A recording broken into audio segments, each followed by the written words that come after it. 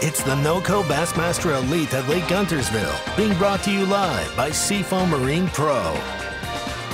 Day 2 of 4 days of fishing, the NOCO Bassmaster Elite at Lake Guntersville, this legendary fishery. Never can wait to get back here. It's just an incredible place like no other. All the impoundments on the Tennessee River are great, but this one is a cut above, and it's very different this time around. If you want to see a different face on Lake Guntersville, stay with us today. Stay with us all week. Rules of the game right there. 4 days of fishing as per usual. You got 85 anglers. Full field today. We'll cut it down to 40 and down to 10.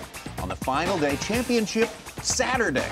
5 fish limit every day, and you know the rest of the drill here. There's the scenes at the takeoff a little bit earlier today with the sun coming over the horizon. Tommy Sanders here with the Hall of Famer Davey Height. And Davey, you put in your time on Lake Guntersville. It is different, isn't it?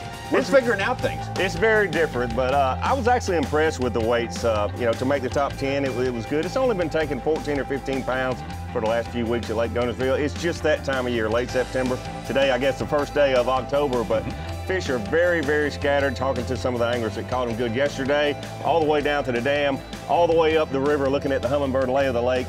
All 75 miles were being fished yesterday by the 85 anglers. Just an absolute incredible fishery, but it's a difficult time. I'm certainly hoping as the tournament progresses and the fish get conditioned to the water temperature cooling down, that the fish will be more consistent. But hey, it's Guntersville. All of the anglers, the positive thing, they all are saying, yeah, it's tough, but I love fishing this time of the year. Yeah, and all those community holds, all those standard approaches to Guntersville, kind of going out the window. These guys are really showing why they work at the level that they work at. They are showing how they can figure places out in a completely different situation they've ever seen them before. It's a great education for them and a super benefit for us watching here. It definitely is. You know, we've been to Guntersville so many times, but what we have seen with Kyle Welcher yesterday is fishing way up the river. We haven't seen that. It'll be very interesting to see if he can be consistent for 3 more days. Got 6 hours of Bassmaster Live on the way for you today. We will take you up pretty close to weigh-in time. I'm Tommy Sanders, and again, Davey Height. Of course, in the studio, we also have Ronnie and Such, Ron Moore, our daunting correspondent here, and Mike Sukon with the stories behind the story. What's the story behind the big story I'm looking at the AOI points. Kyle Welcher did himself a solid 24th to 11th place. You know, Brandon COBB was outside the Classic Cut at 42nd. Now he's 28th. Austin Felix is up in our top 10 at 6th. Scott Canterbury's back in the mix for the AOI points. He had fallen after the Northern Swing. Now he's only 18 points out of the lead. Here's a scary thing about the inconsistency of Guntersville, and it can change. Brandon Lester was 18th. He's 40th at the Classic Cut, and Keith Combs is now down beyond the Classic Cut at 47th. We'll get to see a lot more movement today, though. Man, you have set out a buffet of stories there. Too many. Ronnie, what's the big blip on your radar? I can't top that. The cut weight, only 11 pounds to get in the top 40 after day 1 of competition. 4 anglers in the top 40 didn't get a limit yesterday. We will see how many of those big, giant Guntersville bass will help propel someone that doesn't get 5 bites in the boat today. All right, we expect big changes all day long. We get big changes on every event, but this one just seems particularly volatile as things are, in many people's opinion, getting better. And the trend is going to be for more fish catches during the course of the day. We'll see. We'll get to that. We'll take a look at what happened at the weigh-in yesterday. 2-time winner from last year, Brandon COBB, coming up big time with 17 pounds. Yeah, Brandon COBB is a great young fisherman. We have seen that on the Bassmaster Elite Trail with those 2 victories at a very young age and a very young angler to the Elite Series. But you had to know that Brandon COBB was not going to stay below the Classic Cut. He's just a great angler. Great season going on. Great northern swing for David Mullins. Very much a part of that Angler of the Year race right now, and he made himself a bigger part of it with a great catch yesterday. Yeah, David Mullins, one of those anglers said, I caught some flipping, I caught some deep cranking. So watch out for him. He's got several things going, and that might be what it takes. John Cox coming off another great tournament for himself in the Northern Swing, wrapping it up at St. Clair with a great effort there. And Chad Morgan-Taylor. Boy, these guys who had a great Northern Swing are doing well here at Guntersville. Well, I think momentum is a big, big part of our sport. Chad Morgan-Taylor is doing what he really loves to do. He's great with a flipping stick in his hand and big weight punches. Randy Sullivan, another one who did well at St. Clair, having his best tournament of the year so far. Angler from Texas. And there's your leader right there, Kyle Welcher, really doing something different as leaders do. Well, he's doing something different, and the main thing is he's doing it in a very different area. Lake Guntersville is 75 miles, but we very rarely see people fish the northern 20 or 30 miles, but Kyle Welcher is doing just that. Be interesting to see if he can repeat yesterday. The rookie is doing very, very well here at Lake Guntersville. We'll be on him all day. All those anglers we just saw at the weigh-in there. And let's get it right out to Randy Sullivan right now. Angler from Breckenridge, Texas, just out west of Fort Worth out there. Fort Worth, of course, classic site, 2021.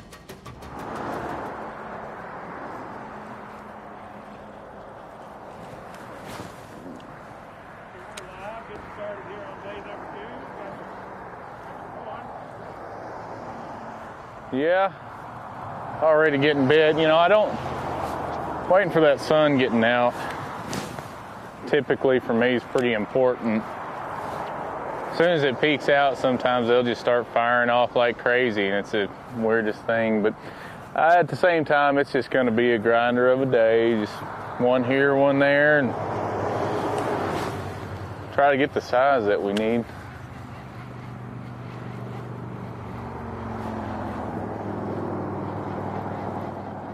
One fish already in the boat here for Randy Sullivan. Let's take a look. That was a little bit earlier today, very early, pretty much when he arrived. And numbers were no problem, he said. He told you, Davey, right? He said he caught 14 or 15 keepers yesterday and laid off of them. It's a bass. It's a giant one. Just when you think, well, the causeways, the riprap on Lake Guntersville is not going to be a player, Randy Sullivan proved No, he just hit it so hard. Beautiful fish. That's crazy.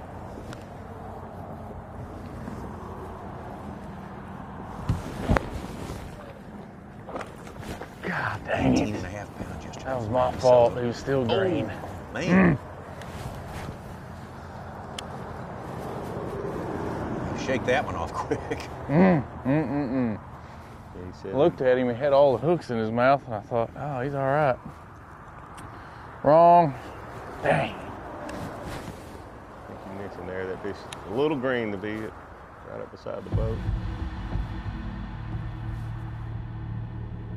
Different technique. You see the stop and go. He's reeling that crankbait really fast and stopping it every turn to the reel handle. Morgan Taylor, we had bluebird skies yesterday and cool temperatures, plenty of sunshine, and Chad said bring more of that on. That's one of my keys yesterday. This was moments ago. I just had something bite it right there. I don't know what it was. He didn't hang on to it though. No, surprised to see him flipping.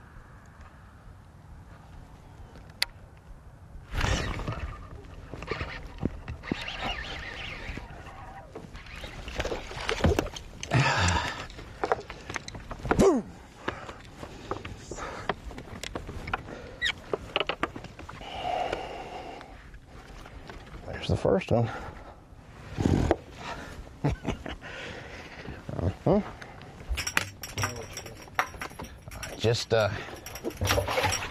I'm in my area where I started yesterday.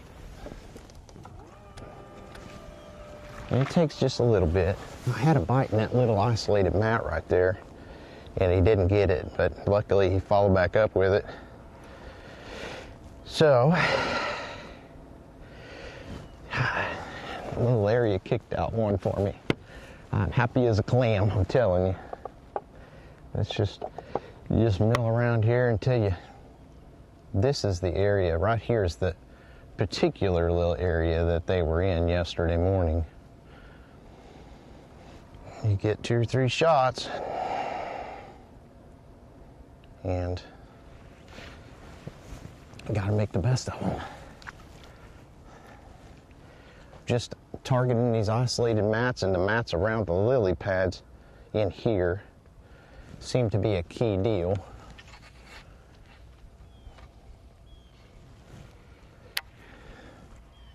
The problem is in the morning time, they're liable to be out here roaming around.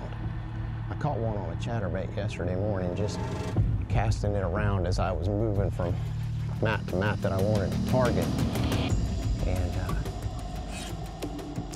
you told us, you reminded us this morning, that's one of his strengths right there, is that kind of fishing for Chad Morgan Taylor. You're exactly right, Tommy. If you've been keeping up with Chad Morgan Taylor through the years, he loves to flip mats with a heavyweight just like that. So when you get a guy that's a great fisherman and doing what he really enjoys doing during a tough tournament, look out.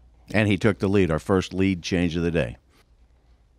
Here's David Mullins, a great season underway for David Mullins. His strength popular knowledge is crankbaiting, but he's proven in that northern swing he can get there finesse. He can get there any way you want to get there. He certainly can, and he's doing a little bit of that. Yesterday he said he caught a few fish real shallow flipping and then some deep cranking. Stay on there. Stay on there.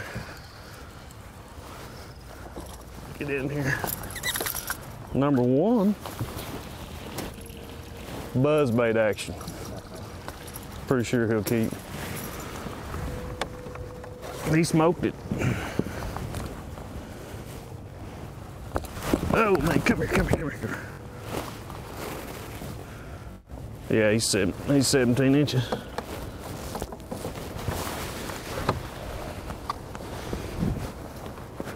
That's a heck of a blow up. Good Lord, what happened?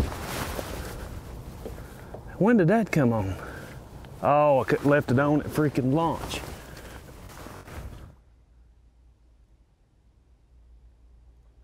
Brandon COBB now on your right.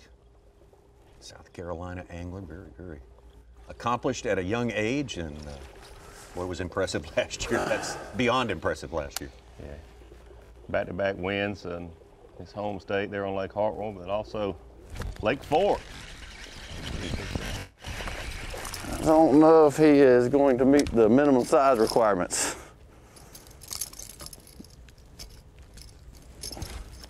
Don't think he's gonna make it. He's chunky though. Not gonna make it. 14 3/4. 2-pounder, kinda sucks to throw them back. Yeah,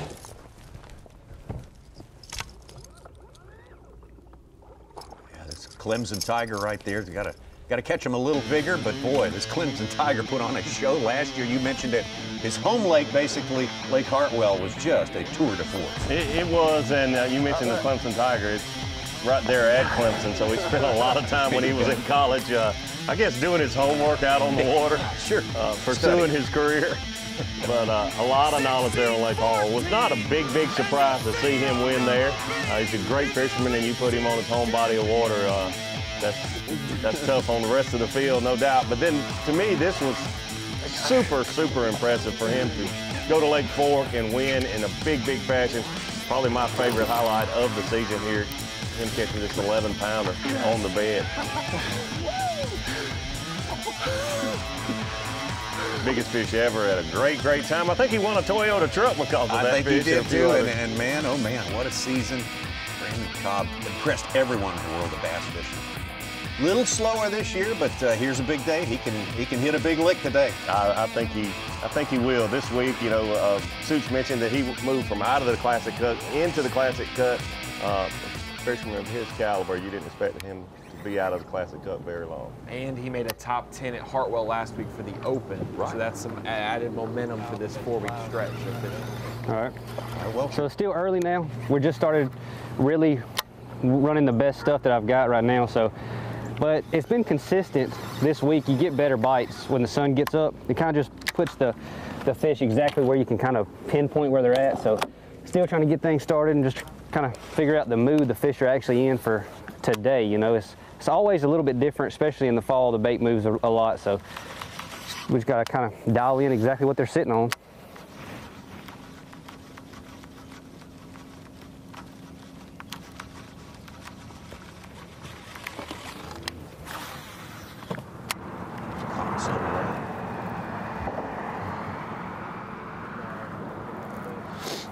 Well, guys, we just made it. We're way up the river.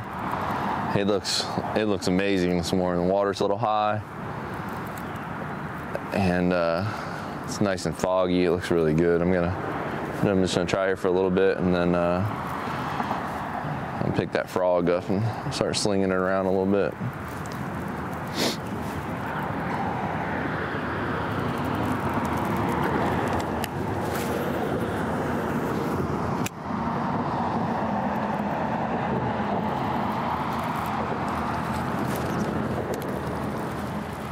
It's so interesting to see two of our top 6 anglers fishing way up the river, a long run from where they put in at Goose Pond.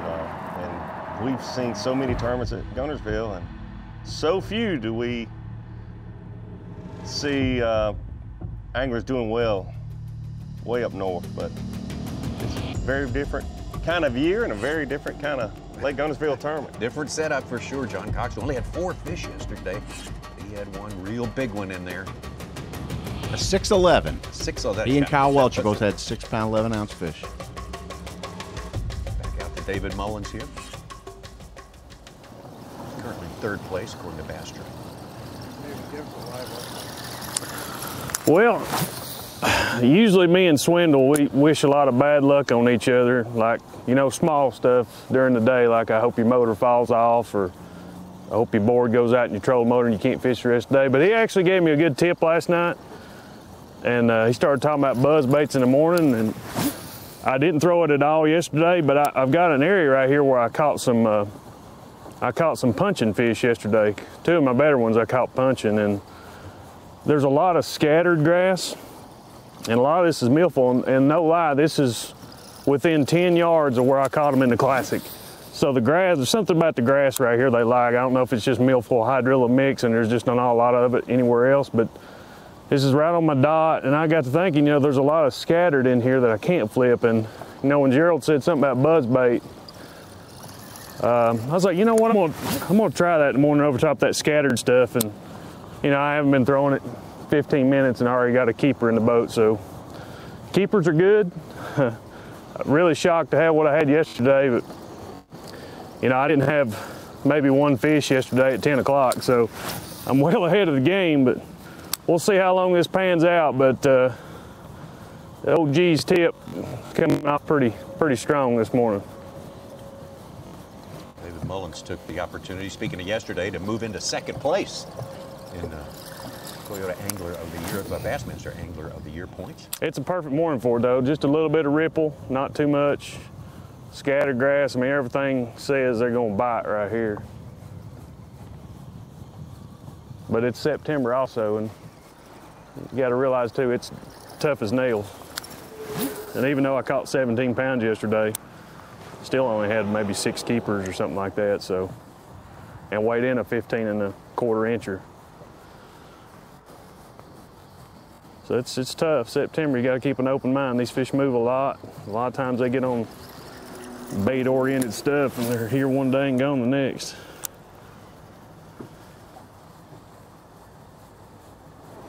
And we'll just keep throwing the buzzer around till it gets real sunny and see what happens. Little feller. Big fish this. Small one. Spot.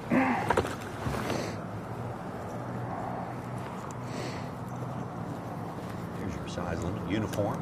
Easy to remember. It's 15 inches. No matter what the flavor of bass you bring in. Looking at that 4 box just a minute ago, we had 4 anglers that are obviously doing very well in this tournament, but doing 4 completely different things and 4 very different areas of the lake. It's something we like for sure. Might be out deeper today.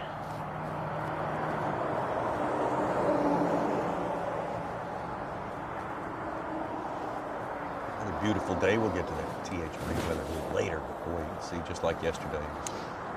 Gorgeous. Going to be one of those room temperature days, we call it, 72 degrees. It makes a tough fishing much more enjoyable when it's lows in the upper 40s and highs in the 60s or low 70s. It's pleasant to be out on the water. Kyle Welcher, our leader after yesterday, almost to 20 pounds, and he said, baby, and I know you talked to him, he said, not about the bait, it's not about the cover, it's something different. Yeah, that's why it's going to be very interesting to watch him today. Number one, because he's up the river, and we're all curious to see if that can sustain itself for 4 days. But I really like what he's doing. He's fishing, you know, contour, not necessarily one certain type of cover. He's fishing some vegetation, some, you know, barge tie-ups, boat docks, you know, whatever type of cover is on a certain contour on the river there. So he said current was his key yesterday, right? He'll have plenty of it in that a big region, deal. for sure. Anytime you're that far up a river, current's going to be a big, big player. Those fish that live upriver like that, they relate to those current eddies, and sometimes they want to be right in the current, sometimes they want to be in the slack areas. Back to Brandon COBB.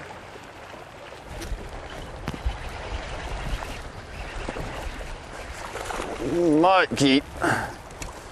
Think you will. Don't flap, buddy. Don't flap. Don't hurt yourself.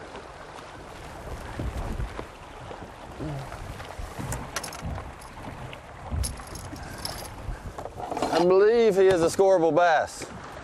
Oh yeah, whopping 16-incher. Number 2, pretty early. That one's actually healthy. Mentioned Chad Morgan-Taylor really dialed into what he's doing, and he enjoys doing what he's doing. Brandon COBB loves to throw buzzbait with a horny toad. This time of year, put the trolling motor down and cover water. He loves to do it. Oh yeah,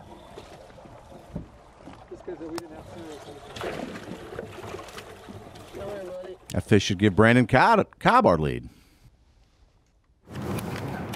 Wants to look for his first keeper of the day.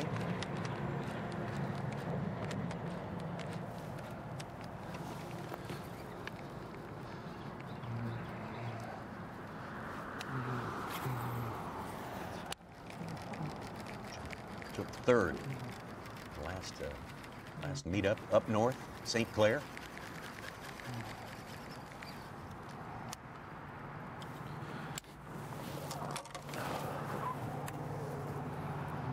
Such a tight tournament. I remember watching that weigh-in thinking, boy, I think he might have it, and he finished third, just ounces after 4 days.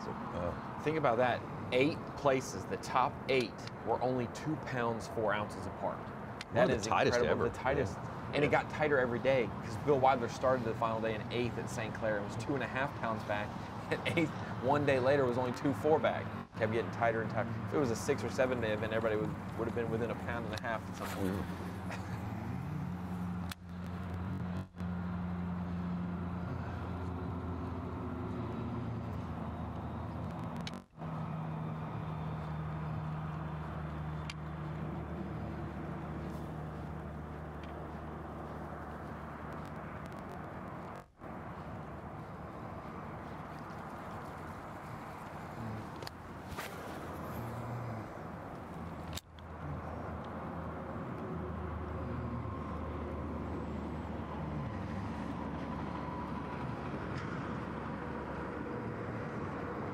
Two rookies in our top 10 to start the day. One of them our leader, there on the left, Vulture.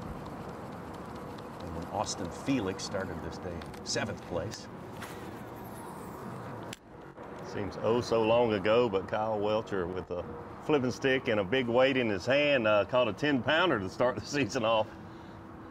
Most memorable fish for sure from St. John's River. Yep. Back there in, I don't know how many decades ago that was. It seems like it, doesn't it?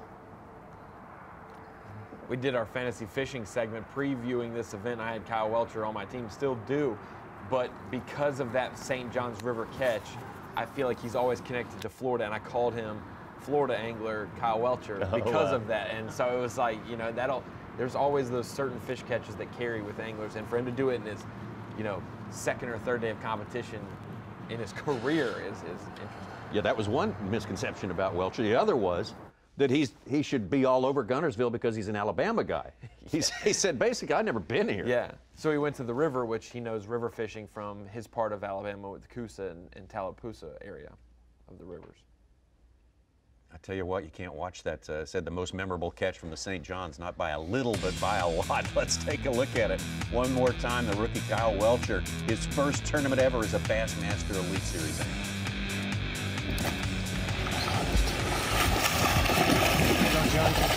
Big old giant one, dude.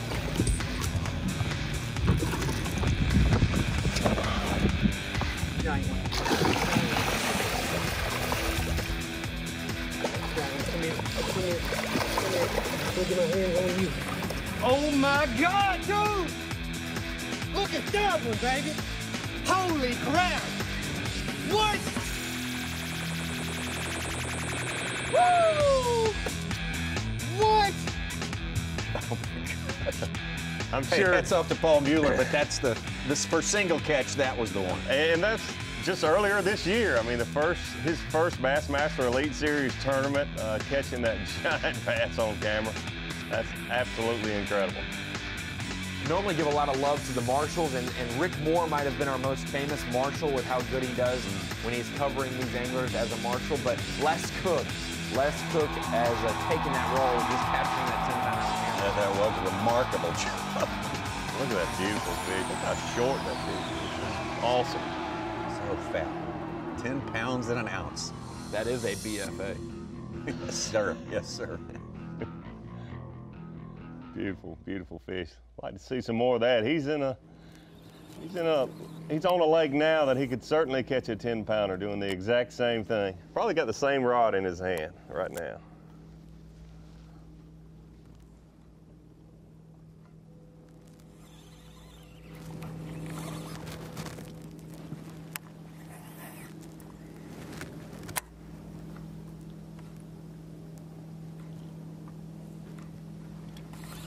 We talk about the fish being so scattered, and this is one advantage of him being up the river. You see, the cover is only 10 feet off the bank, where you see some of those, all of the other anglers that are down lake, like a Chad Morgan Taylor, where the vegetation is for hundreds and hundreds of yards. So you can really dial in on where these fish, when they are set up on cover, a lot better when you're up a river than you can looking there at Chad Morgan Taylor on the top right. And sometimes people might think, oh, I've got such a vast area of lily pads or grass or structure that there's just going to be so many more fish here. But if it takes you all day to figure out where they're positioned, then it's harder. But like you said, David, with it only being so long, you're going to know real quick if there's a fish there. You don't have to go and punch every inch of a 100-yard mat. Right.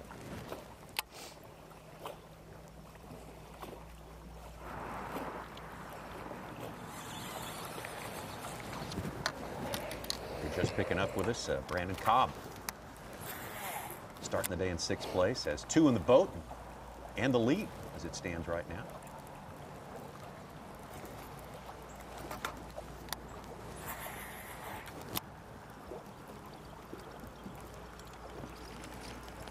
Matt Aries had a little flurry, 4 fish for 7 and change, and he's jumped into our top 10 at 7th from in the 40s. Such is so happy to have that update because that's Fantasy. on his fantasy team. He was itching to do it.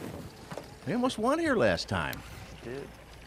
Plus, he's Canterbury's roommate, and Yes. we're all on a. Well- We all have our little Canterbury detector on, you know, like our smoke detector. Make Make sure sure the the batteries are working because he's liable to flame up at any time. You bet.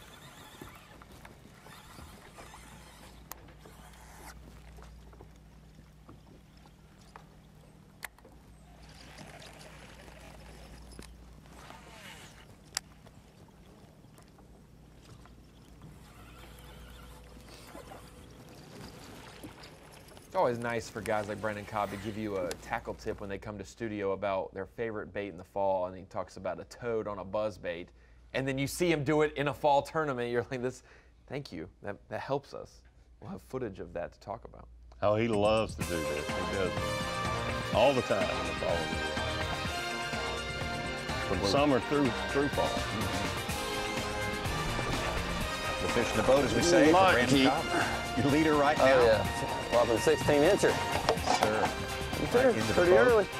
We're doing something we love to do, and that's bring you live bass fishing, and we've got it for you for the next 5.5 hours, minus a midday break. A lot of these anglers are relying on the sun to really position the fish, so I think we'll see the catches get better and better as the day progresses. The sun is just barely above the horizon right now. Brandon COBB out front with Chad Morgan Taylor right behind. David Mullins. And David Mullins seemingly unstoppable this season as well. Kyle Welcher, the rookie. Sullivan having his best tournament so far. The Bassmaster Elite Series. Jochimson, he loves to play Guntersville. Matt Airy making a big move up into the top 10. We're taking our first break of the day. We'll be right back with more Bassmaster Live. The NOCO Bassmaster Elite at Lake Guntersville is being brought to you live by Seafoam Marine Pro.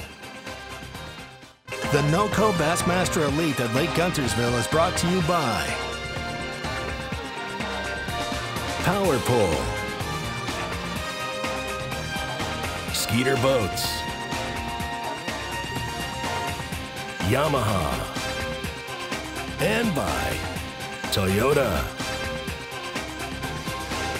Summer is over. Starting to feel like just about everywhere in this country right now. You can see a brisk breeze there with a little bit of a nip to it. Got a full moon, the harvest moon tonight. Yeah, it's autumn, and we've got a different sort of fishing tournament going on for you on legendary Lake Guntersville. Oh man, different ways of catching them here, and different sizes on our catches here, but the competition, as always, is superb. It's going to be a leaderboard that changes with a lot of guys moving up and moving down and moving back up again. That's the way it always goes. There are our 6 that we'll be with all day long. Had some good luck yesterday getting bonus coverage of a lot of anglers as well, so we look forward to showing you plenty, trying to open up the book and tell the story here as best we can. We're all learning as we go. I think that includes a lot of the anglers here, Davey. We definitely are, and it's going to be exciting watching our day 1 leader, Kyle Welcher, fishing in the river, but he's not very far above takeoff right now. Hopefully we'll see him go. Okay.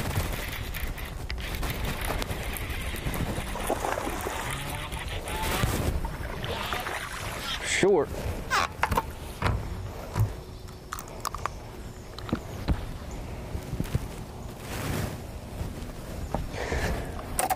First keeper, pretty close, maybe 15 inches.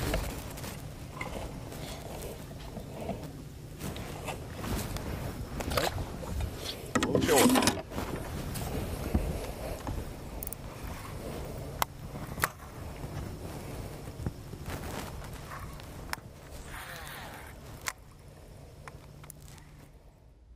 John Cox started this day in 4th place.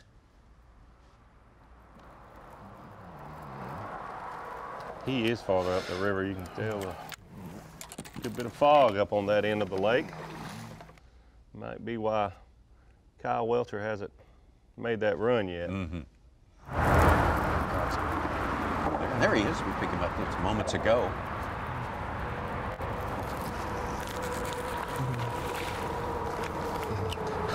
Jeez, spotted bass.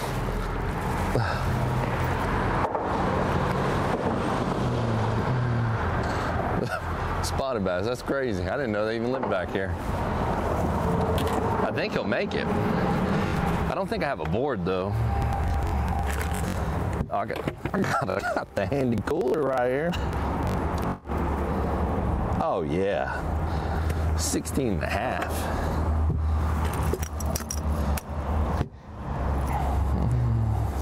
Hey, that's a keeper. Man, fishing for big fish only doesn't even carry a full board with it. Let's just say that cooler is not a golden rule, though. Not a legal board and tournament. So if it was closer to 15, he would probably give it another look-see or two.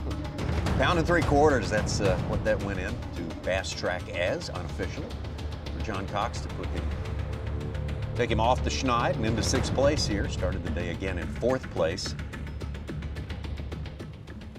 Taylor's.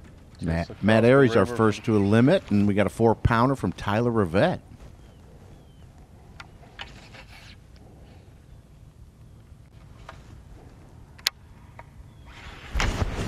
Damn it. I don't know if that was a bite or not. It sure didn't.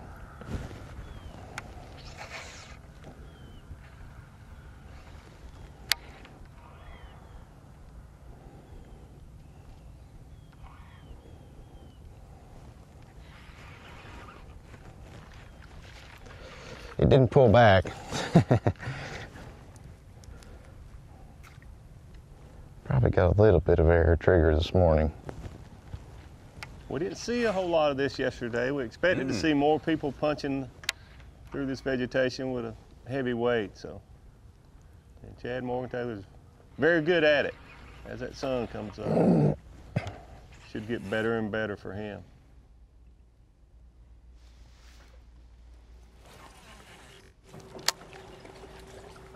Whereas you got Brandon COBB, who is staying on these shady banks. He'll use the shade as long as he can. 2 very different approaches. One wanting more sun and the other wanting shade. I think we've seen Brandon COBB already cover more water than the 7 anglers we had on live yesterday. Yes. Yeah. How many banks he's ran already? Might run to the back of this little creek if we don't catch one off this trees right here. Brandon, you're live. I just wanted you to break down kind of what you've been doing this morning. All right, so this morning I'm just throwing buzzbait around. I'm not really fishing like grass or anything. I'm not like looking for schools of fish. I'm just trying to catch one at a time. Just fish living up shallow. I mean, I've caught 2 this morning, 2 keepers, 2 short ones, and had 2 other bites. And they're all in less than a foot of water, just inside the grass. Just trying to find clean banks with some rock or something like that, you know. But it's definitely not like I'm not gonna run into them and just wear them out. But I'm just trying to catch one at a time and get a couple bonus fish this morning. And we got one good one, one just keeper, one good one. So it's worked a little bit so far. Missed one that looked like a pretty good one, but it's hard to tell on the buzzbait. So. Your aft coat Taste the Bait, courtesy of Brandon COBB right there. Getting us dialed in. It's tough fishing, but I feel better about running into one at a time than I do finding a school out there in the grass with everybody else.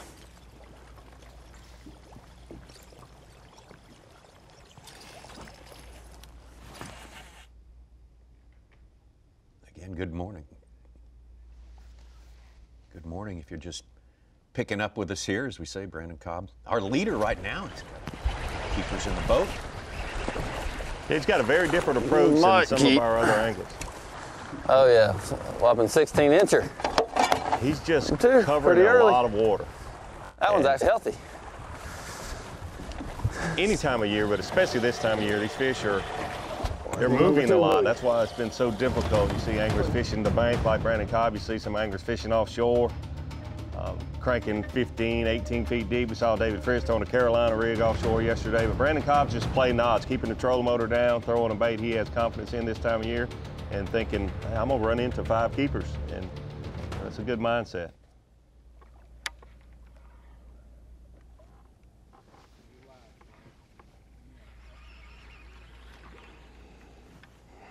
Morgan Taylor. Oh, I'm just hunting and pecking around is all I'm doing. Just like yesterday. I've had 2 bites so far. One of them was a pretty decent one.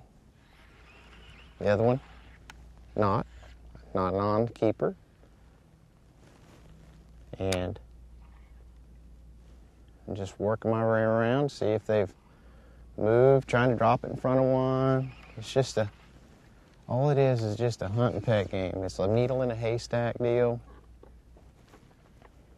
And you hope you find enough needles. Worked my way in a little bit.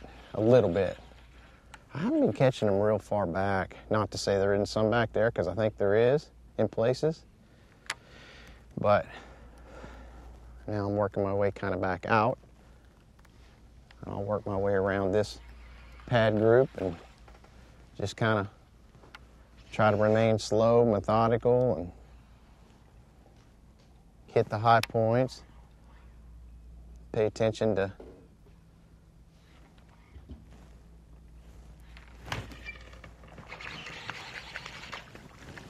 a crappie. How's that? How's that crappie? How about a crappie, guys? Flipping mats.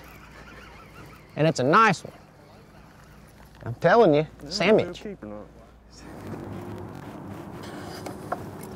from the crappie over to David Mullins and a buzzbait. And a bass. Close. Yeah, man. I think that one might keep. Come on, stretch out there. If he stays in. I think it will. We have keeper number 2 for Mr. Allen to measure when he gets in there. Too early. I can't ask for nothing better than that.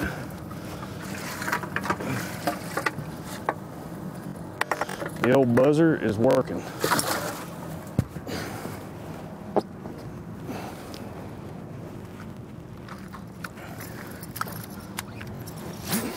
Mullins, the Tennessee angler, and as such, very well versed in the ways of the Tennessee River. Has spent time out here in all seasons.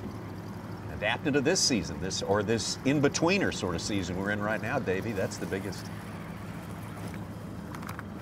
obstacle or opportunity, depending on who you are, these guys face.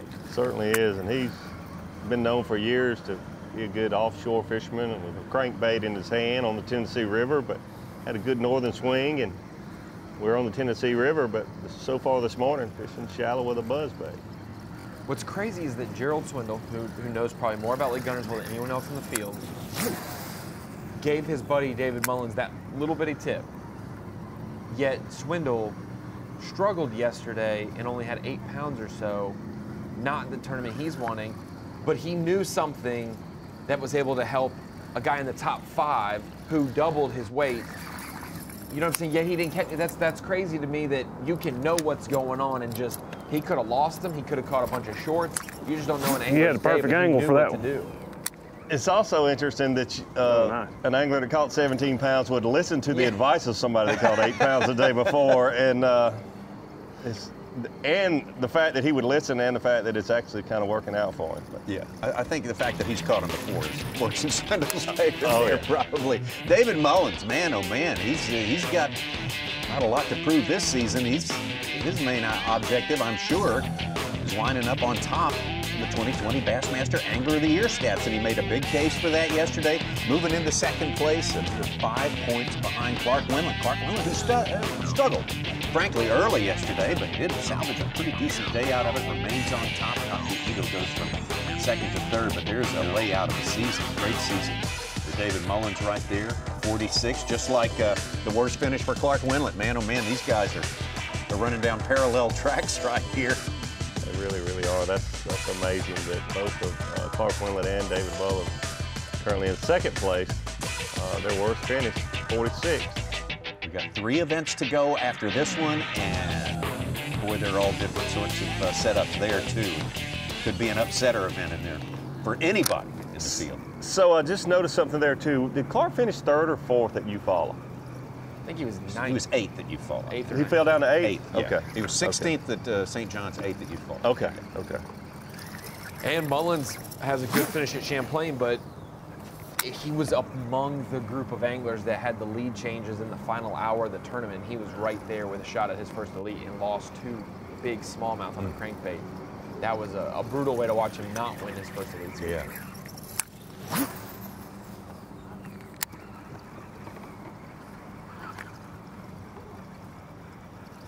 Was literally in tears losing those big smallmouth on a crankbait.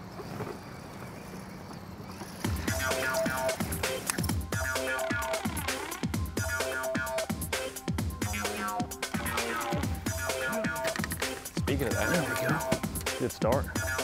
He had like a really interesting game plan. Caught him cranking really well like day 1, day 2, and then he switched it up and went drop shot on day 3. But then that day 4, the wind got right, and it seemed like it was ready for a crankbait fight again. And he did well. They showing up this morning.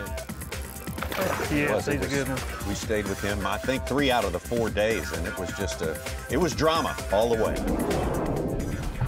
Big one, big one. Giant. Stay hooked up. He's got to be hooked good because he absolutely crushed it. Oh man, stay.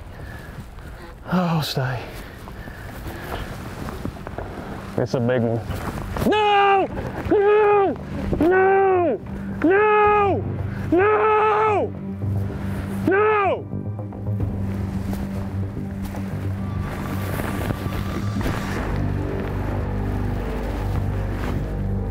I mean, like, I'm almost in tears right now.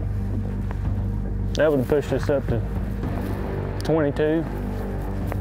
We'd have landed everything. I don't know what I'm doing wrong, man. So you see all the emotions there, but that's years of trying to win a Bassmaster Elite tournament and seeing it slip away. That's the only way to describe it. It's just years of getting up at 4 a.m., going out on tough conditions, whether it's snowing, raining, 20 degrees or 105 degrees. You see it all right there in about 10 seconds. And that's certainly what he's thinking. At that point, you just kind of say, why me? Why did that happen? But The only thing you can do at that point is get up and try to. There's only catch another several one. times in your career. How many times in your career have you been in that position to win and have that fish on your line? Yeah, no matter who you are, you know the number of times you have a chance to win, a legitimate chance to win. You hope that you would have a chance to win every time you go fish a elite tournament, but honestly, you only have a limited number, no matter who you are, the greatest bass fisherman of all time, or just somebody the first year on the elite series. Those opportunities are limited, and we all know that as fishermen. That's why it is so frustrating when you see it slip away. What's that? Yes.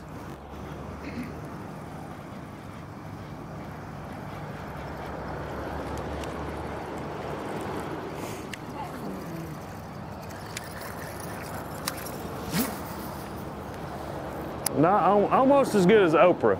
Oprah give everybody a house. Everybody gets a house from Oprah.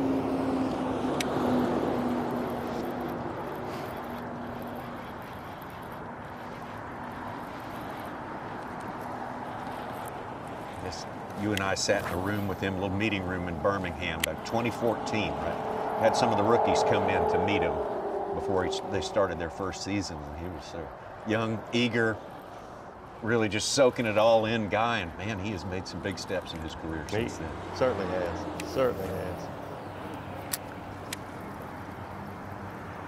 Been close quite a few times too, really. Now that I've really stopped and think of it, Lanier last year, he was right there. Yeah, have no clue. Had a chance to win that event. He's one of those guys that's always a huge threat to win. We talk about Ronnie, talking about players for certain lakes. One of those, Douglas Lake guys. Yeah, East Tennessee. Yeah. He won an Open at East Tennessee at Douglas. Didn't fish the other Opens that year and would have made the Classic, but missed out on it because of that. And like you said, Guntersville, he's very well seasoned here. And now he's really becoming a great northern fisherman as well. Had a shot to win Cayuga last year, beat crankbait bite, and that big, he's kind of fishing southern tactics up north. 10 killer last year as well. Great 2019 for David Mullins. He's really kind of, the former school teacher finding his groove when he leads them. I enjoy talking to David. We became friends when we were fishing against one another on trail. And last night, talking to him, he said, "Yeah, I'm fishing one of your holes too." Like rubbing it in while I'm sitting in the hotel room in Little Rock, Arkansas. He's catching them at 70 degrees on Lake Guntersville. Not with the buzz bait, though. They're a different kind of fun than what he's doing so far this morning. Short one there for Randy Sullivan.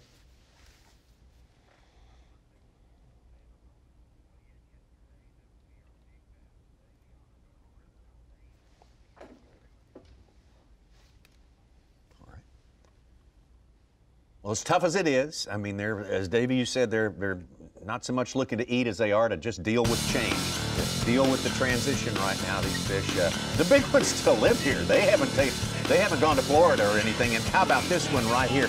8 pounds, 6 ounces from Chris ZALDAIN, our Phoenix Boats big bass in the tournament. Yeah, down south in September to catch an 8-pounder, you're on a great fishery. It's not an easy task, no matter where you are, to catch a fish that size this time of year with the full moon right here on top of us also. How about a little B&W trailer hitches on the line with Chris ZALDAIN right there? We just looked at that giant yesterday. Tell us about catching that. They're here, right? They haven't left.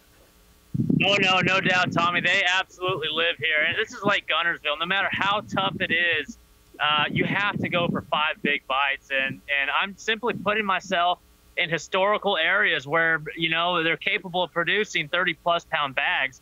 We're in a tough time of year. I'm looking for 5 bites, and that is it. I switched it up a little bit today. I'm in an area that's got some big ones swimming around. I caught a couple of real nice ones on a swim bait here, during practice.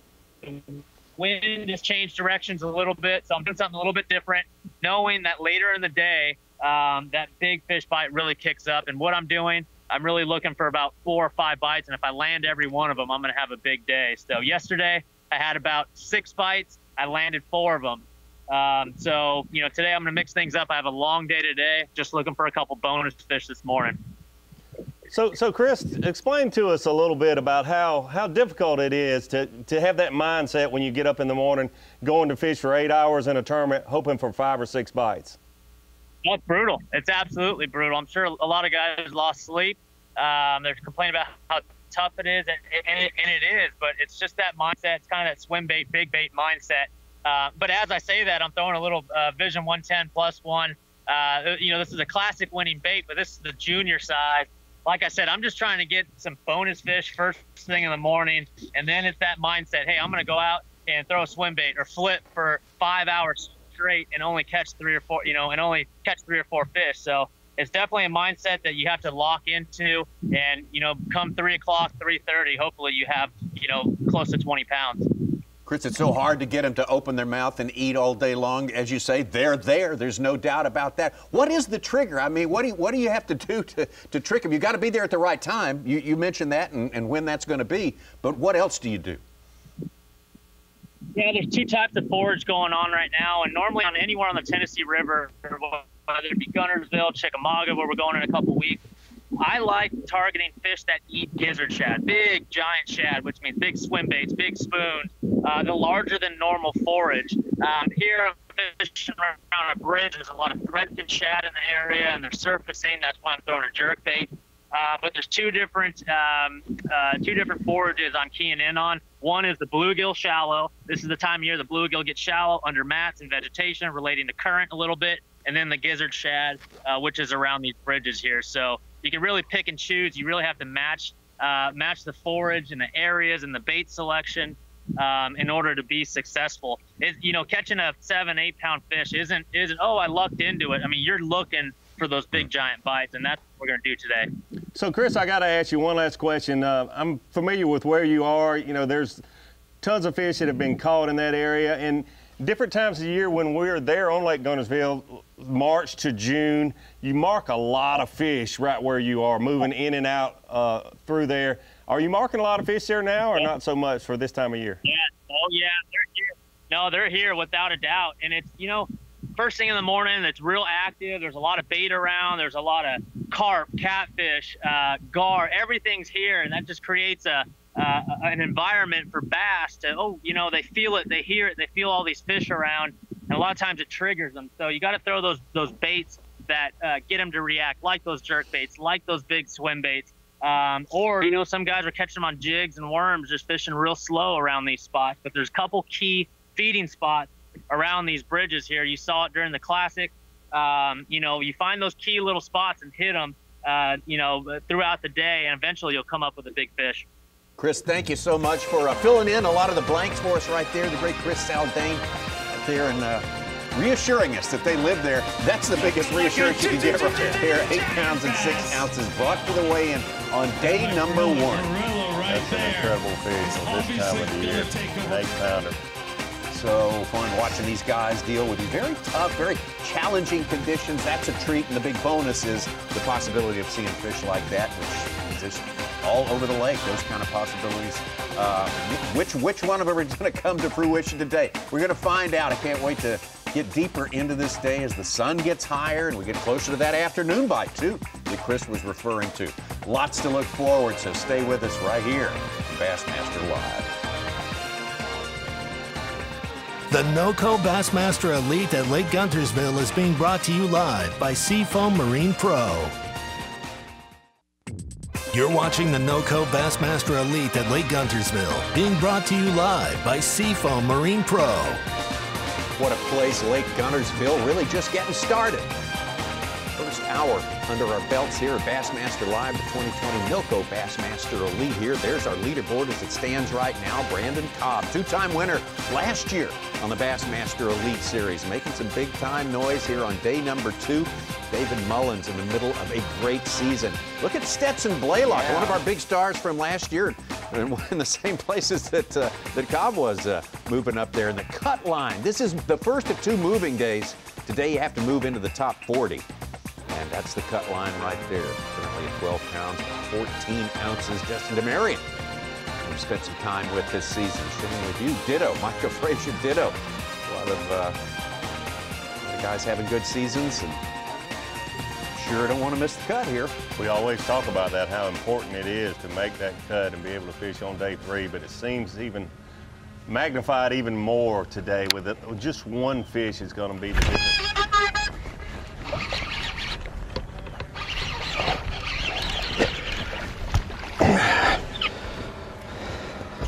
Solid fish. There's number 2. Pretty sure he'll go. Oh, yes.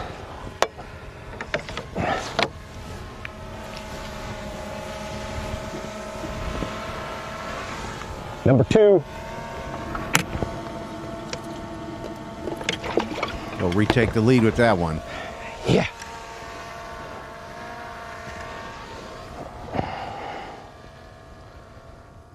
We talked about it a little earlier this morning. Beware of a man that is doing what he loves to do. Ooh. And number one, all these anglers love to fish, but Chad Morgentaler loves to use a big weight punch in this matted vegetation. You see he's got a mixture of hydrilla and these pads. And he has, through his years as a professional angler, his best finishes, to my knowledge, consistently have been doing exactly this. I don't think he'll go. A lot of them in Florida, but it's the same scenario. Almost he might. He's long and skinny. He might go. Keep. Oh, yeah. 15 1/4, baby. 15 1/4? Yep.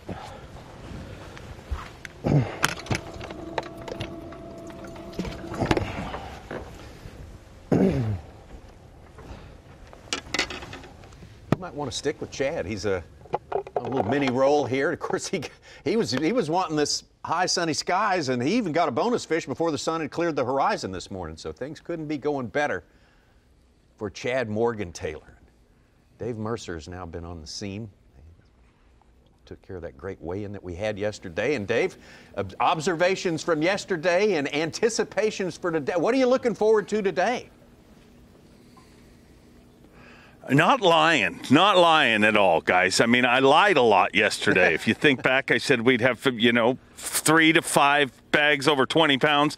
Not even close. And then I also said that things are going to get better, and I'll tell you, I don't know if I've busted our tournament leader, but I ran into a conversation on the dock this morning with Brandon COBB, our current tournament leader, Scott Canterbury, and Wes Logan, and they're all, kind of huddled together, and I'm like, so guys, you think it'll get better? And they all looked at me straight in the eye and said, not a chance. Yesterday was heyday. And I'm like, you don't think the bite will increase? And they said, you're going to see, some people catch bigger fish in the afternoon, that sort of thing. But according to Canterbury, and COBB agreed, but he's now leading the tournament. So you decide whether he was, just playing some gamesmanship. But they just said this is going to get tougher throughout the day. I mean, the weight that came shallow, in their opinion, it's not going to be enough time to get that reloaded. But we'll have to find out how that plays out throughout the week. I asked Canterbury straight up, I'm like, well, you're an Alabama guy. When will it be better here? When will that bite? And he really figures it's 2 to 3 weeks away. He said transition just started, and you're still gonna. I mean, it's Guntersville. They're gonna catch him, but guys, the word on the dock this morning was nobody's comfortable. I mean, they're gonna continue to work throughout this tournament, and that's Guntersville, and that's the South this time of year, and that's what's gonna make this Angler of the Year race so exciting. Because as frustrating it is to see somebody have a bad day, when you see that bad day happen on that stage, those anglers at the trough see an opportunity open up. And for years now, we have finished our season up north where there's very, very few opportunities that open up, and we're going to have a lot of those over the next few weeks. So Dave, I got to ask you this. You doing the weigh-in, doing such a great job at weigh-in, but I was curious because in tournaments past on Guntersville, you don't really pay as much attention to the spotted bass because they're the smaller size fish here. But it seems, watching live on these cameras here, that the 15-inch minimum, and there's been a fair amount of spotted bass weighed in. Percentage-wise, did it seem to be more spotted bass and even a few smallmouth being weighed in? 100%, and it makes a lot of sense when you hear guys say things like, man, getting a limit is going to be tough. You know that bites are going to play. I mean, spotted bass are going to play. You come here and you try to win the Classic and you focus on those spotted bass, you know, that time of year, you may have a, you know, when this lake's on, you may have a much harder time competing with that spotted bass. But when you look at, and I haven't even done the numbers, I'm sure Such and Ronnie are crunching them over there, but if you look at the number of guys that didn't have limits yesterday, I mean, I would go as far as to say, if you look at all the tournaments I've emceed on Guntersville, I bet you there was more non-limits yesterday than there was in all of those combined almost. Well, Dave, you talked about the conversation you had with those anglers and a sort of a less than optimistic viewpoint about the future of today. But seriously, how many times do you have that conversation? They say, oh boy, it's gonna light up today. I'm gonna nail them. I mean, you don't hear that a lot, just to be fair, right? No, you don't. And it's one of the weirdest things about our sport. You know, I've always said that. You know, if I were to run into a pitcher before he went out and competed, I mean, the last thing you would hear him look at me and be like, man, they are going to knock the leather off the ball today. There is no way. But it's that weird thing about anglers. I mean, and I asked them, I've said, why do you lie? Why do you always lie to me? I mean, to everybody. I mean, they lie to their wives, you know, like straight to their face. They just, I'm not going to catch them. But it's, you know, anglers will spend a lot of time telling you there is no luck in fishing and they're not superstitious, but evidently they are superstitious, because the last thing a pro angler will do is tell you, man, I am going to blister him out there today. And that's being proved by our tournament leader, because he was part of the group saying that it was going to suck, and he's now leading this whole deal. So I got to ask you, Dave, since you've been around these guys and you hear their stories, let's say. Do you think the cut weight is so important every single event, but it being only 11 pounds yesterday, do you think it'll just take, typically you just double that or maybe go up a hair? Do you think it'll just be 22 pounds today?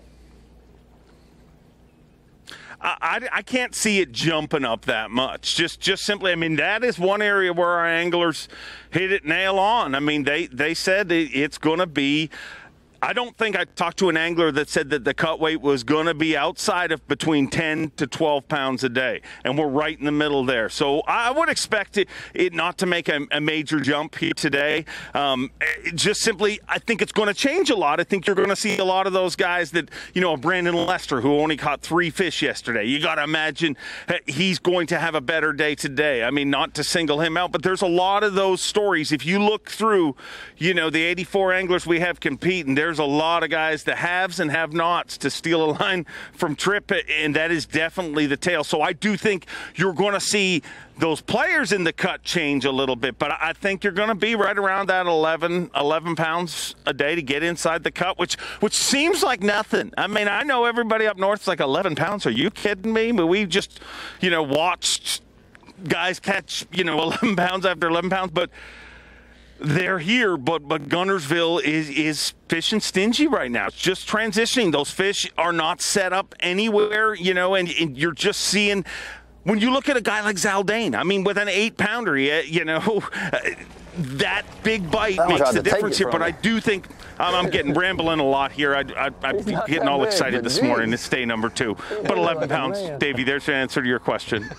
We love the rambling. We like for you to relate those dock conversations with us. That is invaluable information. One way or another, the great Dave Mercer, and we'll be leaning on Dave all day long. A good catch right there. It looks like a solid keeper. Another one for Brandon COBB, our leader. And it was good to hear from Dave Mercer that Brandon COBB was one of the 3 standing in the group saying how tough it was going to be today. And it's not very tough for Brandon COBB this morning. And while Dave was going on, we had Chad Morgan Taylor take the lead. Then Seth Fider took the lead. That fish from COBB, he's back in the lead.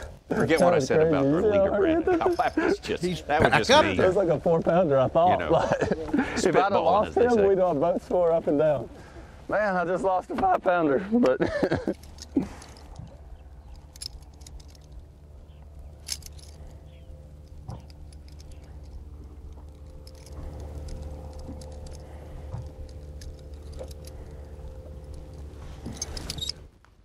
oh. That fish crushed it. That one tried to take it from me. He's not that big, but geez, he hit it like a man.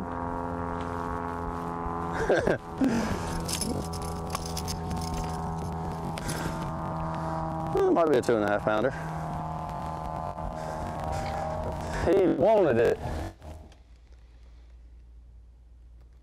2.5 pounders, not that Like bad gold. a deal. No, it certainly is That's not. kind of getting close to our new gold standard here.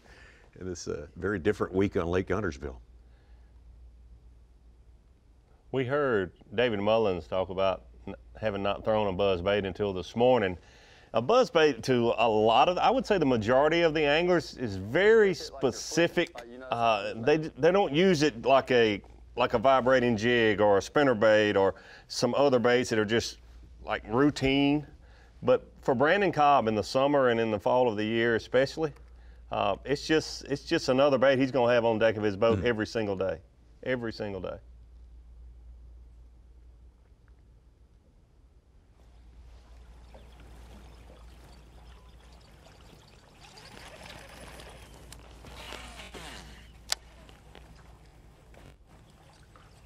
Two very different ways to approach fall fishing.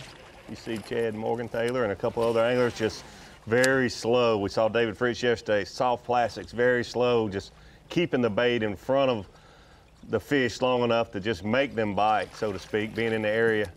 And then Brandon COBB just trolling motor down, making a lot of casts. And you see a lot of these casts, he only actually reels that bait slowly while he's around the target, and then he gets it right back to the rod tip as fast as he can, like you see right there, and make another presentation. I mean, he's making thousands and thousands of casts per day versus some of these other anglers are only making a few hundred, potentially. There's your comparison, side by side right there. So many ways to get the job done, and neither one of them's a free throw. Nope. Neither one of them's a kick in. Here we go. Oh, gosh, damn. Ooh.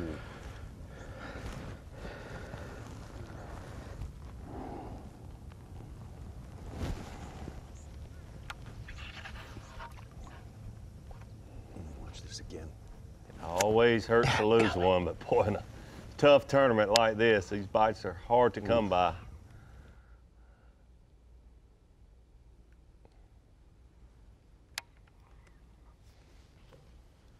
We heard Chris ZALDAIN say, boy, 5 bites a day and I'll be good. I'm satisfied. That's all I can hope for. And you don't want one of the 5 to be just like so. Not really want to bite. But that's usually whenever this deal goes down good.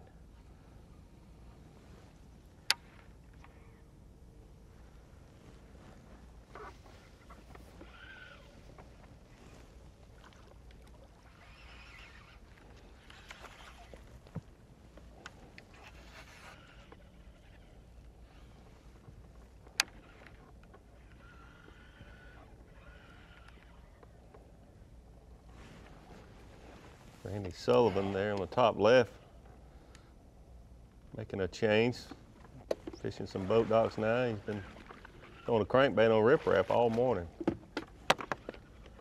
Yeah, I think this is, you talked to him last night, Davey, but I think this is what he did maybe midday to the afternoon yesterday in Browns Creek. It didn't look like he was around any causeways, but more so docks and those all the way in the back of Browns. So I don't know if he's made a switch location-wise or if it's just that same technique in a different area.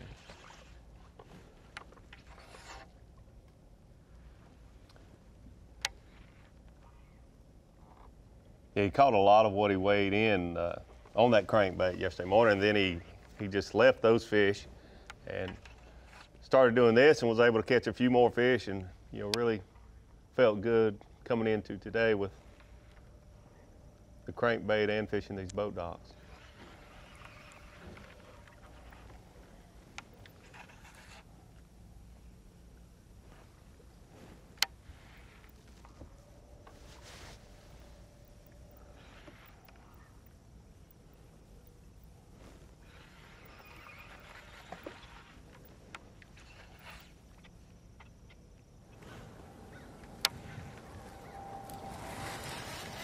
What's interesting is just every day, every hour that these anglers get on a body of water, they learn it a little more, or they figure out how they need to audible and adjust. And we always see that on day 2. Just looking down at some of those guys who had 7, 8 pounds yesterday, that have early the same weight already this morning. You know what I'm saying? Like just looking at Whitaker, I was mentioning it. He was the last boat to leave today, and he already had a 3.5 pounder in the first 10 minutes of fishing, and he only had 7.5 yesterday. He's already beating his yesterday weight. Yesterday, I thought I could get, you know, a bite here and there on, and it was awful. It was so bad. Yeah, I think our best bet is just to hang out and kind of catch what we can. Try to get a check and go to the next one. Yeah, on that same point, Ronnie, Dave Mercer mentioned that I think we'll see a lot of seesawing in the standings today. Guys who just realized that they were in the wrong area, or like the anglers like to say, this is day 4 of practice, not day 1 of the tournament, or this is day 5 of practice, not day 2 of the tournament. Just ruling things out, and then, okay, I got one bite over here in this grass, I'm just gonna go sit on it, and you catch a limit real quick, you're like, oh, this was a great decision. So it is interesting. And to think that 70th was 8 pounds, and 40th, the cut, was just 11 pounds. So 70th at 8, it's only 3 pounds difference for the cut. Those guys who are in 70th can totally make the cut today. And then the other way, we got our leaders, top 2, do not have a fish today. Welcher or Sullivan. Austin Felix was in our top 10, does not have a we fish. Could have so 8 out of 10 different casts in the top 10. I wouldn't be surprised. Yeah, I wouldn't be surprised if we had 4 different leaders this week. If we had most of our camera, it's just like the St. Johns River. We had so many anglers in only 3 days of competition on live because it flip-flopped so many times. You didn't catch him? Ah! I knew there'd be some back there. I seen a couple busts. I haven't been back that far yet, but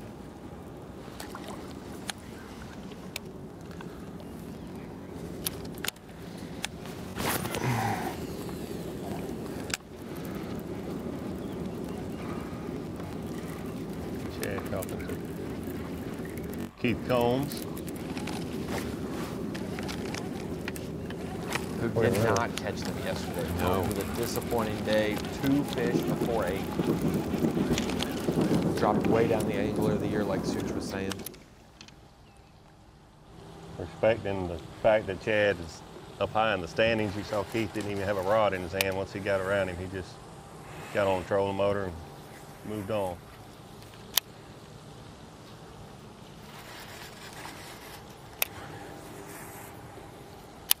Talking about the standings changing so much, I talked yesterday several times about a lot of our viewers fish tournaments all spring and summer to make it to a fall championship. So many of the biggest tournaments of the year are this time of year. That's why I know a lot of the viewers are enjoying seeing these elite anglers, you know, at a different time of year on a lake like Lake Guntersville.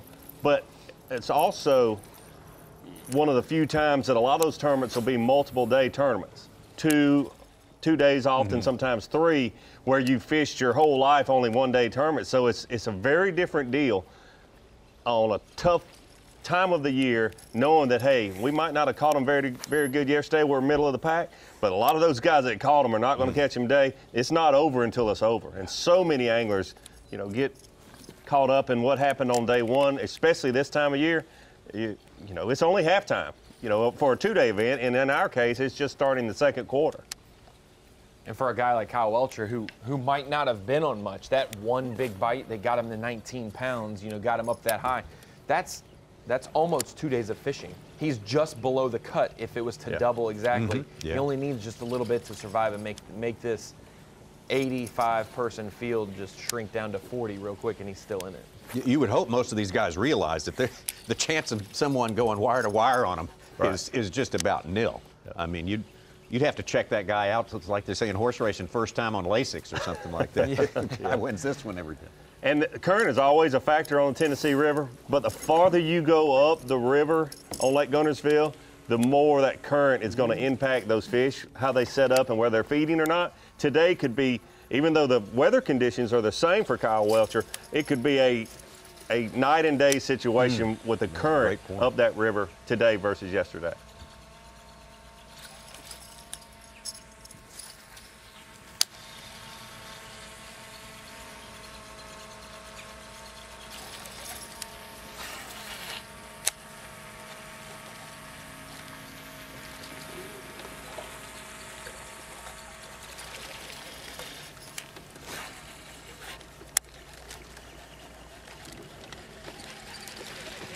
And grass.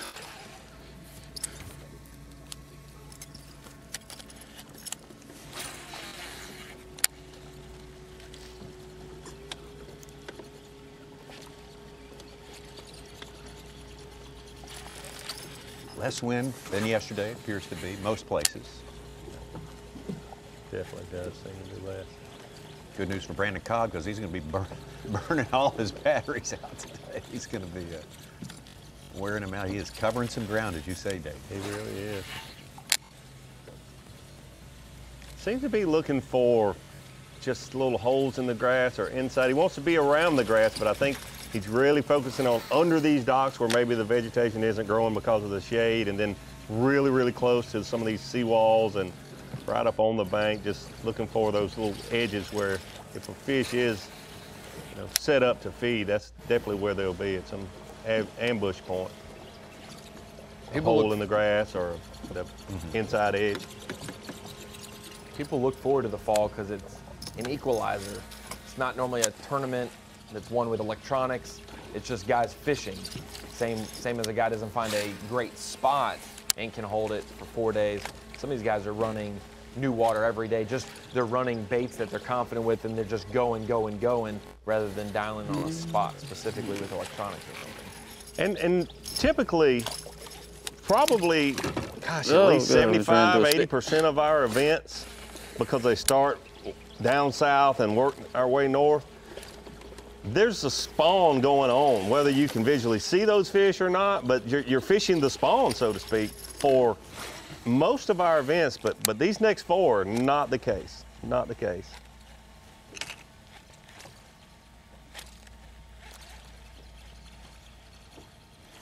Getting a little grassy out here. Don't get any bites when I get in that either, you notice that?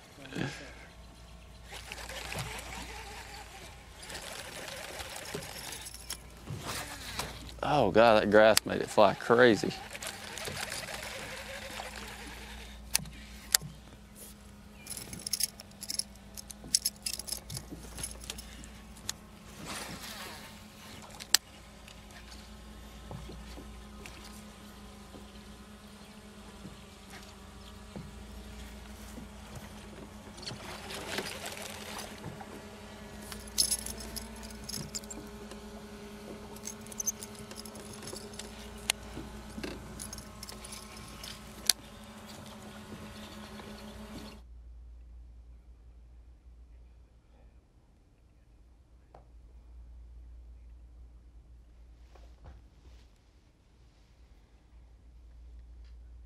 Davey, every body of water has a sort of a profile of the best kind of docks, the productive kind of docks that all the fishermen know about. Is there a code for the boat docks here?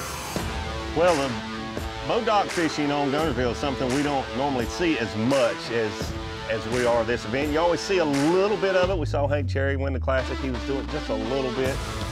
But I would say this time of year, probably the grass around these boat docks. You want maybe not matted vegetation, but just a mixture of grass and some clean areas. Real important. And these fish probably move under the boat docks, especially as that sun comes out more and more. Pretty early. Brandon COBB definitely on the move today, Davey. Yep, the Mercury move of the day, Brandon COBB. Well, I'd say the biggest move is to be leading a Bassmaster Elite event. That's certainly the move of everyone. You want that every single day, but him just putting his head down with a buzzbait, covering a lot of water, moving a lot with his trolling motor. That's certainly the Mercury move of the day. Brandon COBB taking over the lead. So looking where Brandon's kind of, and you see him representing his catches there. He's kind of catching the scene. You think a more current affected area, others in a protected area. It's just really, I think it's a matter of moving a lot and keeping the trolling motor down. You can see the areas that his catches have been. It's certainly been around some boat docks and boat ramps, that sort of thing. Not like Chad Morgan-Taylor and some of those other anglers, Seth Fighter, I'm sure, fishing a lot of vegetation. Brandon COBB actually trying to stay away from the thick vegetation. Chris Grow has busted into the top 10 along with Matt Airy. Wes Logan and Stetson Blaylock. Some changes already happening, and they will continue to reshuffle up and down that leaderboard as we continue here in just a moment after this break. The NOCO Bassmaster Elite at Lake Guntersville is being brought to you live by Seafoam Marine Pro. The NOCO Bassmaster Elite at Lake Guntersville is brought to you by Humminbird, Mercury, Minn Kota, and by Talon. Well, it's still green, still beautiful, and will be beautiful when this weather continues to turn. Autumn is gorgeous here in the southern Appalachians as well. We got some great fishing going on out there today. Tough fishing, challenging fishing, but great in the way that these anglers are dealing with those massive changes, stuff that they don't normally have to encounter in a regular season. This is a most unusual season. Brandon COBB, the man on top of that leaderboard right now. All that leaderboard shuffle has just been continuous, and it will continue all through the day. So great to have you with us here on Bassmaster Live. And Tommy Sanders, Davey Hyde here. Davey, we're just halfway through our morning session here, and it's kind of fascinating. It's breathtaking. It's hard to keep up with all the different things these guys are doing to get these fish to bite. It's a tall order. Yeah, definitely, Tommy. We knew the weights were going to be lower coming in this tournament just simply because of the time of the year, but it's going to be a great event to watch. Brandon COBB, Seth Fighter, Chad Morgan-Taylor, and keep your eye on Scott Canterbury. He's slowly creeping up the leaderboard. All these anglers doing something very different, very enjoyable to watch, very educational for this time of the year on Lake Guntersville. Well, we have other ways to get education around here, too. One of those things is this wonderful contraption called the Screen of Knowledge. And, of course, the owner and operator of the Screen of Knowledge is standing by right now.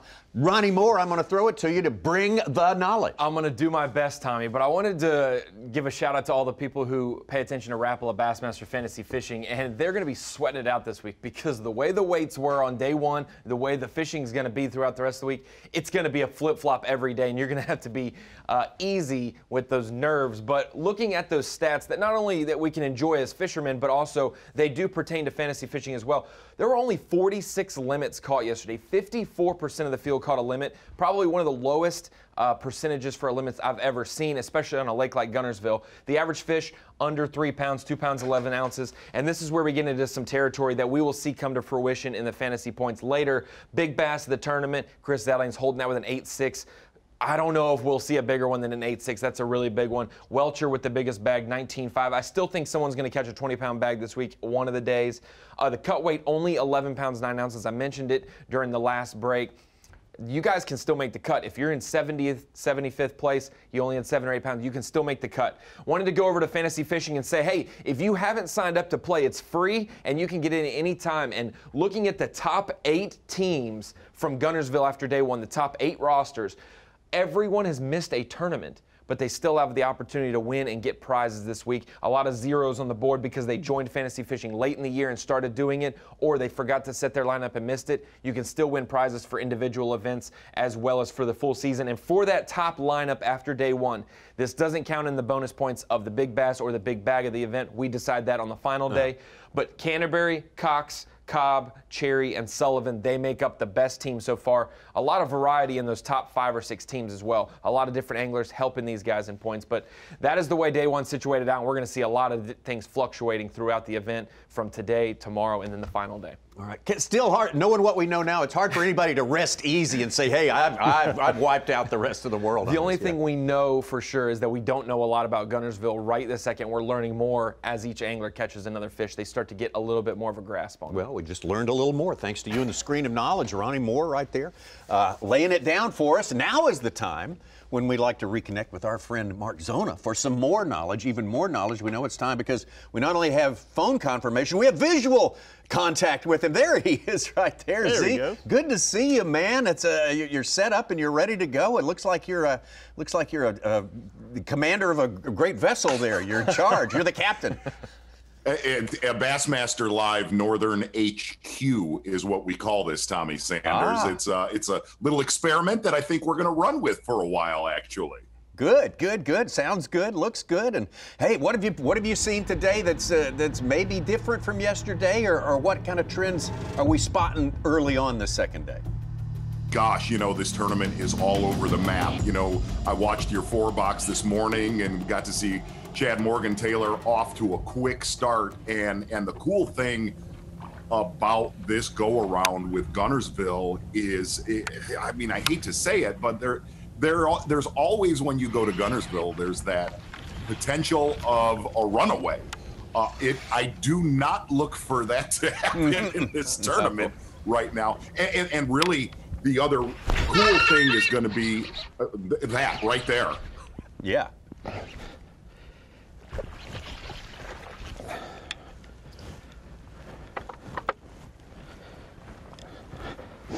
Boy, if he'll go, he's just a little guy.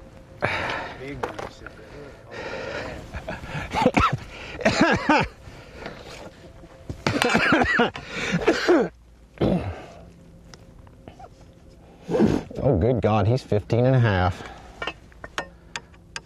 How about that? Number 4.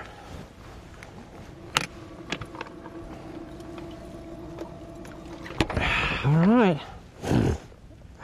River Spot gave one up. That's good. I wish they'd get a little bigger, and they might during the day, but. And really watching what's at least transpired for a day and a quarter right now is the only thing I'm going to disagree with Ronnie when he was at the screen of knowledge. Well, I do not think we're going to see a 20-pound stringer because you know, we got close yesterday with Welcher, and really if John Cox would have caught a limit, he might have pushed it.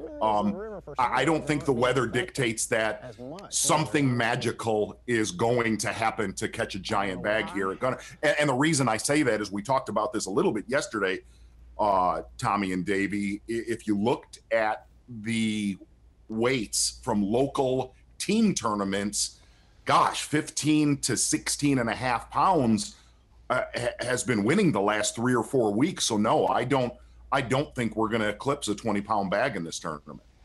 Well, Z, you know, we see so many. You've been here for so many live Bassmaster lives. We have so many shots during the day from so many angles. And Davey and I started looking yesterday, and we had one shot all day long where you could see another angler's boat in the same shot as we watch Kyle Welcher here. Let's watch this. Good spot. One freaking hook.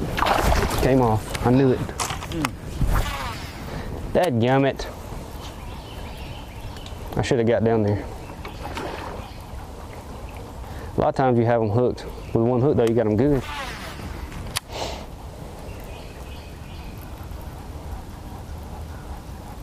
Barely got it.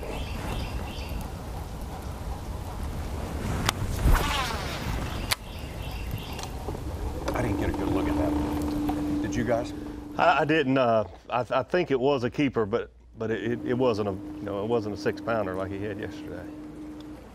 But just a keeper is so important, especially this early in the day. Well, anyways, I was going to ask you. You watch the lay of the lake shot where we represent all the anglers and where they are. I mean, there's just. Have you ever seen anything like this? People spread out so much on Lake Guntersville. You know, one thing that was cool coming into this tournament, we talked about it a little bit yesterday, is I called some of the hot shots on Lake Guntersville before this event. I made a lot of phone calls on Tuesday as I was driving home from a shoot. And Alex Davis, who he guides there, he does great in a lot of the events there, and he made the comment, there's not giant stringers being caught, Tommy, but he said the whole lake is really at play. And as you look at how our anglers have been spread out, that we've seen a lot of familiar areas with Randy Sullivan earlier today, guys that were fishing riprap. In fact, I heard David Mullins make the comment that he's fishing within 20 yards of where he fished in the Classic.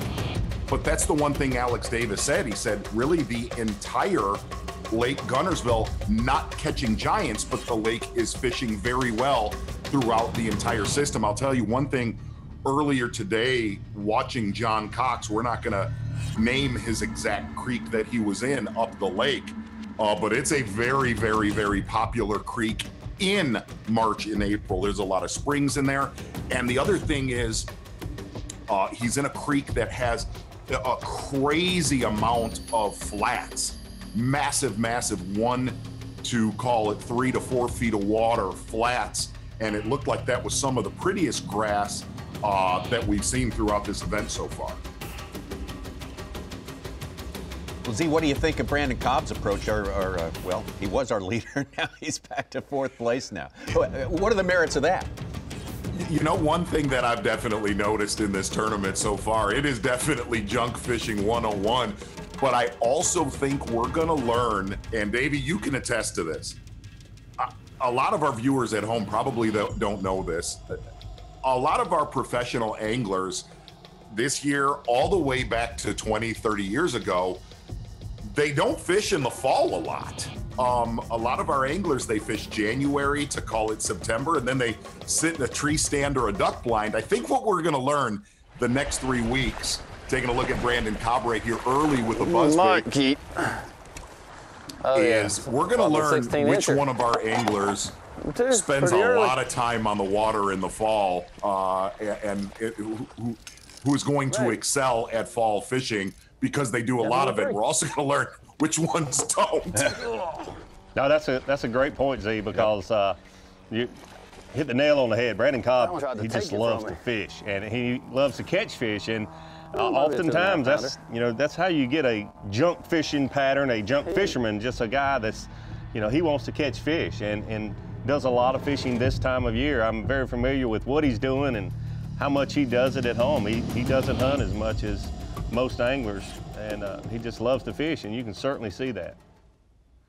No doubt about it. And the other thing is we got to cover Chad Morgan-Taylor a bunch when we were up north. I don't think we've covered Chad in a smallmouth tournament but one time in the history of his career.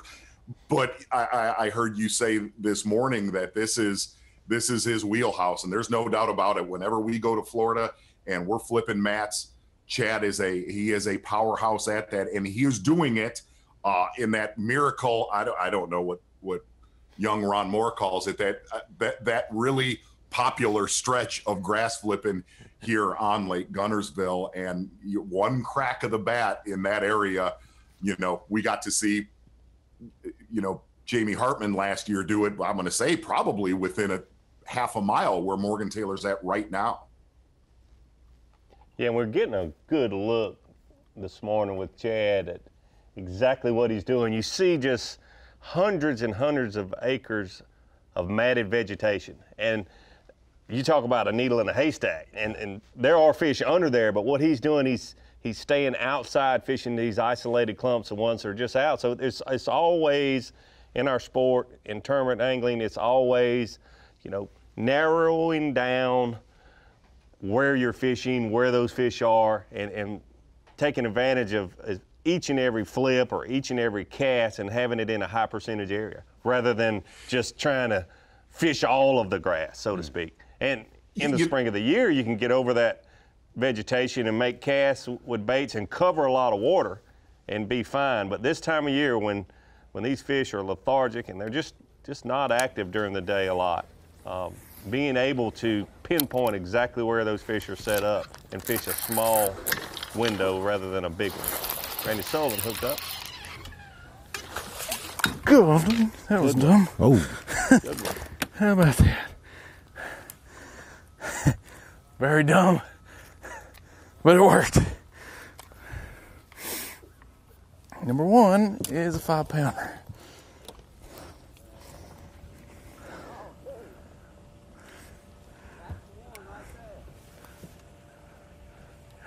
Wow. Yeah. Big old fat. Slow start, but a good start when he did get started. He's fallen to 17th place. Man, Randy Sullivan was the guy as we watch a replay. One bite that we need. Only here. 4 more, right?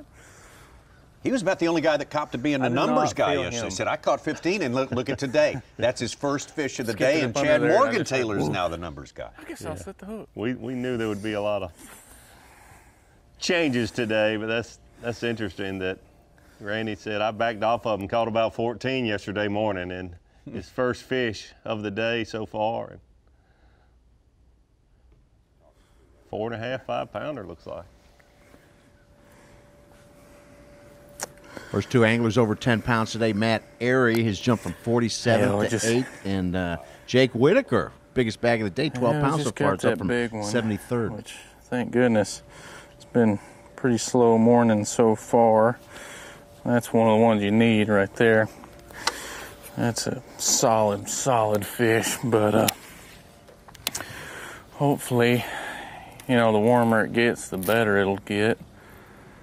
I mean, I don't expect to get a lot of bites no matter what, but as long as they're that quality, I only need 5. So, and then I missed one this morning that would have been a good 2.5 pound keeper. But it's the way it goes sometimes. And plus me, if I do stupid stuff tends to happen.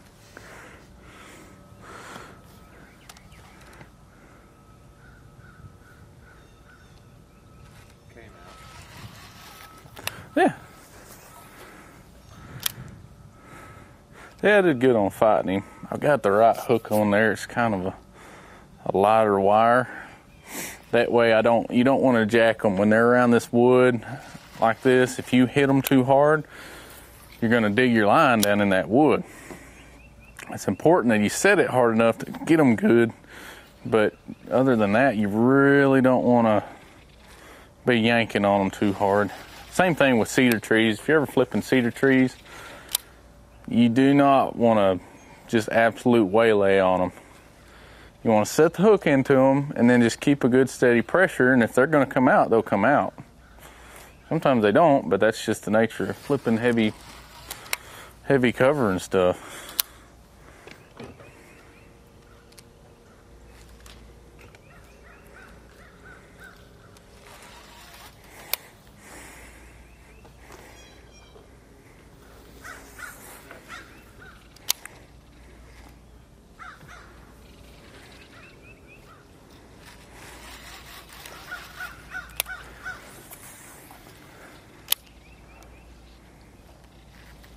Randy, the only Texan in our top 20. We're going to wrap the season up in Texas down Lake Fork later on. I'm sure Randy looks forward to that. And of course, we early next year kick it off with a classic in Fort Worth. Oh, yeah. Looking forward to that. Little one. Another one is cute. Why do you want to catch those big ugly ones when you can catch these little cute things?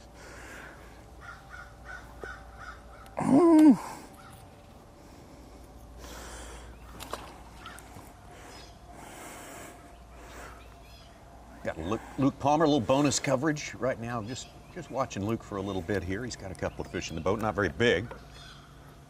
He is in the top 20 though, 17th place, 16th now. Randy Sullivan's fish was put in as a 4.12 on Bass Trek, jumped him back up to 5th place. Biggest bass of the day, I believe. Oh, yeah.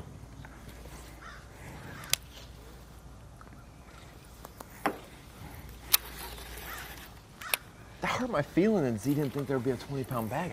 Somebody's going to run into it, dude. Hurt your feelings. He was emphatic about it yesterday. Answer was no, none. That was his guess.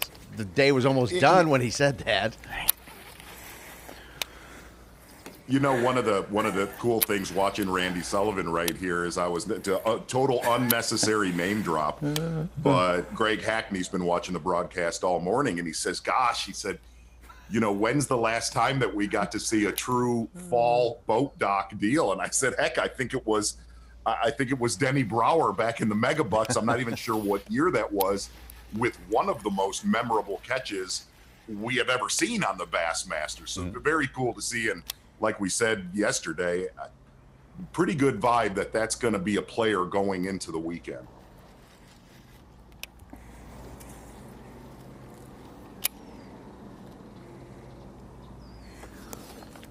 We are expected to have pretty much more or less full sun throughout the rest of this tournament here. I'm sure that enhances that dock opportunity a little bit.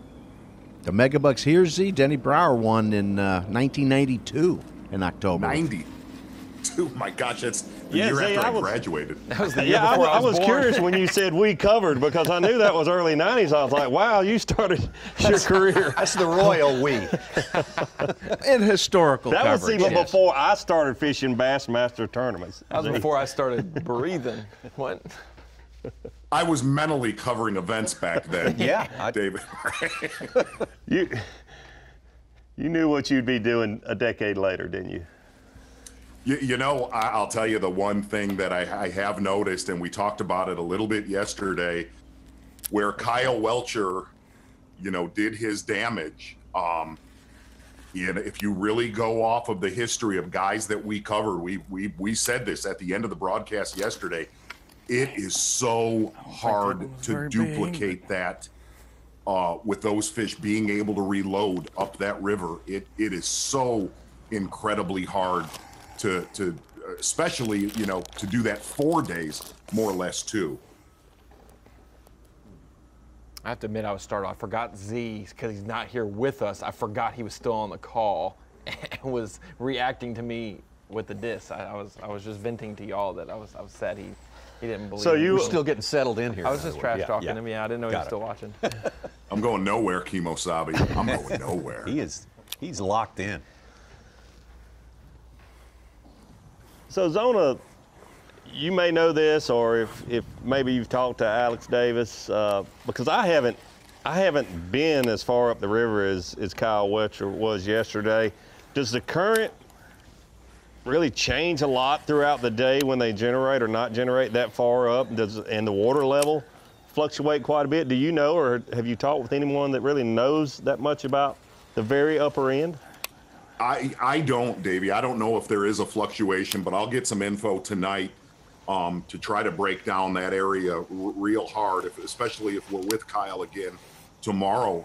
You know, the one thing, if you've not fished Guntersville before, and Davey, you know this so well, looking at, you know, guys that are doing what Chad Morgan-Taylor's doing, close to the main river channel, but not really on it, flipping that grass. It's overwhelming. It's really overwhelming. And I taped a show alone this time of year doing that. And my camera boat was one of the best fishermen on the lake. It's Marshall Deakins. And that is what that guy is known for. And what's funny is, you know this, that there's miles and miles of that grass. And you'll hit a 20 to 30 yard stretch that will have them. And the funny thing is, it's a nightmare for a cameraman because it is boring and it's painful, but then you'll get into one of those stretches. And the one thing that I learned doing that is you'll get on one of those stretches and it'll have an irregularity. It'll have a little hook in the grass. It'll have a little point, a little notch on that grass where it'll do something different. And whether that current does something different that puts those fish there, you know, I remember yesterday seeing that little cut through where Hank Cherry caught that big topwater fish, and that is one of the most popular grass flipping areas in that general vicinity outside of Goose Pond. And a lot of times, if you've not been to Guntersville, it's where you have an irregularity in that grass line that those fish tend to group up a little bit more than just, you know, a 3 mile stretch. There will be a difference in that grass. No doubt about it, and I talked to a lot of the anglers before yesterday, just seeing how their practice went, and it's, you know, we all know that Guntersville, fall of the year, you throw a frog and you flip. I mean, that's something you do every time you go there, but it's a lot more difficult than that. I talked to quite a few anglers that said you can fish for 2 miles out on that main river in that vegetation with a frog and flipping and not get a bite. See what's down there. I mean, see what I can There's target. so much dead area, I guess you could say, until you find that a few sweet spots like you were talking about, Z, there with, you know, get 3 or 4 bites in 10 yards and you may go a half mile and not get another bite. Australian Carl Jacobson filled his limit. He's up to 3rd place from 18th. We talked to Carl yesterday. He was near the riprap, or near the causeway. They're fishing. He was backed off of it a little bit, and he said, you know, part of my strategy here is to get away from all the other guys. Pretty easy to do this week. Everybody's getting away from everybody Definitely else. are. And Carl might be our fall fisherman of the Elite Series. He won his first event last year. It was it's springtime October. in Australia. Yeah, it was a last week a year Broadway ago. play? Last week a year ago, and Was he's having a good 10 kilo event was. here. He's just a little knowledge for your fantasy picks with our 3 events remaining. And look out now, Stetson Blaylock in our top 10 at 7th with 4 fish, 9 pounds. And this is going to be one of those dangerous tournaments come Championship Saturday that we always talk about this, and sometimes we manufacture it. But this is going to be one of those tournaments where somebody could come, you know, from the bottom of our top 12. Oh, absolutely. And of course, we had about 20 guys who were not accounted for on Bass Track yesterday. We got about the same number today. So there's those little surprises, little landmines. See, I'm checking it. We have this beautiful new connection with you here. Can you hear that music? Tommy, it's an old familiar jingle is what I like to call it, my friend. You know, I haven't done one of these in a while with you guys, but our Power Pole replay of the day, when I came into the Bassmaster Live Northern HQ, a young Randy Sullivan decided to get up on some boat docks and swing that one. Hey, Randy, guess what? You are the PPROTD,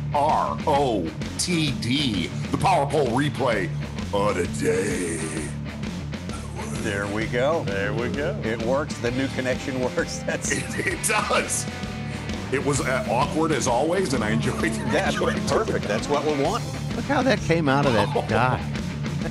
Sounded good, Z, man. It is great to visit with you. I hope we get to talk with you again today. We're getting the Z's Northern, as he says, the Northern headquarters.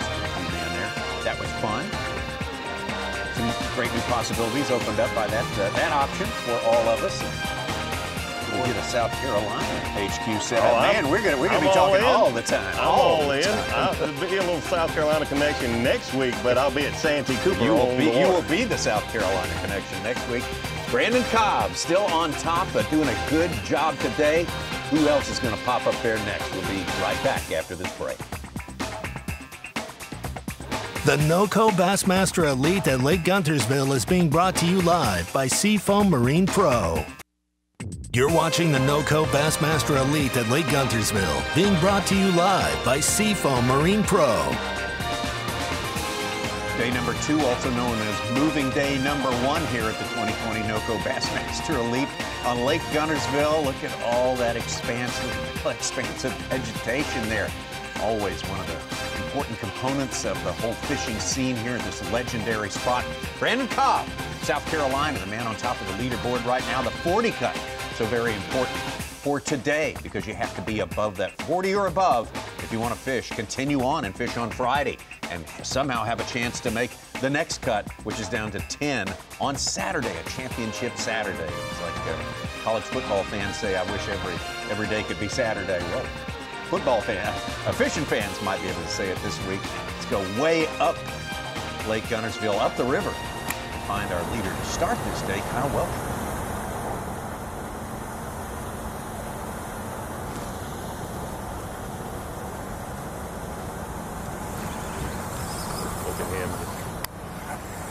Keeping that bait in one spot.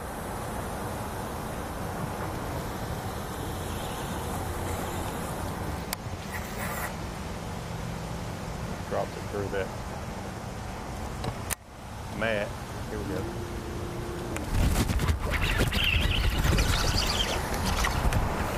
See him going point right there as that bait was falling through. You sniffed him out. Finally. Daggum. First keeper. Wow.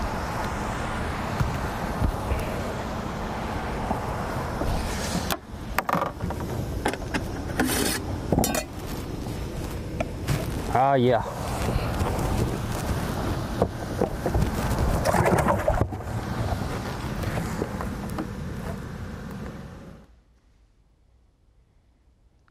takes long for Kyle Welcher to get back into the top 10 after having started the day with the lead. That's how tough it is. That's how much of a grind it is here. He said that his lack of knowledge might be the best thing that happened for him yesterday, just going upriver where a lot of guys do not go at Lake Guntersville and fishing, because he fishes a lot on the Coosa River and enjoys fishing around current. Well, he said current was his key, but boy, it looked pretty subtle there. Yeah, I'm real curious, and I'll make a call or two tonight about some people that are more knowledgeable about way upriver at Lake Guntersville, and I'm sure Z will also, to see if that is a consistent thing or not on how the current flows each day up there. Well, we got another guy jumping into our top 10, Wes Logan. He's got 3 fish for 10 pounds, 4 ounces. He's 5th place right now. Drew Cook caught a 4.5 pounder. He's trying to make a move today. He's got 2 for 6 pounds. He's in 12th place.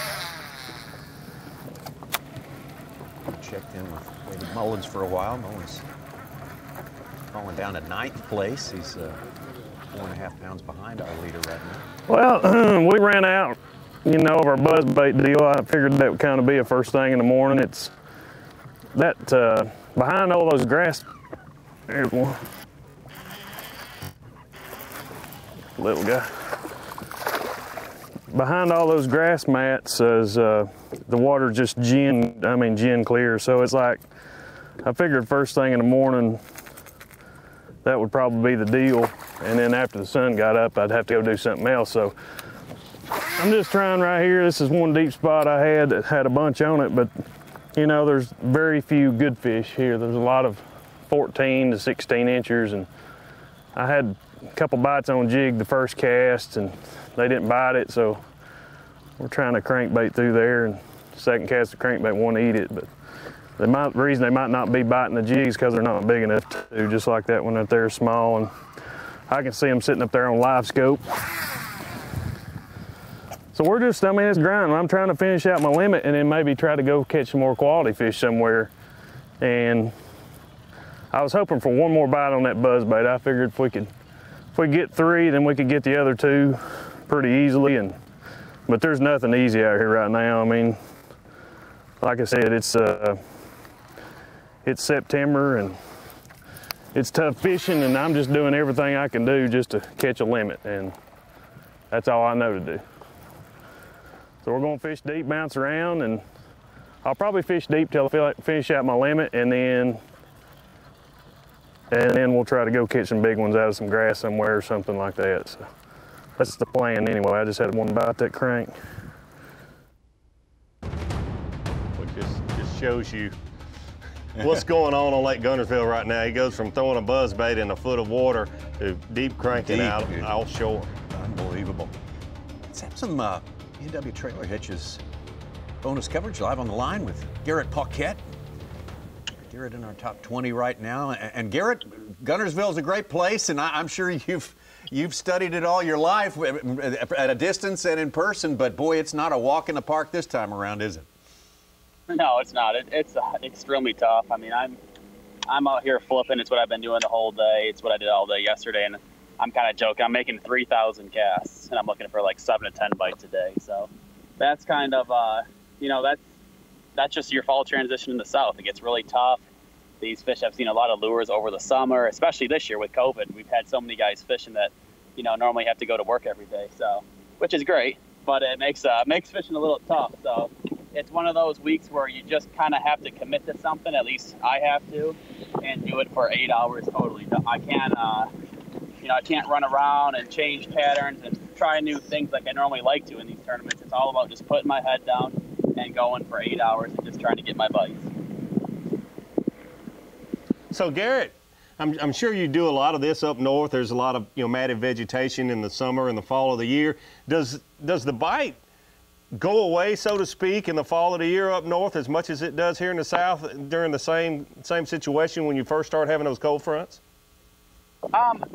Yeah. Our fishing gets tougher. We definitely, so our fishing is in the summer, the flipping, that's when you want to be flipping. It's really good to flip. And it seems like once our fall transition hits, that bite completely dies. And then you have to kind of, do something else. The fish start running around chasing bait. Whereas I feel like on these lakes, yes, the bite gets tougher, but the flipping bite, so to say, almost gets a little bit better just because, you know, the fish start getting this matted grass when the water starts coming down and all of that. But, yeah, it's just, you know, it's a tough time of year anywhere in the country. I know we're kind of coming up into, like, almost past the fall transition back home where in October the bite starts picking up again and you start going out there and catching 40 to 100 smallmouth a day, which I kind of hate to miss that, but I also like fishing a League Series tournament, so I can't complain. You bet. Well, Garrett, good job so far in this tournament. Keep it up, and I know you're looking forward to the final one of the year, Lake Fork. He had a great tournament there at Lake Fork, and I'm sure he's pointing toward that, but boy, there's a lot of work to be done between now and then. A lot of work to be done between now and the end of the day today, at the end of this tournament on Saturday as well, as we go back up to Kyle Welcher, who just, our leader to start the day, who just put his first keeper in the boat just a few minutes ago. And he actually has just gotten upriver, like where he caught a lot of his fish yesterday. He was in the river, but just above Goose Pond for the first part of the morning. It's been a really slow morning for me today. We have really just got up here to where I feel like it's the best area of the river, at least where I caught 3 of my biggest fish yesterday was here or further north. So I tried to mix it up and fish a lot of the grass and stuff early down there where I feel like the bigger fish are, and it just didn't work. So now we're up here and still just trying to dial in exactly what kind of current breaks they're sitting on, because it's all about the current, and you just got to figure out exactly where they're sitting, and then once you figure that out, we'll be able to run it a whole lot faster and not waste any time, and hopefully catch us a good bag today.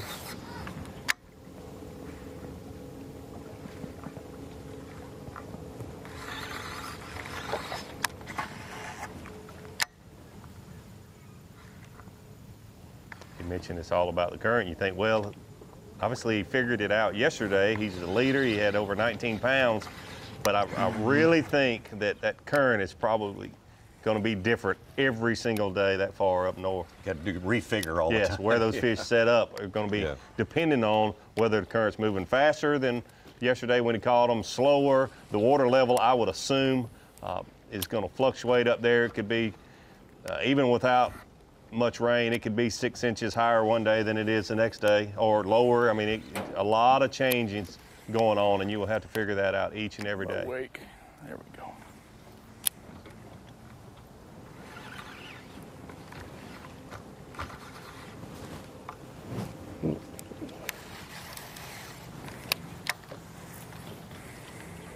Kyle and Scott Canterbury, only 2 Alabama anglers in the top 10 as it stands right now. And Kyle from hundreds of miles away, not really what you'd call a person who inhabits Guntersville on a regular basis. And I believe he's actually made a recent move towards the Tennessee region of Chickamauga. Okay. So the south end of Chickamauga, I believe. So he might be from Opelika. He travels all over Alabama fishing, but now it's in Tennessee. Not big enough. Randy Sullivan, that one won't keep. He's just got one keeper, but boy, it's a good one. Not it's the best big one enough. we got today.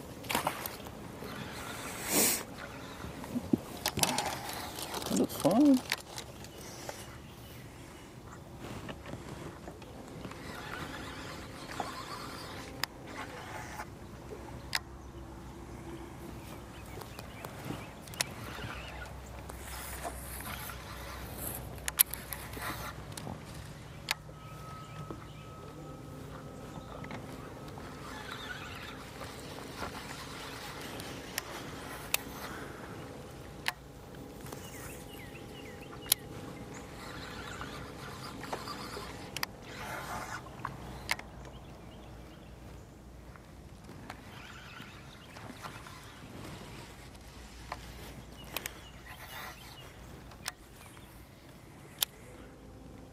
Jamie Hartman, our winner here last June, just caught his first fish of the day, 3-pounder.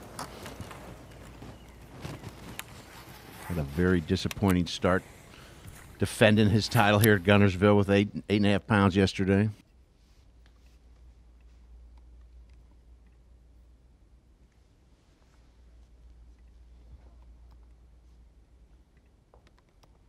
Guess it was no surprise, but boy, he had a good northern swing there with the smallmouth.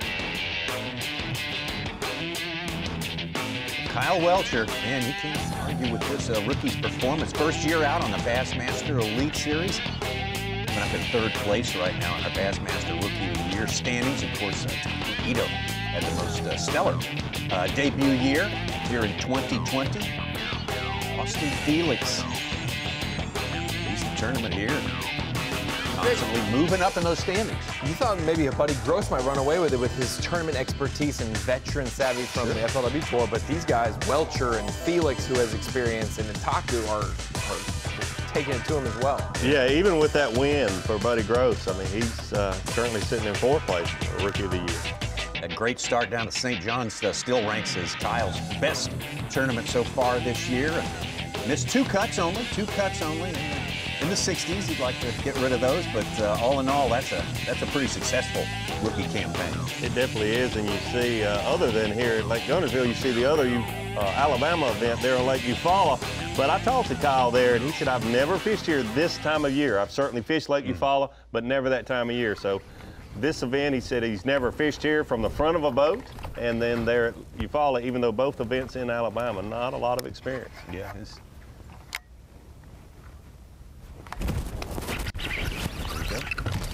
Get in here, dude. It looked terrible, but we probably fishing tomorrow now.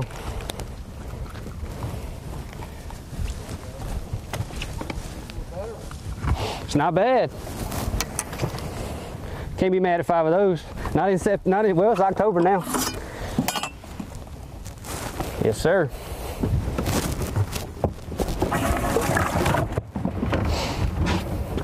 I believe that gets me to tomorrow. Seems plausible. Come up this far yesterday? Well, a long way. I went almost to the state line. Okay. Like I went, yeah, further than this. My 3 biggest ones came from further up. There you go, keeper number 2. Slower start than we anticipated, but he really he spent more time downriver than maybe than even he planned. The fog could have had a little something to do with that, but he said, I wanted to spend some time downriver where the bigger fish are. Oh, by the way, you are the leader. You did catch the biggest fish yesterday. Guess he was wanting 8 pounder like Chris ZALDAIN. It's like 10 times better than even hydrilla.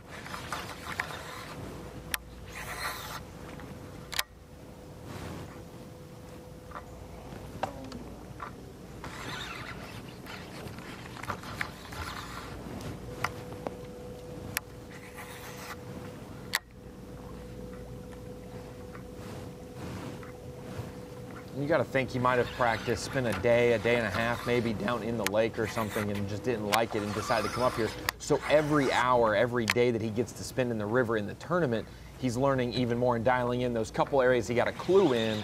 Maybe when there's not as much current or the water's dropped a foot, this is the area of the river I need to be in. This is the, so if he can make this work today and lean on his 19 from yesterday and maybe slip a little bit, he can then build it back up day 3, day 4 as those conditions change again. He'll know what to do then. Can't expect another 6'11". But I like how he showed his little Texas Hold'em mindset there when he said 2 fish, I'm fishing tomorrow. Oh, yeah. He also showed us that he's a boxer man. Yeah, all anglers, I mean, even the leader, that shows right there, it has on their mind, they need to make day 3 for points, for money, for a chance to, obviously for a chance to be fishing on Championship Saturday. But even the leaders has that calculation in their mind. They're all I need like that. this. Yes. Yeah, you're never there till you're there. That's right. That's the way it's probably a healthy way to approach Can't take it for granted because Yep. I caught 19 yesterday. I would not, this time of year. I would not be surprised if there was an angler on day 3 that comes from 25th to 32nd that makes the top 10.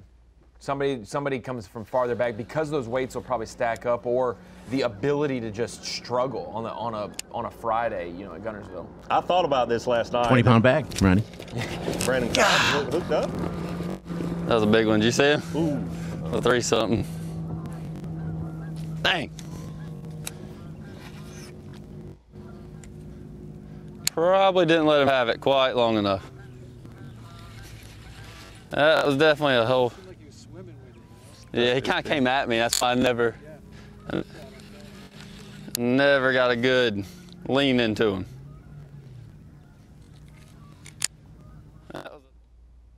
Most often those fish under the mats, when they bite, they just stay in place, so to speak. They're not moving like they will when you get a bite on wood. But that fish was coming out to the boat when he set the hook, so he had a lot of slack line with where his line went through the mat and then the fish closer to the boat. I'm not very good of a flipper. We don't get to flip very much in South Carolina. Oh, we did before you were born. Or about the time you were born. Had matted vegetation, and Murray Santee Cooper had as much or more than we're seeing here on Guntersville back in the 90s. Not there anymore, though. Kind of gotten beaten back, hadn't it? Yeah. Herbicides and grass carp will do it every time. Boy, they will. They'll do a number.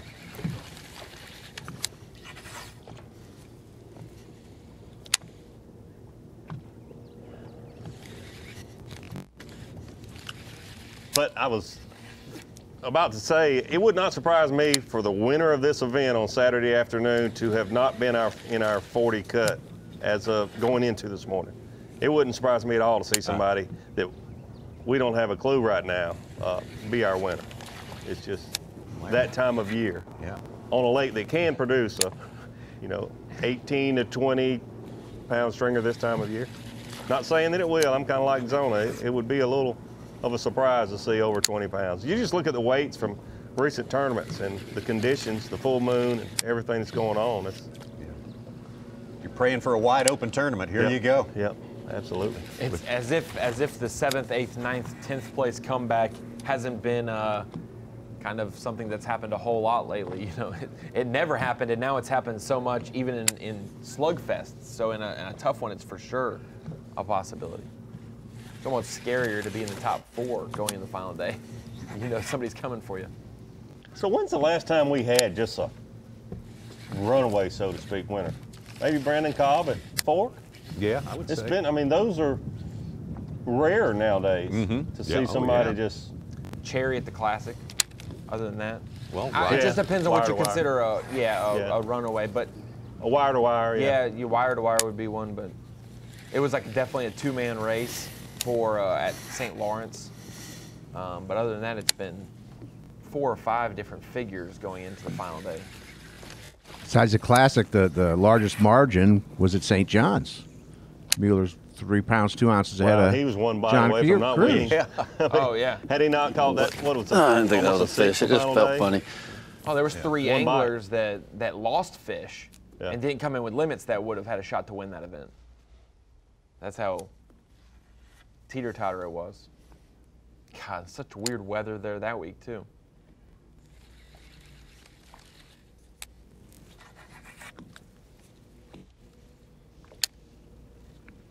That was 2020 also. We just didn't realize what 2020 was about. That was the other 2020. There's 2 2020s.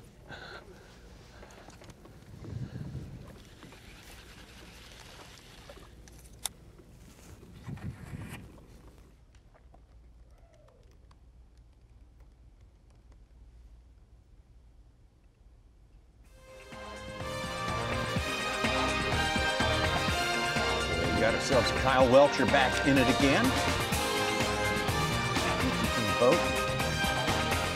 4 box when we were able to see him tell it all. You've got 4 guys catching fish, but doing 4 very different things. It's really remarkable, absolutely remarkable. Chad Morgan-Taylor, steadiest guy all day long, holding right there in 2nd place.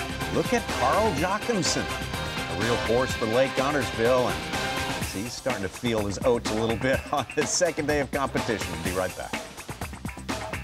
The NOCO Bassmaster Elite at Lake Guntersville is being brought to you live by Seafoam Marine Pro. The NOCO Bassmaster Elite at Lake Guntersville is brought to you by Abu Garcia, Berkeley, Nitro Boats, and by Ranger Boats. Ringed by the big mountains you see there, which sort of sends that water shooting down, carrying lots of nutrients into Lake Guntersville. Such a great place, and a different landscape in South Carolina. Santee Cooper, flat among those old rice fields. agricultural areas there. It's going to be a different look and a different fishery. And Davey Height, I think we got a lot to look forward to, including some of the toughness that we're seeing here at Guntersville. It'll be similar to this event, a great fishery with lots of big fish, but I think you'll see some heavy weights, but I think you'll see some guys that struggle to catch 5 bass. 8th through the 11th for that one there. We'll start that one as we usually do on a Bassmaster Elite Series. Oh, Canterbury was here. I suspect that wasn't Canterbury himself, the one we know that wrote that. They tricked us a little bit there. It said Brian Canterbury was here, so not Scott. All right. That's his alias when he fishes Guntersville. When he's not on the Coosa, he's Brian Canterbury. When he's on the Coosa, he's Scott Canterbury. So that was, did you see the next shot there? The spinnerbait up in the trees? Did that say Ronnie Moore was here? Wow. Wow. You would know that I don't throw a spinnerbait, Davey. I throw a chatterbait. Yeah, I'm the spinnerbait guy, aren't I? Yeah. Maybe that was me a few years back. Brandon COBB throwing shots. That's just coming out of commercial. You would never, Davey would never deface public property. We know you're not a spinnerbait kid, Ronnie. That might be Alex Davis's, because he is the spinnerbait kid. Yeah, he is. He is. He could say, oh, I got hung there when the water was high. What in the world? That was like a 4-pounder. Yeah. They're not biting the buzzbait though.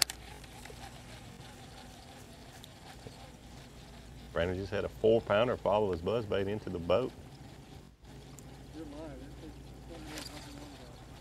The morning's going all right so far. I've just been throwing my toter buzzbait, trying to catch a few just bank runners in the morning, and caught a few. I got 4. I got 2 that are all right to stay in there, and then 2 just keepers. I got one pretty good one, 3.5 maybe.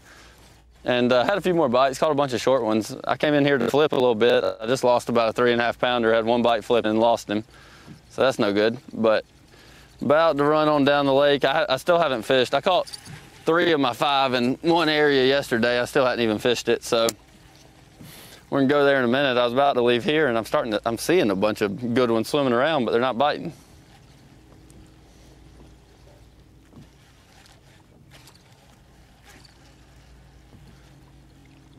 Spent a lot of time with Brandon, of course, last year, winning 2 tournaments on the Elite Series, and you know him a lot better than I. He strikes me as someone who remembers every cast he ever made. Kind of weird height grass here. It's not tall enough to flip, but it won't come up and get a buzzbait.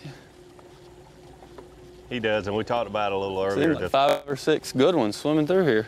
The one thing about Brandon COBB, he just enjoys being out on the water. And hoping to get lucky and trick one.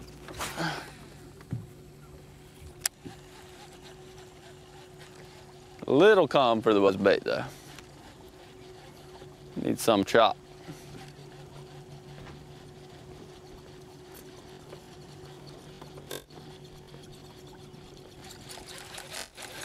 We needed the old flipper. That was a solid one though, at least 3.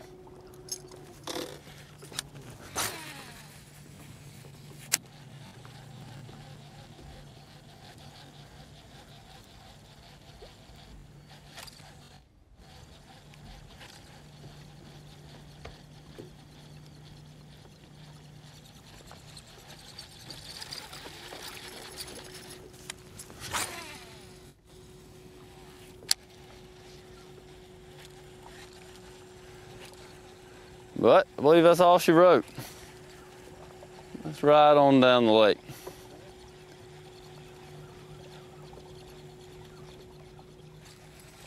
That was very strange seeing this.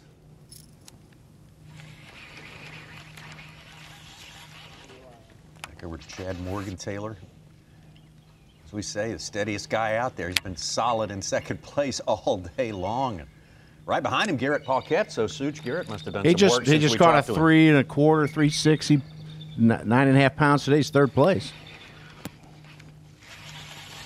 from 10th. So he had a nice day 1, 15-13.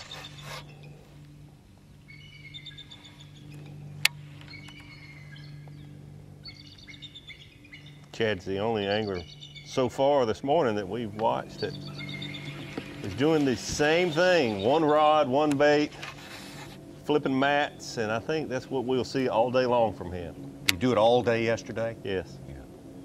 Just feels so comfortable doing this. As the sun gets higher, it should be better and better for him. He's sitting in second place right now, though.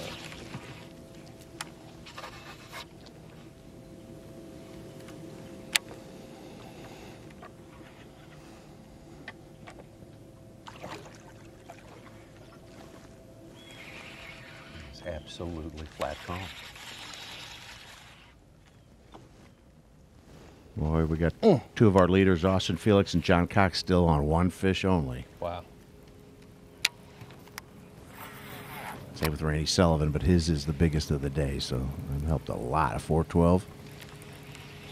Okay, Davies, I'm going to pose this question for you. If you don't think there's going to be a 20-pound bag, or you know, that's kind of your gut. You're not siding with Zona, but that possibility that there are going to be very few 20-pound bags. Unlikely, Davies Will says. there be an uptick in those 12 to 14-pound bags for those guys that did? You know what I'm saying? Like, could we see the cut line go up without having that giant bag? I feel like as we get farther away from that post-front day one, it could get better, but that doesn't mean the top weight gets better, but the mid-pack weight gets better.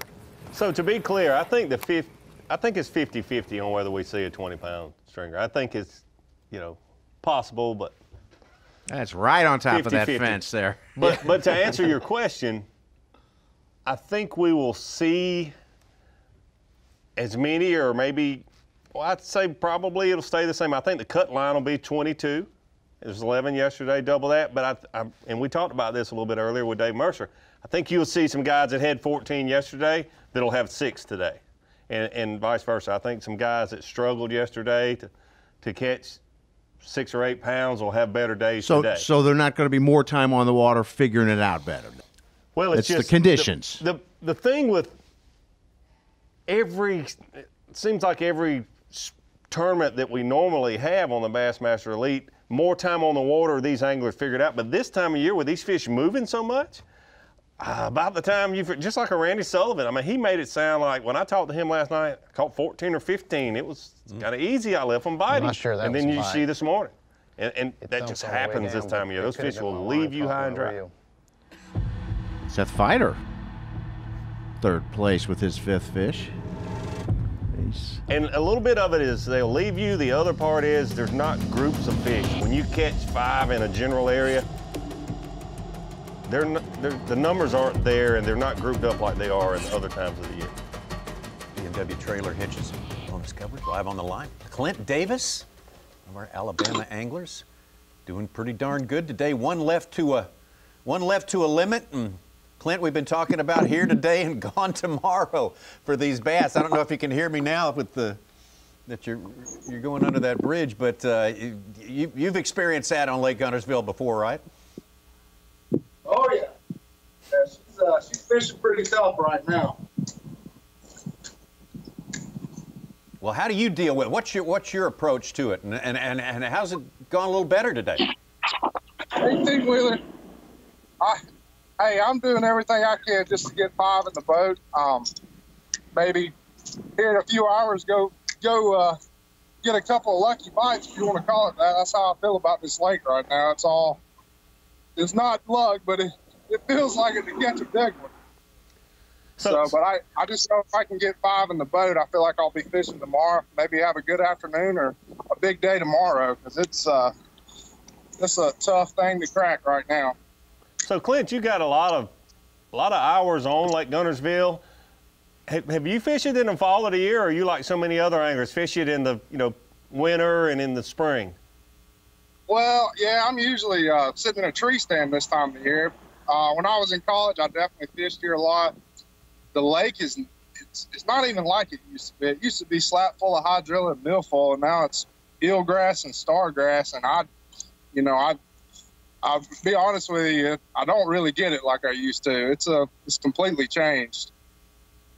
So has the eelgrass just kind of taken over some of those flat areas where milfoil was, and those fish don't set up in it like they do the milfoil? I assume. When we were here in the Classic, they were in the eelgrass really good. Somebody could have caught them out of it yesterday, but man, seems like when I get around that stuff, if there's not some kind of hydrilla or milfoil there, I'm not getting any bites this time of the year, which is really strange. They're just buried up in the thicker grass when you can find them. Well, Clint, I know you're trying to get one more in the boat there and then pass on through to tomorrow, and we wish you luck. We wish you luck tomorrow. Looks like you're doing pretty good today, and we'll let you fish on. Clint Davis from Montevallo, Alabama.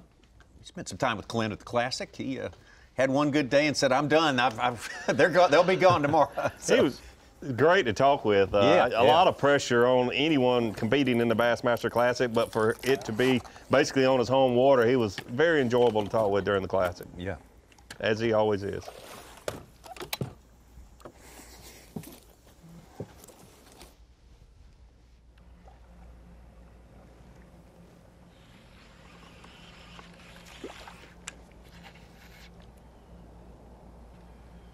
Chad Morgan-Taylor has moved a few miles upriver, but not real far, not very far from where he started this morning. Obviously still punching a soft plastic in this matted vegetation.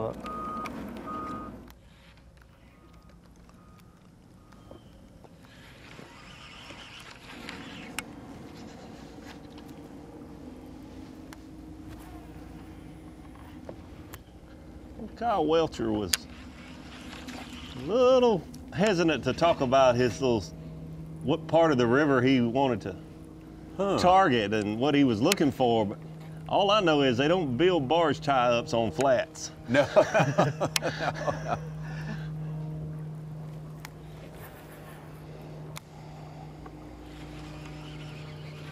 think it might be a little deeper water situation. Some adjacent deepness, huh? Yep.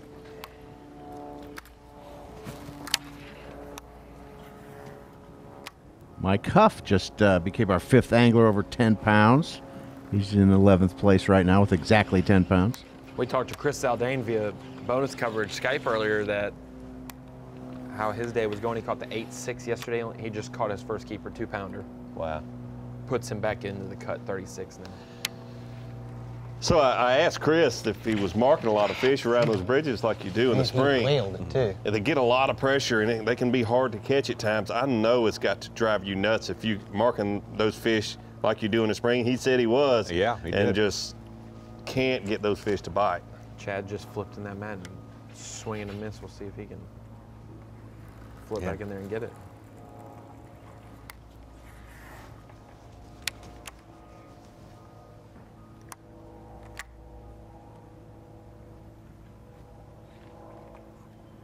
I don't know, Davey. We had a little more wind yesterday. Is that something to take into consideration? Here we go. Ain't gonna be big enough.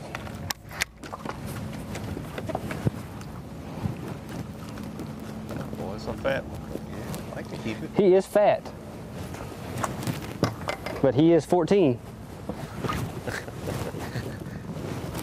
We've all been there. In Arkansas, he is 11. He's not 12. He's not 12. Davey. The saying normally is, he is fat. He was 14 about 30 years ago. Yeah. For a spot. What was that? I'm sorry. It's good. I was gonna say flipping is different than punching. For Chad, punching, what are the percentages of if you swing and miss and don't hook the fish, you don't nick them with, you just completely miss, maybe pull the trigger too early, to be able to flip back in a mat like that and catch that fish? I mean, is that like if you get back in there quick enough, or is it just if you make the right pitch again? It really seems to be different on every fishery. Some places it's like when you miss one, you can flip back in and almost guarantee you'll get that fish to bite again. And other places, like, don't waste your time. You get that one chance and it's over. Same way with fishing a frog on those mats. There's places where if you miss him and you can make a cast back with some soft plastic or something different and get a bite almost every time. And then some places, if you miss that frog bite, don't waste your time. You just can't trick them again. I think a lot of that has to do with fishing pressure. It's even some of the types of grass, like if you're throwing a frog around lily pads or something and you get one to blow up, that's a vast jungle underneath there. They can swim around. If it's bank water, they're going to be right there, So that's what you were talking about with that. Welcher only has a little bit of structure to play with compared to a whole entire grass mat. And under a mat, David, I'm assuming they're all individuals. They're not influenced by any other fish around them. Unless there's a situation where there's a canopy, where sometimes you'll see groups of fish and catch fish, especially like deep hydrilla that's matted out in 20 feet or so.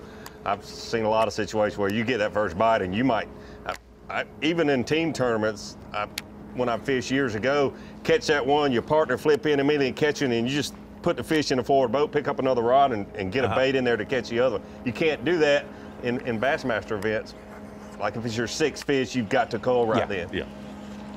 But the shallower canopies and this matted stuff, it's unusual for it to be a group of fish.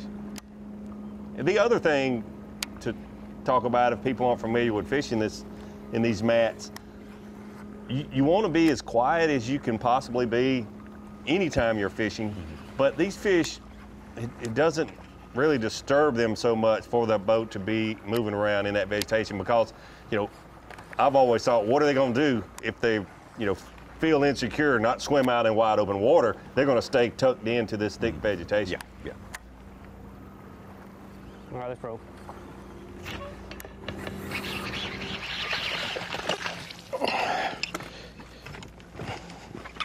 That fish had it on the way in, and I didn't set the hook on him. But he'll make it. He's a long, skinny fella, but he's definitely long enough.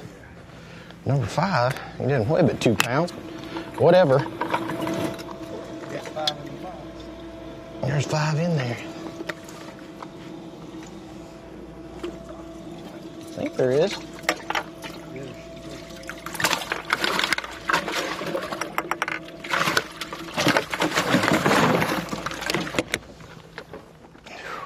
There we go. There's number 5. It took a while. It took a while longer than what I thought it was going to take, but it got done. Now we just need to drop the size up a little bit. It needs to come up. So we've got about 4 of them in there. I'd love to cull today. So we'll just keep after it. I'll look there at what Chad fishing. Well, that's all we can do. Looked like at least an ounce and a half sinker. That's tungsten, and that was a big weight. Yeah. And give him the lead as well as a limit for the day. Said he took a little longer than he would like. I'd say a limit by 10 o'clock is not too bad for this week on Lake Guntersville. Oh, there's some big ones in here. He's the numbers guy among the bunch we're watching. Luke Palmer had fallen, but he just landed a 4-pounder back in the 12th place. That fish, I know, that bait, I knew I'd screwed up. He's one I'd expect to really do some heavy lifting. He was in the 40s in points in Angler of the Year to really this fall period. Oklahoma, tough fishing in the fall. He's used to this. I just kept it in there. Thank goodness I didn't snatch it out.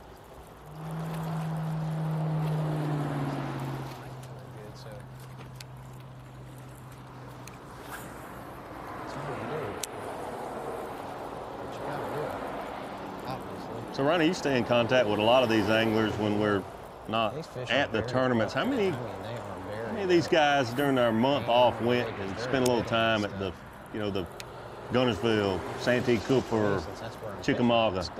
I mean, it seemed like a good 3/4 of the field almost went to Santee just to go, because we have only been there since 2006 for the elites. So almost all these guys haven't been there except for just a few that were originals. And so checking that out, look at the bridge traffic there. Jochimson, Brandon COBB just went through, and then Brandon saw. Wow, that's a mob scene compared to anything we've seen so far this week. But I would say a lot did. Chickamauga's much more fresh in people's minds, so was Guntersville. Some guys did go to Lake Fork before this, even though it's farther away from that month off limits period. You don't have an opportunity to pre-fish because a month from Fork is this week and this coming week, and they're fishing tournaments. So they had to do it much more in advance, but that might be to the benefit of a Lee Livesey and a Keith Combs compared to anyone else for a local factor. more realistic off-limits practice periods for these 3 events compared to 4. You get to do it much farther away. Brandon Sullivan's hooked up. So definitely helping. Still, just that one fish in the live well. Yeah, one good one.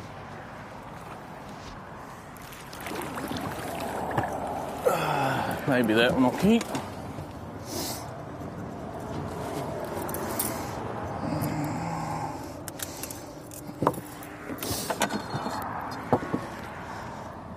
Oh yeah, 2 of them. That one ain't very big. That's a 1.75 pounds. It's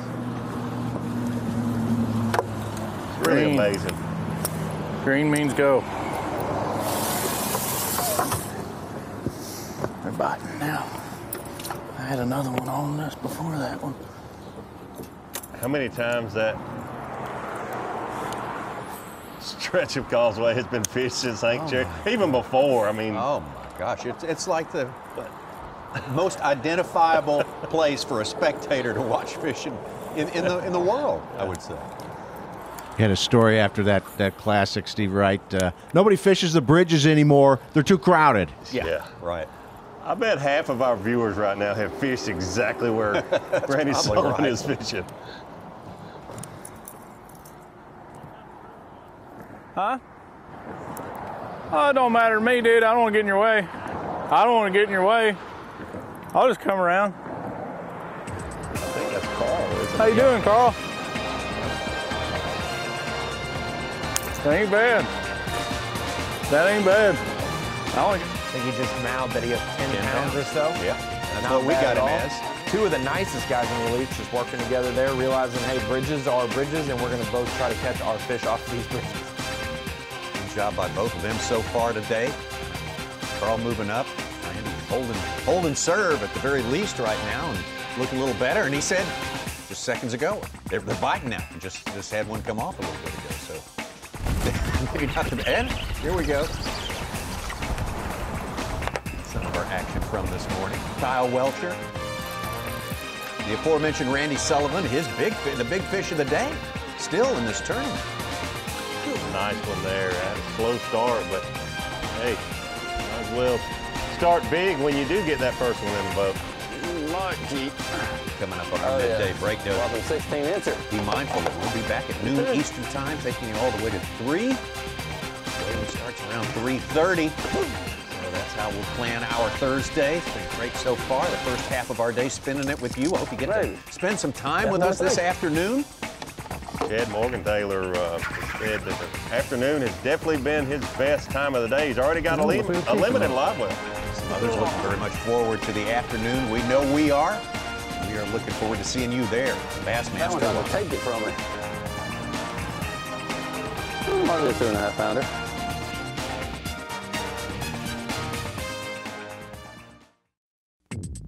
It's the NOCO Bassmaster Elite at Lake Guntersville, being brought to you live by Seafoam Marine Pro. We are back and ready to roll. Part 2 of Bassmaster Live for the second day of competition at the 2020 NOCO Bassmaster Elite at Lake Guntersville. Look at that intersection there. That's one of the key spots. You'll see that place get worked over a little bit more over the next couple of days, I'm guessing.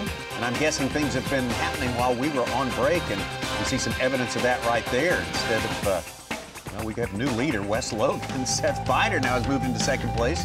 Chad Morgan-Taylor down into third place as it stands right now.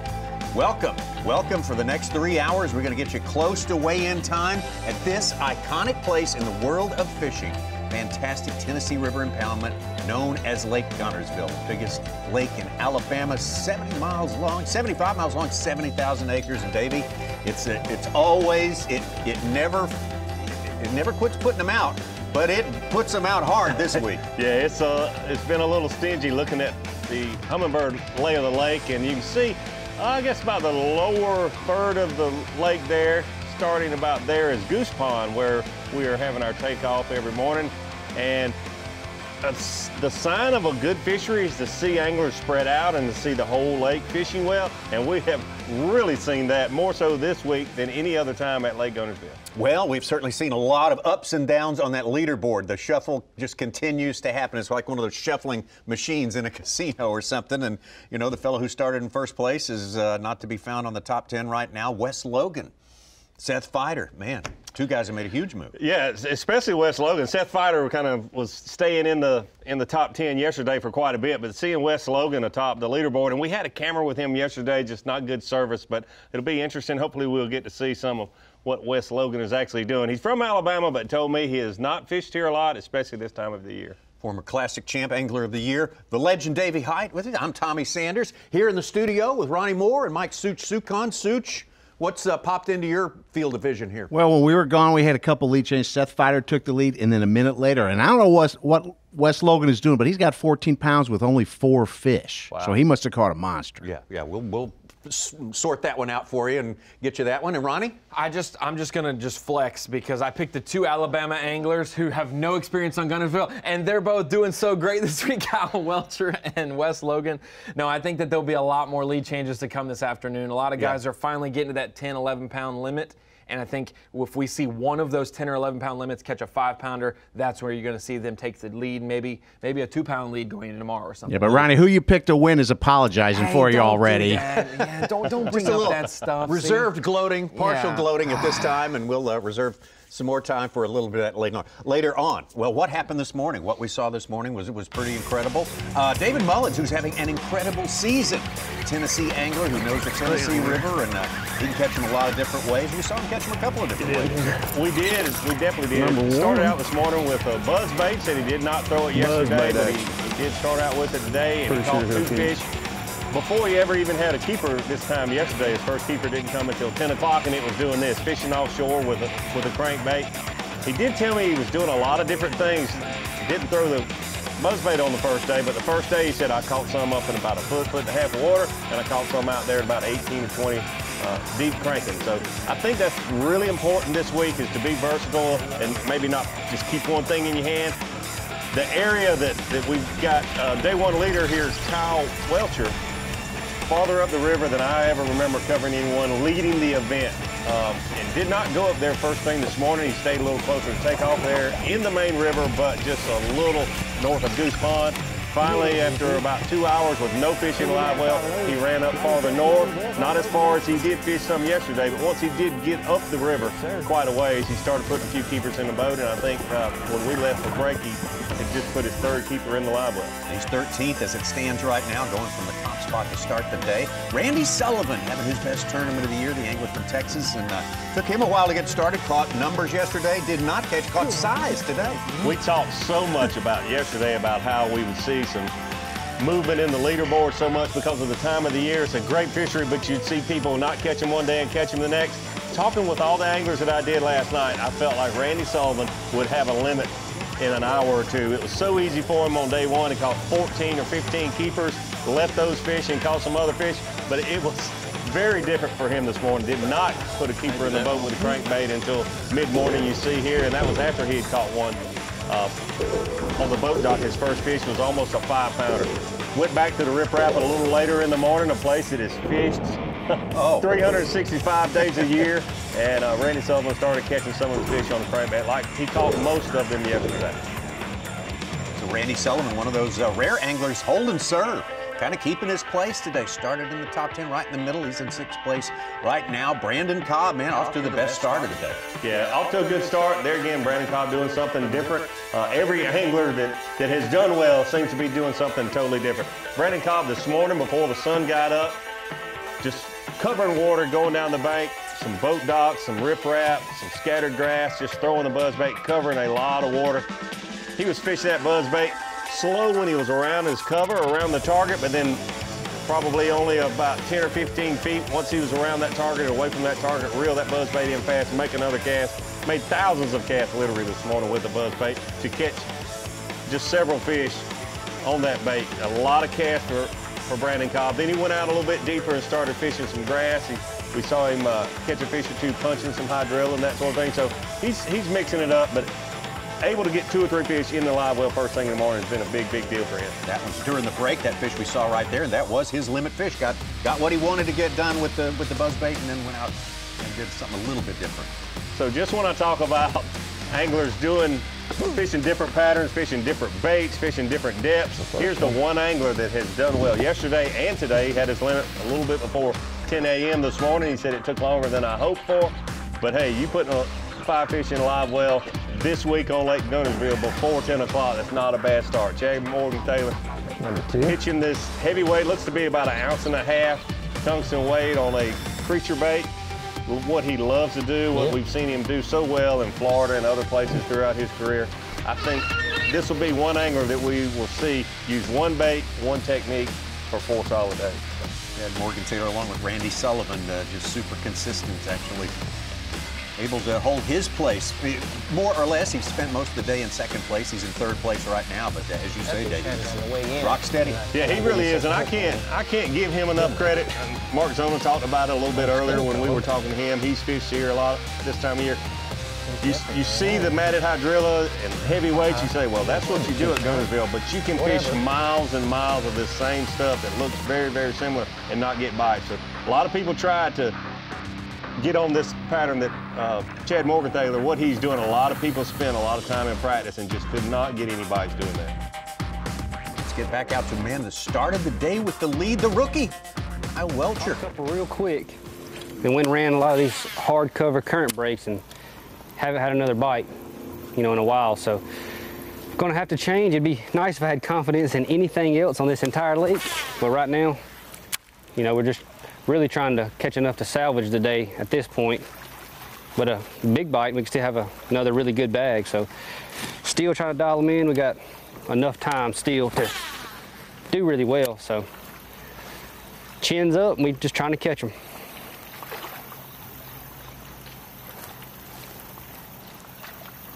Two small ones in the boat. Took a good while to get those in there.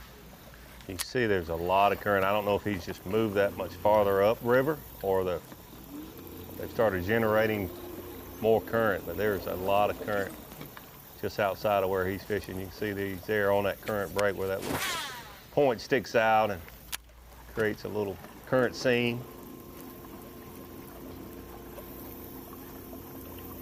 Saw him fishing some vegetation. Here, there's not any. You just see the rock, the big boulders there. And he said yesterday the whole key was the current break, where I would fish along the river, it being deeper water rather than shallower water. It didn't really matter what type of cover was there. He would adjust the baits that he was throwing, depending on the available cover. Seth Fider's back on top. He called with a 2.5 pounder. That's the 3rd time he's taken the lead out of 9 lead changes today. An ounce ahead of Brandon COBB and Wes Logan.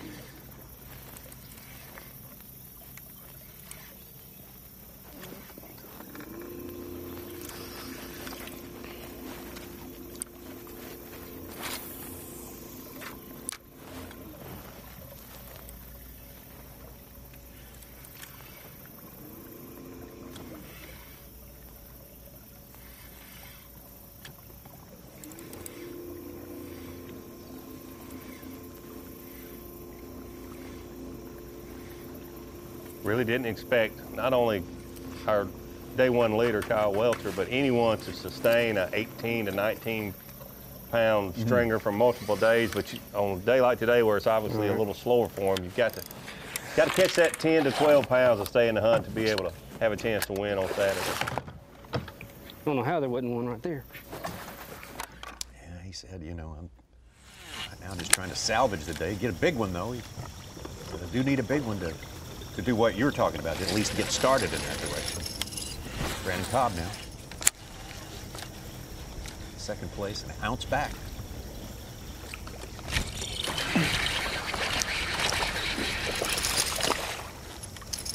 Back to the buzzbait. Don't think so.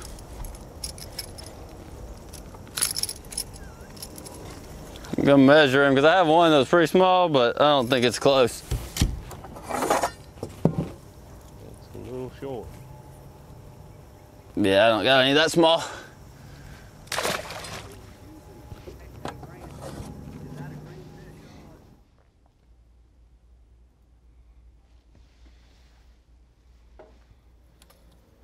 I was a bass, I would live in there.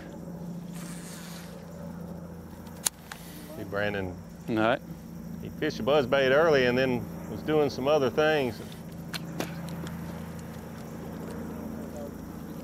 That one there at a little after 11 o'clock, but really focusing on the shade. I caught quite a few out of this creek yesterday. It's getting fished a little hard though. I did just caught one and cold once in here, but it's actually hard to maneuver around in here. There's quite a few boats. I can't really get a good rotation. Probably can try to catch one or two more out of here and then go do something else. I didn't caught any big ones today. I'm catching a few fish. Caught like 7 keepers.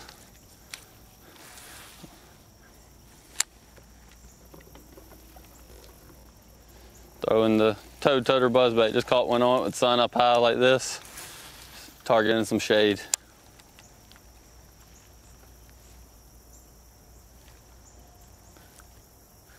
Got us a little stretch left here to catch another one.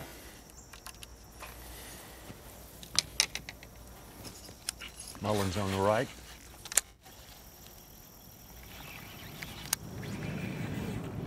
David still 3 fish. Whenever you're ready. Well, we just got in here. Caught a nice 4-pounder right off the bat. This is the same area where I caught a 4.5 yesterday and a 3.5, and you know, it takes some relief off your shoulders when you come in here and you get a good bite like that. Even though it's my 3rd fish, I probably got enough to make the cut tomorrow as far as the top 40 goes, so that helps. And you know, it's just a tough tournament, and if we get one more bite like that, then we're not going to fall much. We still got plenty of time. I've got that one deep hole I think I can catch 1 keeper off of. It might not be very big, but I can get 1, I think. And we'll keep doing this for a while because, like I said, you do this long enough, and what bite you get is going to be a pretty good bite, I think. And there's nobody else around here doing it.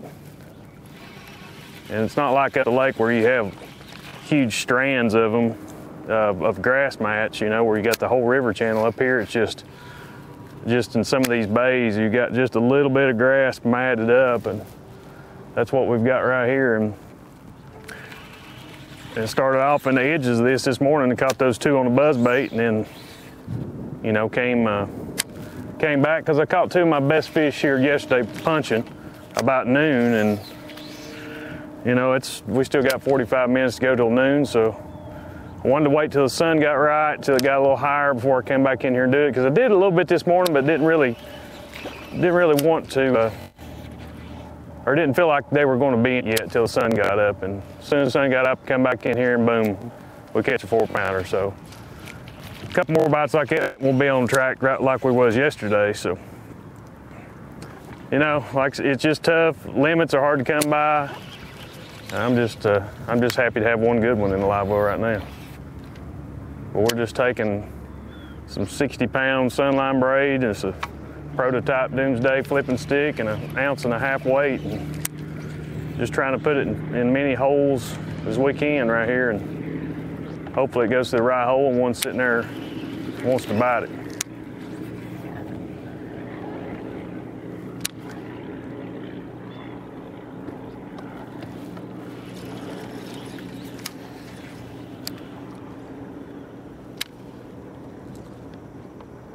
Oh, he was talking Bass Track lit up in the teens. Hank Cherry with his 4th, Clint Davis with his 5th fish. Same with Clark Wendlandt 19th, and Brock Mosley with his 4th. They're all in that 24-pound range.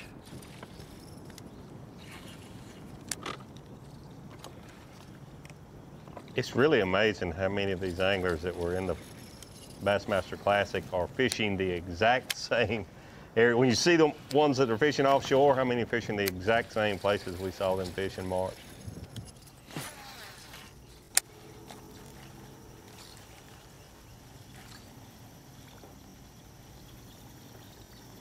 There's your TH Marine Weather Watch.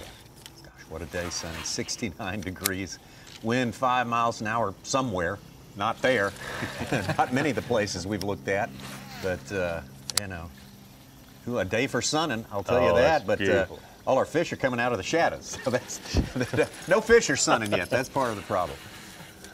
Well, you say that, and it seems funny, but that's that's the whole reason behind the anglers that want that sun to be up, so it'll get those fish concentrated in those shaded areas under those mats and that sort of thing. But serves its purpose. There's tomorrow, 67. Kind of an out-of-place map there. I feel like I should flip it. I feel like I should flip it. 8 miles an hour wind tomorrow. We'll believe it when we see it. It's probably too thick to flip. 69 degrees, 5 miles an hour out of the north. Is that heaven or what? Oh, gosh. Wow. I think that's a perfect It's about 9 inches deep under it. Brandon Cobb's not wanting to flip this. 9 inches. He doesn't want to do that. He's running down the bank and he's like, I'm going to flip at it because it looks good, you know, or whatever. I'll flip at it. And then he picks it up and does it. That's when you catch a random fish. Flipping that hole there. Here or there, different structures, different That's where he baits, lives. weighing 5 on 5 different things, you know. Hank Cherry, 4-pounder. He's up to 6th Gonna place. fish to these couple trees up here. Might move. Yeah, Ronnie, you say that a lot of I just don't like this bank grass for some reason. I hadn't really caught any around it. anglers Looks call good. it It just jump don't work. fishing, but it's really just when you realize the fish are not keyed in on any one thing, it's just fishing everything that looks good and using the baits that's appropriate to fish that. Oh, little bitty one.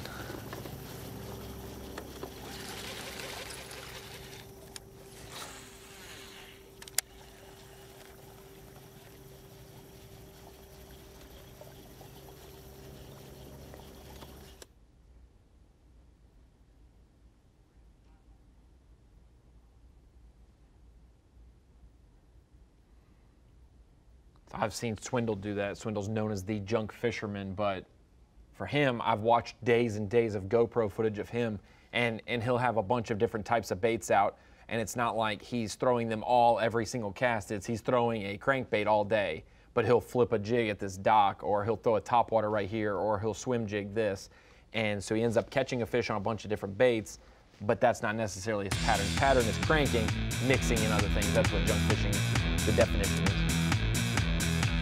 Alabama fishing is a big deal, and boy, the biggest deal in Alabama fishing and in the fishing world through the entire season last year was Scott Canterbury. Scott Canterbury, your 2019 Bassmaster Angler of the Year. First year on the Bassmaster Elite Series, and boy, did he come in with a bang. He certainly did. Not surprising to a lot of our anglers that have been in the sport or watching the sport for a long time. Scott Canterbury was new to the Bassmaster Elite Series, but certainly not new to big-time tournament angling. And this is the point in the season where you thought, well, he's from Alabama and he's a great fisherman, but we'll see how he can perform up north. And the smallmouth tournaments he excelled in. That particular tournament there, Winyah Bay, way up the Cooper River. It's had an incredible season, which you have to have if you're going to win the Angler of the Year. And the final event there at St. Clair, boy, it was really tough on him. He lost the lead and had to catch him good that final day, and he did. Yeah, there were 2 or 3 tournaments where he sort of got left behind and had to reel him back in, and successfully did so. He really overcame a lot and got the rewards of that right now. And there's Scott Canterbury. And Scott, a limit in a boat. That's good news, right? It is. It's been good. I actually figured out a little deal today and was able to run with it. It was you sort of fish a little bit scared, trying to just be sure and catch 5. But I don't know. I mean, I think I figured out something this morning and was able to catch several fish. Missed a couple, so maybe I've got something dialed in that'll help me get a limit each day, and then I can catch big ones, I hope. So, Scott, I know we're here to talk to you about fishing, but I got to ask you a question. You fish Lake Guntersville all the time, every little creek, every little ditch, every little blade of grass, but we saw some footage earlier at one of the causeways where it said Canterbury was here, and I know it couldn't be you because Canterbury was misspelled. That certainly wasn't anyone in your family, was it? No, that's it must be a different Canterbury because it's on every bridge up here. It's misspelled. So, yeah, I don't know. It's something different for sure. You don't think it's Gerald Swindle just trying to mess with you or anything like that, do you? Oh, no. Might be. Now, that might be the fact, but not anybody in my family. So tell us a little bit about yesterday and today. I mean, you were certainly one of the favorites coming in to Guntersville, you know, not only the reigning Angler of the Year, but you've got so much time on this lake. Tell us a little bit about how your day went yesterday and obviously going well again today. Yeah, I mean, yesterday I started out on the very lower end of the lake, and I stayed down all day. I haven't been below goose pond today, so just running new water every day. I mean, it's typical fall fishing. You're having to mix it up a little bit, but I was able to catch a couple of my fish offshore out deep yesterday. I caught a couple in the grass. I caught a couple off a rock. So I've done a little bit of everything, and just got to keep an open mind and keep mixing it up, and maybe it'll work out. I mean, I lost a really big one yesterday, and I started there this morning and caught my biggest fish. So, you know, I've got a couple of different things going. It's just when do you pull the plug on something and try something else is the biggest key. So we've had a dilemma here, a little controversy in the studio. You know, yesterday's leader had 19, a little over 19 pounds, but not 20. Do you think we'll see a 20-pound stringer weighed in between now and Saturday afternoon? I do. I mean, not many, but yeah, I do think you will. It's just the lake's got big ones in it. I mean, John Cox had 4 that weighed 17 something, so you can tell the quality's here. It's just a tough time of year, just tough to get bites. But yeah, I think there'll be a couple of 20-pound bags. Whoever can, if you could do that and be in the hunt and then catch that 20-pound bag the last day, no telling, you could come from way back and maybe even win the thing. No matter, it's happened here before. Well, Scott, good job so far in this tournament. The history tells us it's not easy for an Alabama guy to do well on Guntersville when he's fishing in a crew like this. So that's a good job. Good job by our reigning Angler of the Year, Scott Canterbury. We're going to let him fish on right now. See if the rest of this day is fruitful for him. So I'm hearing from the truck, not only was Canterbury misspelled, they misspelled was. Is that not the way you spell it, WZ? All right, well, They you told us learn from the something truck. every day, don't you? We also learned that David Mullins overnight became the second place guy behind Clark Wendlandt. Clark able to hang on to his lead there, but 5 points only ahead of David Mullins. Takuito then drops to third. Seth Feider, he might gain a point or two today. Seth Feider has been very, very active on the top of that leaderboard over the last couple of hours. There's Scott Canterbury. I think he was, what, in 10th place maybe something when we started this tournament? Now in 5th place, so that's a lot of good work done right there. The rookie Austin Felix, Rock Mosley.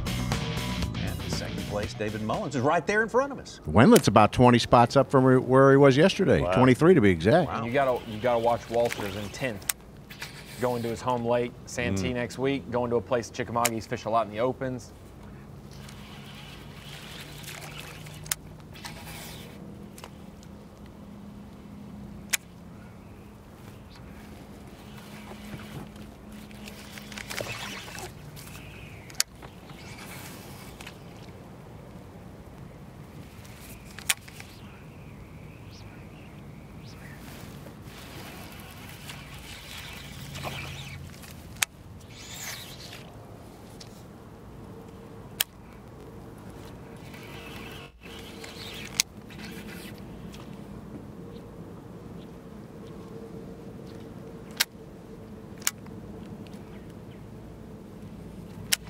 So all of these and top anglers, you know, David Mullins, certainly one of them. We just heard Scott Canterbury talk about mixing it up, doing different things. It seems to be the right thing to do, but Chad Morgan-Taylor is like, no, there is one pattern, one technique that you can do for 4 days and have a chance to win here. He's sitting in 4th place, unofficially. All the real super frog promoter guys say, oh, you got to lock that frog in your hand. If you're gonna frog fish, you can't. Is that kind of what the mindset is for Chad? I'm so curious because we had a camera with Wes Logan yesterday, and the little bit we got to see him, he was fishing a frog and he's fishing it a lot slower than anyone else. I'm curious if that's what he's doing today. But if that's not the case, there's like the frog has not been a player at all. Right, no. And it was one of the most touted things coming into here. Of course, the conditions and the water levels kind of busted up the slop that you're catching in typically. We haven't seen anybody punching a frog yet, though. No, we haven't. Maybe we'll see that. That's a day 4 fireworks type. You saved that one, huh?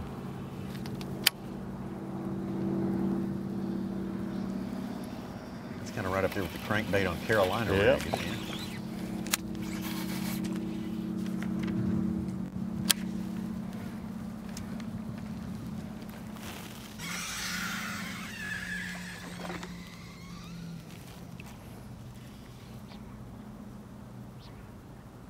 I'll have to admit, many years ago when I was certainly naive and gullible, I tried the old crankbait on the Carolina rig a time or two. Did you? Yeah. Old number 7 shad wrap, 1 ounce sinker. Boy, you can get it a lot deeper. Oh, I bet. You can work it even slower than normal too. Absolutely. Holy cow. Man. See that fish? I don't know how big it is, but it sure bit like a good fish. Yes, it is. Looks like a good one. We have a little bit of scratchiness on our signal right in that spot, but maybe it'll. There we go. Oh, yeah. There. Mm-hmm. Yes, sir. A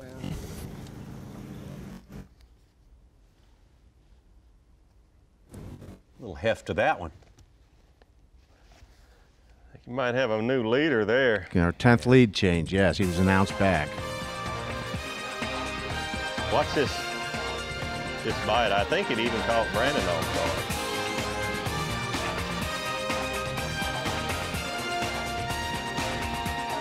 See him turn his head? Yeah. Oh, wow. The old look the other way. Yeah, the no water look. pattern.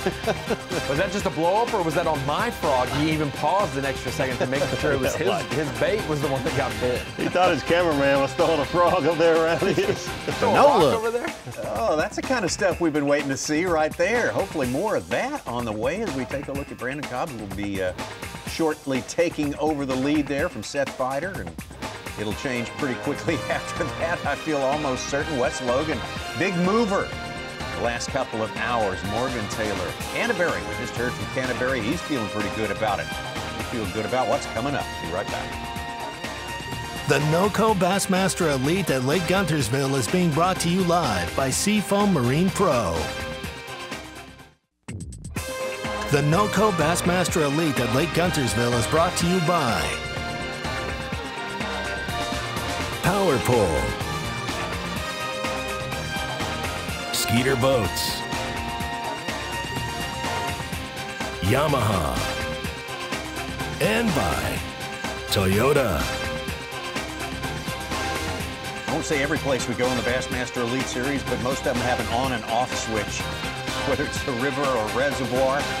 And I think it's been turned on just recently. Lots of movement up and down the leaderboard. The most recent thing that we saw here was Brandon COBB catching a good about 2.5-pound bass to take the lead by a pound now over Seth Fider.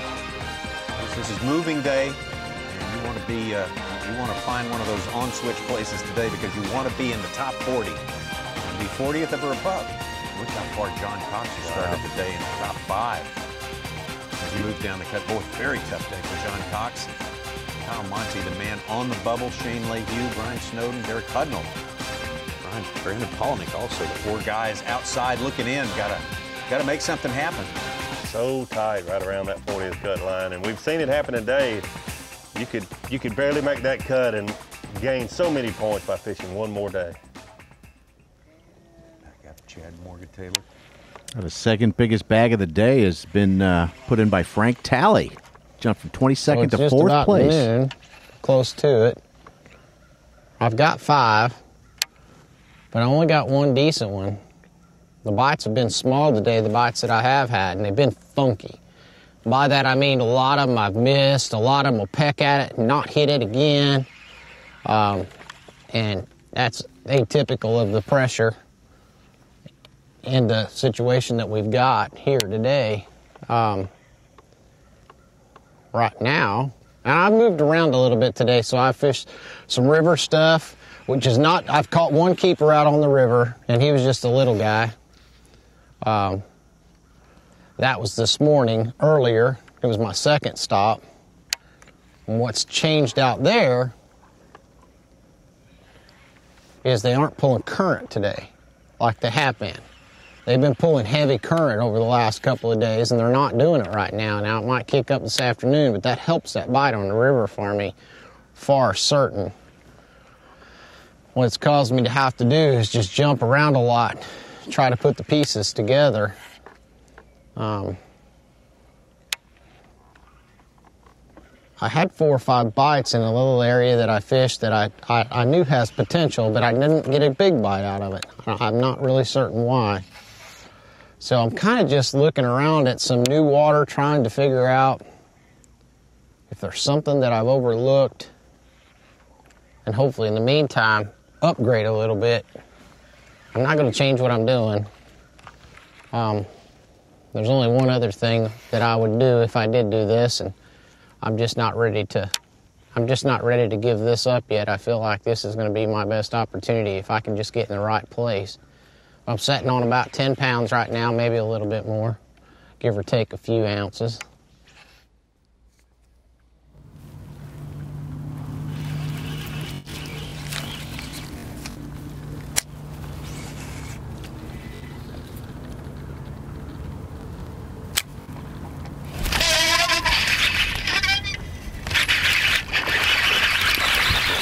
Get up in here. There we go. That's a keeper.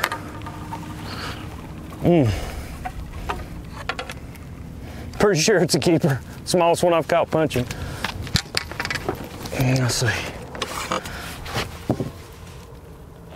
Yeah, he's 16. Number 4. I hope we get a limit.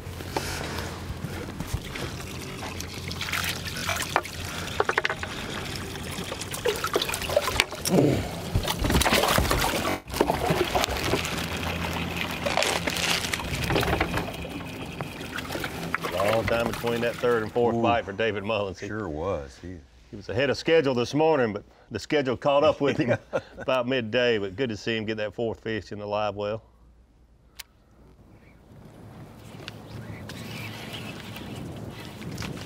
David back up in 7th place.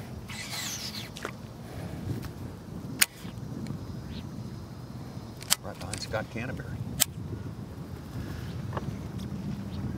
Battle within the battle is AOY points right there.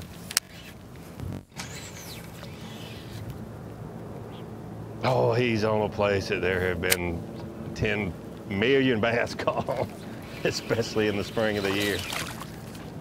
I heard some of these guys talk about that there's been so many presentations to the fish. I remember reading something, we did that advance before the Classic, Davey, and that there some years are 400 tournaments on this lake of all various sizes. Oh, that it just keeps putting out fish. You just said it's just because it's such a fertile fishery. Yeah, it is, and it's amazing how it just keeps producing, and it's producing this week. It's just, it's that time of year. The weights aren't going to be as high, but you knew that it was going to show up once again. Yeah, but the tournaments, they're just nonstop. A good friend of mine, Kevin Stubblefield, I was talking to him a few weeks ago, talking about catching them on a frog on New Year's Day, a tournament on New Year's Day. Why not? I mean, why not? Yeah. That's a big one. Oh, it ain't. Might be Don Logan sitting out on his boat. Keep. Hope he does. I don't think he will, though. No. Dang it. I'll go with he will. 15 and an 8th. I'd say he doesn't look that small. No, I think he's a keeper. Yeah. Holy cow. Be number 4 yeah, that's for Randy Sullivan. Let's go fish some docks. Show me 15. And that'll move him up big time.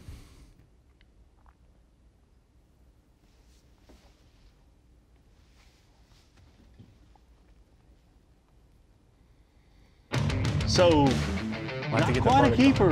We missed that a little bit, or is it barely a keeper? We'll have to get the verdict on that one. Yeah. I can tell you what was a keeper, though, and it's going to be our power pole replay of the day. Randy Sullivan, the one angler, after I talked to him last night, I thought, wow, we're going to see him catch an early limit. Not so fast. It took him a long time to get the first keeper in the boat, but boy, did he make it worth our while, make it worth the wait. Randy Sullivan, it had to be, so far, the power pole replay of the day, catching the biggest fish we've seen on camera so far. Just had to switch it up a little bit and go to some boat docks, doing what I love to do. A little flipping and pitching around some boat docks. Randy Sullivan, Power Pole replay of the day.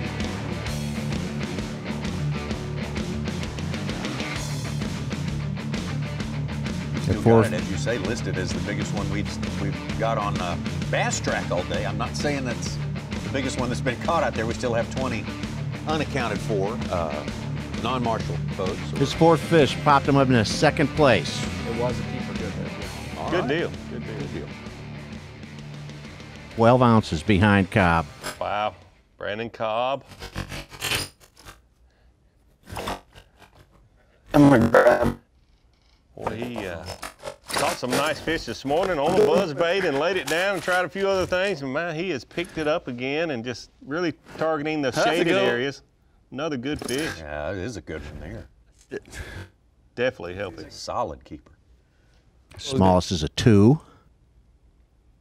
Oh yeah, that was the answer to Randy Sullivan right there. Yes, that's for sure. Those two, 1 and 2 as it stands. He loves to throw that plastic frog, the horny toad, on that. That is what we're looking for. Makes it a lot easier to skip under those docks with that plastic on there than just a skirt.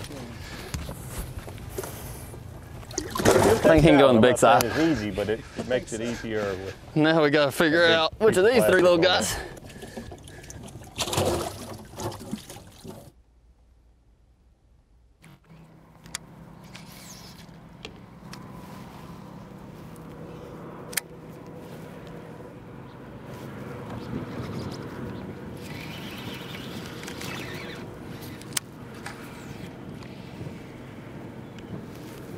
Mullins just moments ago put his 4th keeper in the boat to get himself up to 10.5 pounds.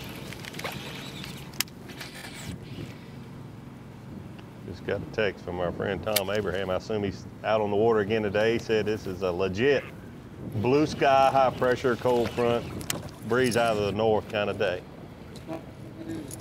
I think so. Well,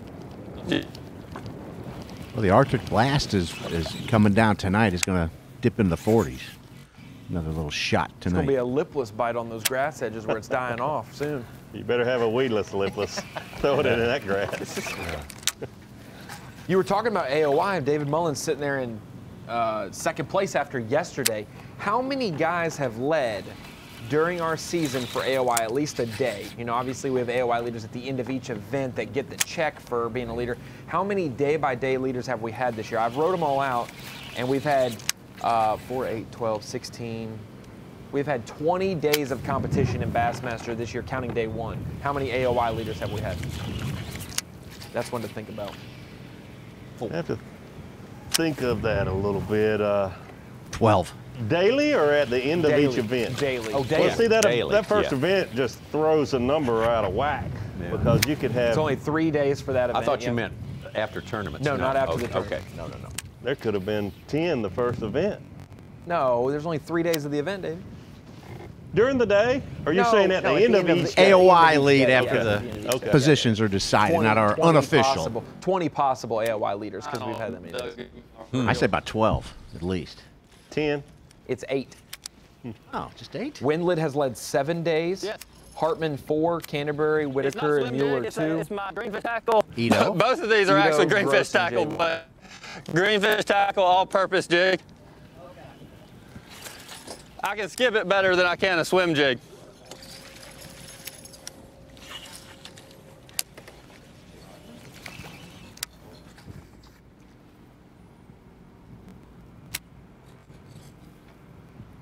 Waiting for the bait, wasn't he?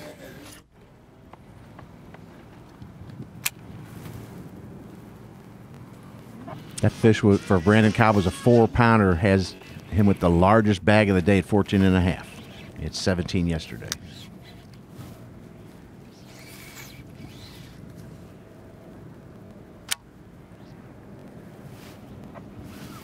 I'm so shocked that we have that poor a service in the back of Spring Creek. Yeah, I was just thinking We've that. so many, that doesn't like, seem just like around the corner Yeah. is the Bridges, where it's the best service in Alabama. Must be an outage somewhere.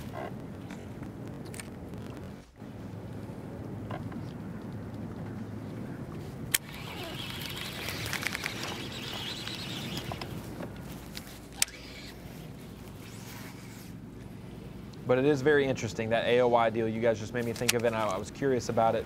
As soon as Clark had his bad day at Champlain day 1, lost the AOY lead, didn't get it back for an event and a half until almost, day 3 of St. Clair. And Hartman, he had his bad day the beginning of St. Clair, and he's not going to get it back this week either. Yesterday. And those are the two that have led more than 2 days this year. Stetson Blaylock, 4-pounder. He's up to 11th place with 13 pounds. Right behind Luke Palmer, who just pulled into 10th with his with a cull fish, 3-2. I've not kept 13 up the with biggest those bag? AOY daily leaders Third or changing so fourth. much, but that has to be a real high number. 8 different leaders. I would think. Through 20 days. Yeah.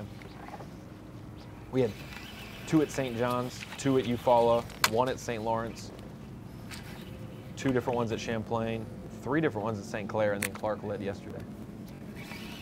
And based on what Such said, he's moved up a little bit today in the standings, so He's still 21st right now, and he's 42nd yesterday. tight. So, depending on the guys, we don't have any service or Bass Track reports from.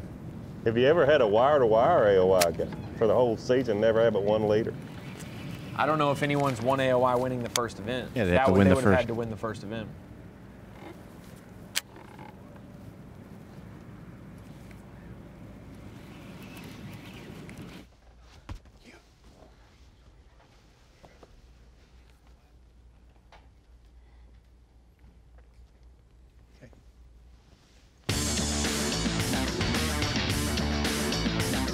Leave David Mullins for a while here. He'll, pick up some bonus coverage. And we spent all day in the boat with yesterday. It was pretty entertaining, as a matter of fact. It was Hank Cherry. Of course, he put on his big entertainment earlier in the year, the other 2020, back in March. He has to, since winning the Bassmaster Classic here on Guntersville, I mean, how can you not just smile every day you lost your boat there? Oh, my gosh, no doubt. Yeah, the rest of your life. Yeah. The rest of your life. What an event. Wire to wire, Hank Cherry. And I can't help but think about this. Every time I think about him winning and holding that trophy over his head, having finished second in his rookie year in the Bassmaster Classic, as we talked about, even as in elite tournaments, you only have a limited number of opportunities to win, and certainly less opportunities to hold the world champion trophy over your head. For Hank Cherry to finish second one year and then come back a few years later and win had to be extremely gratifying. This was just moments ago with Hank Cherry. Oh, man. See how big I was? No. He just missed a big one. You wanna give him a couple minutes to retie and call back?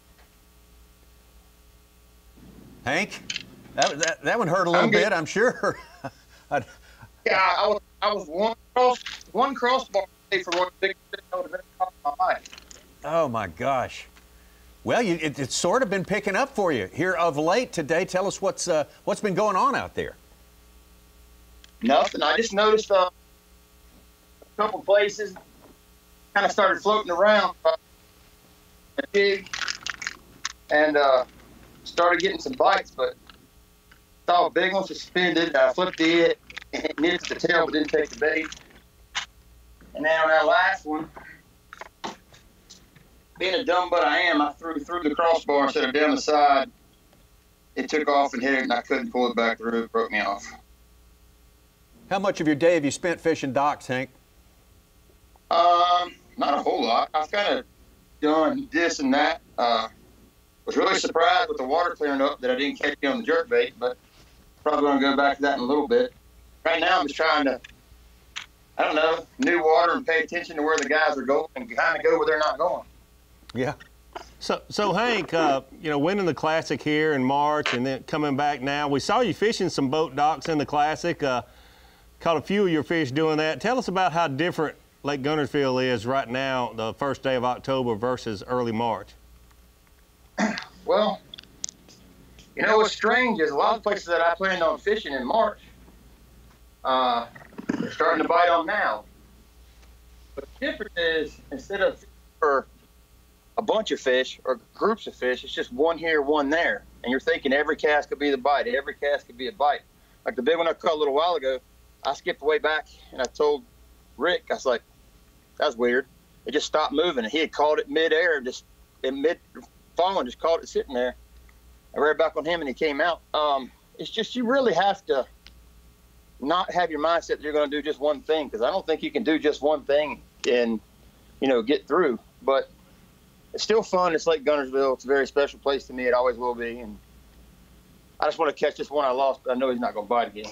We're going to let you do that, Hank. I know you got him biting now. You need all your attention. And, man, that was good. Thanks for filling in the blanks for us there. Hank Cherry, who just 30 minutes ago caught a 4-pounder to really turn his day around. Sure, this was yesterday. Hank Cherry got off to the best start of all the angles we were covering. He certainly did, and he's mixing it up. He just mentioned he don't think he can lock into one thing. He did a good job yesterday mixing it up, and I'm sure he's doing the same thing today. A little bit of boat docks, a little bit of top water, a little bit of jerkbait on the outside edge of this vegetation here. Some of the jerkbait fish were actually on the inside of a ditch. Here we saw him yesterday go to the boat docks once the sun got up in the sky a little higher. Those fish, it's really surprising how many anglers are focusing on just the boat docks with all this vegetation and coming into this event. All the talk about frogs and punching that heavier mat. We're seeing a few anglers do that, but a lot of them are doing just like Hank Cherry. Boat docks, a little top water in the morning, mixing it up, just fishing with an open mind. I think Brandon COBB is doing that a lot right now, and it's certainly paying off for him and Hank Cherry. Wes Logan just filled his limit. It's the largest of the day. It's 17 pounds even. Wow. He's in second place, 4 ounces back of Brandon COBB. That's pretty strong right there. You know what that is? Ronnie's fist pumping yesterday with Hank Cherry. Hank's now moved himself up into the top 10 again today. Oh, this is a big fish he caught yesterday. Yeah, oh, that's a great. We have not seen this shot yet. That's the. That is awesome. That's the little irregularity in the grass that he was throwing top water. Oh, that's great footage. Good.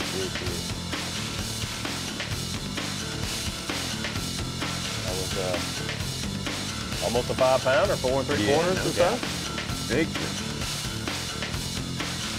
And we talked about with Hank Cherry yesterday, he did just the opposite of a lot of folks try to go catch the limit and then focus on the bigger fish. Unfortunately, some of those guys never caught a limit, so they never did what they thought they could do to get that bigger bite. Hank Cherry started off with that top water saying, I think I can catch some big fish doing this first.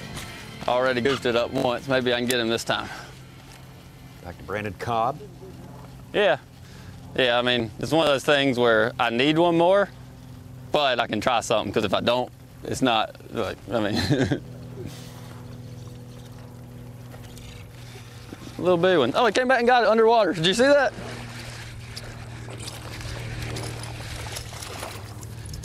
Came back and got it underwater. I don't think he's gonna help. I'll look to make sure, but dude, my power poles, I gotta repair them. Smallest is a 2-pound, 4 ounce. 99% sure he's not gonna help. That fish hit at the bait and missed it, and then came back when it was underwater. Next thing you know, he'll be coming out with a greenfish tackle underwater buzzbait. Underwater buzzbait, that's right. Hey, that's where they live. That's where they live. That's the underlying principle of everything about fishing. He loves to throw on top of the water buzzbait. Why not throw an underwater buzzbait? Yeah, that's where the rest of 2/3 of the world lives down there. I've never heard referred to as on top of the water buzzbait. Well, if there's an underwater buzzbait, what other kind can you have? What a year for Brandon COBB in 2019. Lake Hartwell, of course, his home lake, and just a complete mastery of that. And then the Lake Fork, absolute smackdown. So Brandon COBB felt right at home, obviously, at Lake Hartwell, but the way these fish set up at Lake Fork was absolutely 100% Brandon COBB. He loves to sight fish. You see him here with 11-pounder, but he caught most of those fish on the shad spawn on those shallow flat points, which is so so much like the herring spawns on Lake Hartwell, Lake Murray, places that he fishes all the time. He was probably as at home in that Lake Fork tournament as he was at Lake Hartwell, with the pattern and what he was doing. That will not be soon forgotten. That's a great year, 2019 for Brandon COBB. Let's get out to John Cox. He's had his tribulations today, obviously. Boy, guys, it is, we are just grinding away. It's been so slow. We haven't had a bite since the spotted bass we caught this morning. And it's just, I don't know. I don't know if we're just not, we just caught a tiny one flipping. But this is like some of the best looking frog and stuff I've seen. It's just, I don't know. Water's coming up, or was coming up earlier. Now it's starting to fall, but I don't know, we just haven't run into them. We're gonna keep moving.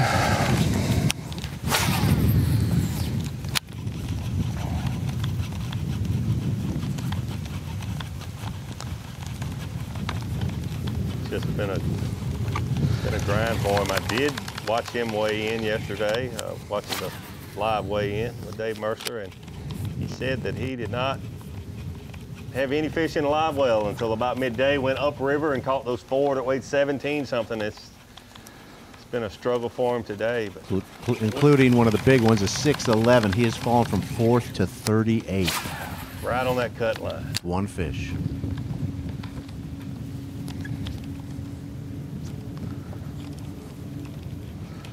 What a humbling sport, baby. No, it is, but when you go farther up a river, there's just more variables that happen with the water flow, the water rising, the water falling, that sort of thing. You just set yourself up for that.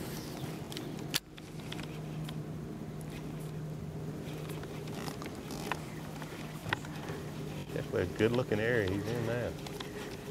Bass heaven. Watched him measuring that spotted bass on his ice chest there. Did you always carry a backup system for fish measurement in the boat with you? No, but I always had, I don't ever remember not having a cull board in my boat like him. So Baby's got I a guess ruler. if I ever forgot it one time, I would carry a backup. But You got a ruler tattooed on his calf. yeah. Have you seen that? When you flex, it the ruler gets longer. When you don't, Yeah. It just depends on the length limit that way. When I flex? Yeah, flex your calf more.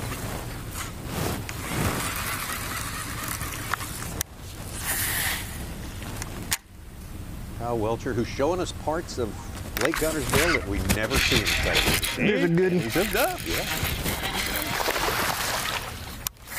Yeah. God, was he even gonna make it? He's too dang short. Please make it. 16th with 2 fish.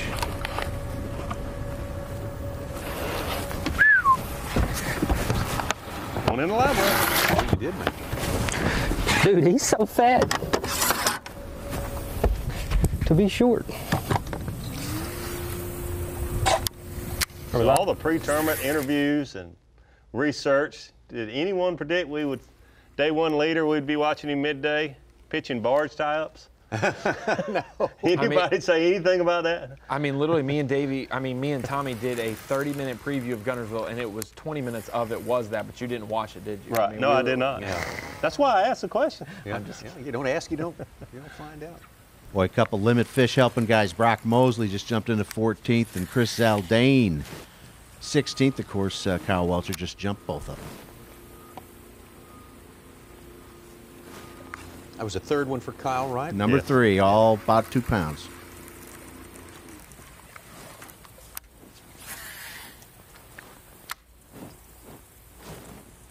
We didn't expect to see him catch another 19. I didn't. I really didn't. No. And he's struggling right now, but just very similar to Clark, a different scenario. Clark with AOY on his mind, being the leader coming into this event. If he can catch 10, 11 pounds a day, he'll be just fine. He'll live for another day and another chance to catch him one of those 17, 18, maybe even 20 pound frames. Another thing I didn't expect we'd see is more than halfway through the day on day 2 at Guntersville. The biggest fish we got on Bass Track is 4 pounds and 12 ounces. That's surprising. I think that'll change. Yeah, and it may have changed already. There's some anglers. Cobb and Logan's totals are the only ones, 2-day totals, to pass Hank Cherry's 1-day total at the Classic. And we had Chris ZALDAIN yesterday as a 6-pounder turned out to be 8-9. Yeah. So yeah, it may have changed already. Nonetheless, we've seen some key fish caught and 16-incher. Moves aplenty. We got a limit of bass, which makes it fun. It's really impressive to see Brandon COBB. He's caught 3 or 4 nice fish with that sun, bluebird skies, not a cloud in the sky, on a buzzbait. Brandon COBB with a 4-ounce lead now over Wes Logan is streaking. Wes Logan, Randy Sullivan doing a great job hanging in there. Seth Fighter. Haven't seen much of him at this tournament. He starts kind of outside our radar and then moves quickly in each and every day. And Scott Canterbury, defending Angler of the Year there. Watch out for him in 5th place. Watch out for this break coming up here, and we'll be right back. The NOCO Bassmaster Elite at Lake Guntersville is being brought to you live by Seafoam Marine Pro. You're watching the NOCO Bassmaster Elite at Lake Guntersville, being brought to you live by Seafoam Marine Pro. Got a couple more hours of fishing for you on this all-important day 2 of 4 days of fishing at the 2020 NOCO Bassmaster Elite on Lake Guntersville. This is moving day. You got to be in the top 40 if you want to move on to Friday. Friday will be day 3 of the tournament. And Brandon COBB, 2-time winner last year, Bassmaster Elite Series. Sits atop the leaderboard, 4 ounces ahead of Wes Logan. Randy Sullivan, Texas, having his best tournament of the year. He's also got the best bass that we have recorded on Bass Track during the course of today's fishing. So why don't we get on down and we see Randy Sullivan where he is right there. And Brandon COBB covered a lot of ground today. And as you say, just fishing the moment. Just fishing the conditions that he finds himself in any specific wave. He definitely is, Tommy. He's picked that buzzbait back up. All right, been good. I just called with 2 pretty good ones, and actually off some stuff I hadn't really even fished yet. And I kind of knew it would be that type of day. It's just keep grinding along and catch one every now and then, and hope a couple of them are 3-pounders. And I just caught like a 4 and almost a 3. So adding up slowly. I'm about to go out and flip the rest of the day and try to catch a big one. I hadn't had very many flipping bites, but about all the ones I've had have been the ones I need. Had one bite this morning, a 3.5, and lost him, so. Caught a 4.8 yesterday flipping, that's what we need.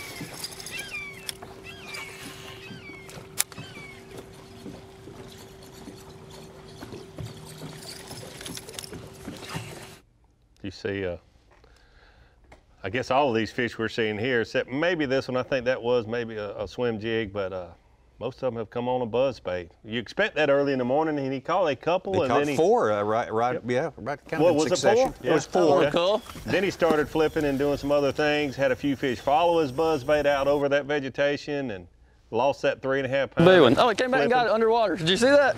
But here's a shot later in the day. You can tell the sun's high in the sky, and he came back and got it underwater. Up and caught 3 or 4 fish. 2 of them definitely helped him cull. That one, the underwater buzzbait. Yes, that it was. last one right there.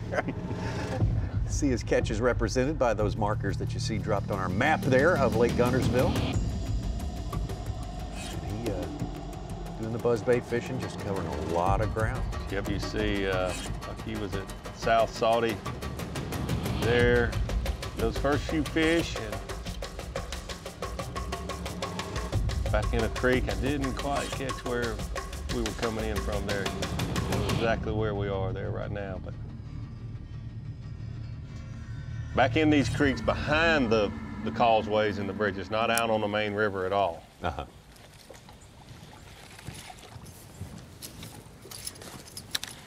Boy, I had been hearing questions. Where's Brandon COBB been this year? 2-time winner last year, and he was kind of mired in the AOI standings at 42nd. And here he is.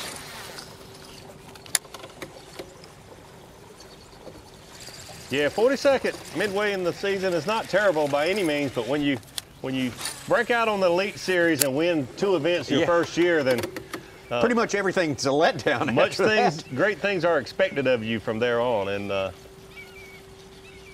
I honestly didn't expect to see him stay in the middle of the pack in the AOY standings, and this is going to move him up.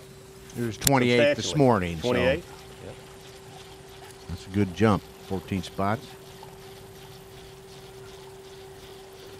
How much time has he spent on Santee Cooper through the years, Davey? More than I'm sure a lot of the anglers that are fishing the elites, but nowhere near as much as Patrick Walters. Oh, okay. But he's fished tournaments there, no doubt. And since it's been 06, since we've been there, a lot of these anglers have never been there at all. So Brandon will have more time on it than a lot of these anglers. But that's what Clark Wendlandt told me, that everybody's been to Guntersville. Maybe not in the fall that much, but years ago, Chickamauga, people have been there the last couple of years. They've had some tournaments, but Santee, he says, it's probably a whole entirely different fishery than it was last time he's been there. Wherever you want to, you get a little chop. Nightmare. Well, it had been never since the Bassmaster Elite Series had been to Eufaula this year, and that turned out to be one of the best stops we've ever made. It was. It certainly was.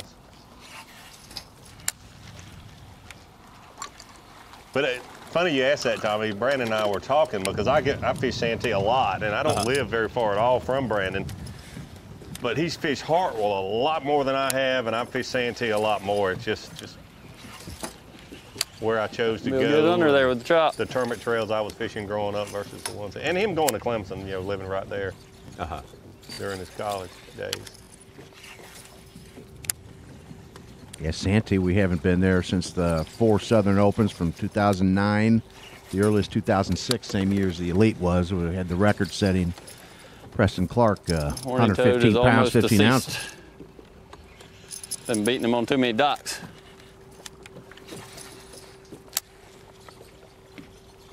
Since we're having a South Carolina discussion, how's Clark's Hill these days? Oh, it's good. Is it good? When you say these days, like if you had to be there right now this week, it'd be more difficult. Yeah, understood. But the tournaments, it's what we're dealing with right here. But I mean, tournaments at Clark Hill, Hartwell, Murray, Santee, those tournaments that we've been to on the Bassmaster tournament. I mean, locations we've been to on the Bassmaster tournament trail. It's been taking less weight the last few weeks than it would any other time of the year. Actually, the Open at Hartwell last week, it was impressive, the numbers of limits and good weights that were caught, in my opinion, for the time of the year.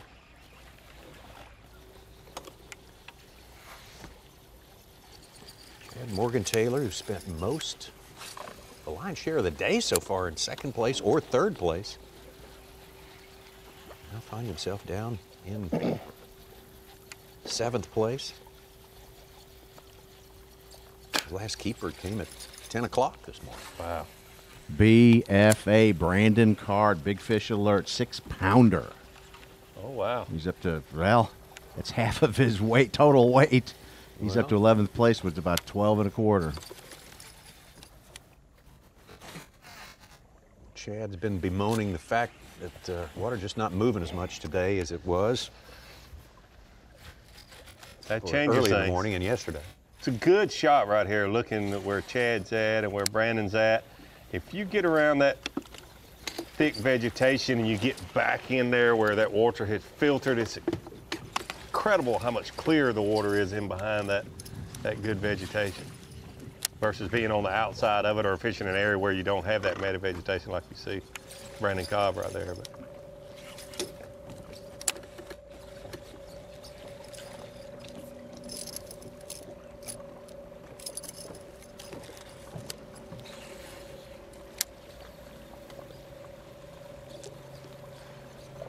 Couple more and we're done. About 5 more. I like these 2 little pockets here. If we don't get one out of there, roll on.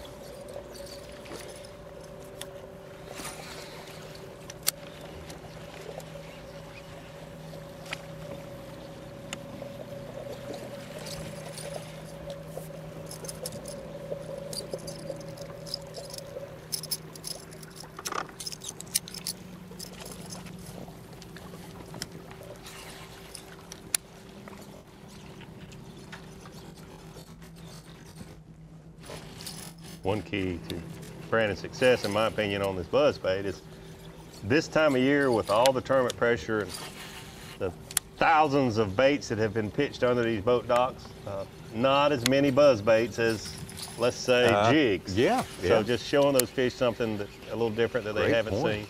Never thought of that. This will always be a heavily pressured fishery. I mean, that will never, ever change. Can you imagine a 5-pounder under dock at Guntersville? Like, yeah, there's another jig. Been wanting to skip under his pontoon. Yeah, gosh, never seen one of those before. In the last hour. Get over here. We're going to try it. Kind of a tricky skip, though.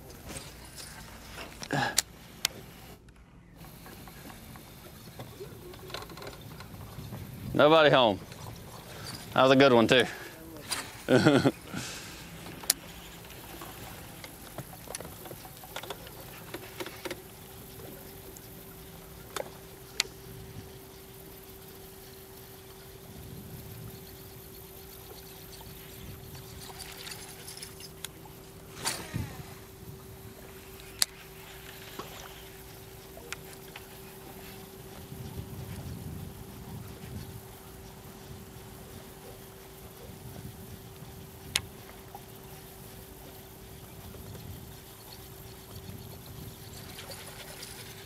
Like yesterday, the first flight returns to Scottsboro, Goose Pond area for the weigh-in at 3:30 local time, Eastern time here. Suits, Don't forget to check out that weigh-in. Suits, can you see what that cut line? Because we're getting where I'm sure a lot of these anglers are thinking about it right now. It's getting near 19. It's 19 or so. We had about 10 of them, 5 above and 5 below, within 3 pounds of each other. Well, 20 minutes ago, the last time I checked. I think he's out. I feel like the chances of way there up being north. a bass Kyle under Welcher that dock is about 0, but I also think nobody's probably throwing at it. So I'm going to be the first idiot to throw at it.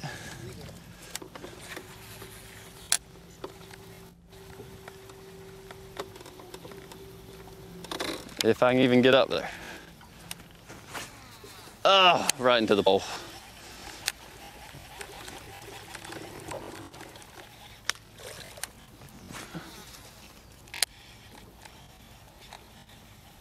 Too many slimies.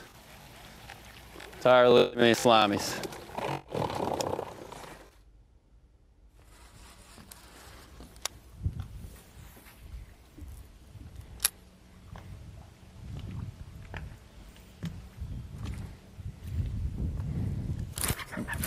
Sullivan? I don't think he'll do it. He was a bite. No. No, I didn't think so.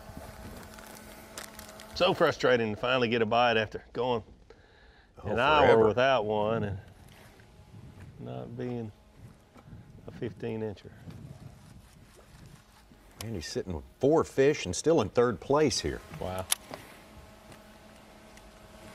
Dave Mullins hanging in 8th with 4 fish. Only 2 of our top 10 who don't have a limit. Right bite, and Randy Sullivan's leading. 212 back. Yeah.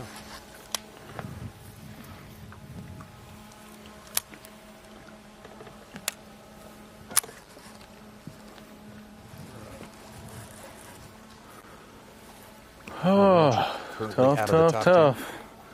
Gotta grind it out. Boy, looking at bass track, it's incredible. Some of the anglers that caught them good yesterday. Get some bites on these, you know. As long as we're getting bit, you know, I think a quality one will come along.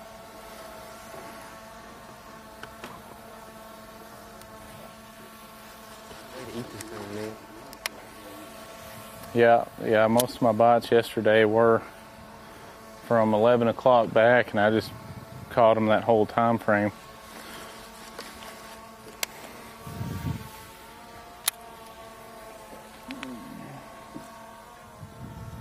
Corey and Chris Johnson for now both kind of getting the job done for today as it's getting that top 40. They're 22nd and 23rd tied with one another right now.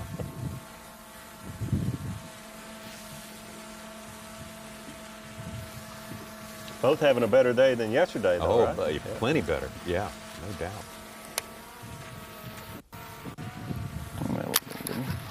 So is Mr. Stetson Blaylock, 17.5 pounds right now, second place. And that will be our largest bag of the day on Bass Track. Yeah, I should say so. He started 23rd, tied for 23rd with 14 even. Got 2 4-pounders in there.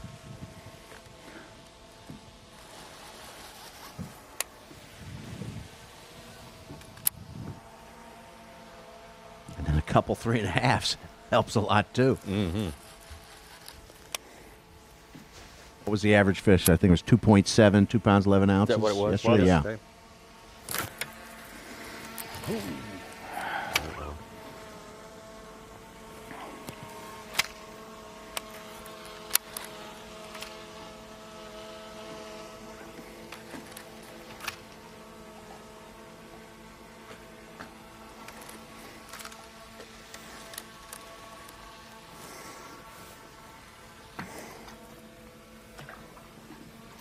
That's a virtual tie between Blaylock and Cobb.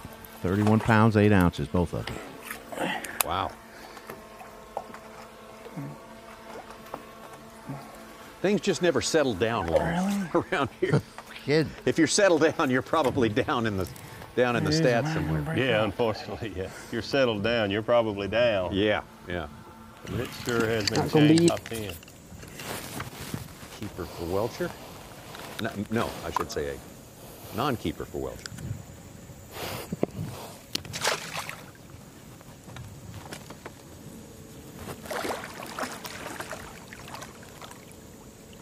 Okay.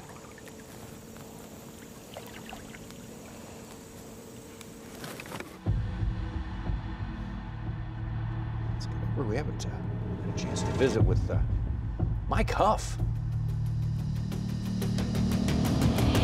He is. Great tournament on the St. Lawrence River. Like Mike in action up there a little bit. Kentucky angler here. Got a limit in the boat, Mike, and comparing yesterday and today, what's the difference, if any? Are you doing exactly what you did yesterday? You know, just doing the same thing. It's been really good today. They seem to be biting a little better, but kind of got on a good spinnerbait bite this morning, which it always helps to have, you know, a few in the boat early. So I've just been running new water today, and it's worked out. So Mike, did you have a good practice, or things just kind of come into play yesterday and today for you? Really, yesterday and today, I had a horrible practice. I only caught 1 keeper the first day and 2 keepers the second day. Horrible practice. I just came up the river and started, you know, pitching a jig and throwing a spinnerbait a little and got some action that third day of practice. It's paying off. So, because you're up the river, we've been talking here, real curious to see if the current's moving like yesterday, or if the water is falling, or is it rising? Has it changed much up the river there today? You know, it looks about the same. It feels like it's moving about the same. There's some places where the current's a little stronger, and I'm really trying to key on that. Just any little current break, you know, lay down or clump of milfoil, it seems to be where they're at. Mike, we've got your recorders having your best fish of the day, your 3-pounder estimated on Bass Track just 15, 20 minutes ago. Is there any time of the day that's been better for you that you can discern? Usually, you know, right off the bat in the mornings has been the best, but then, you know, when the sun gets up, I think they really get on those laydowns good.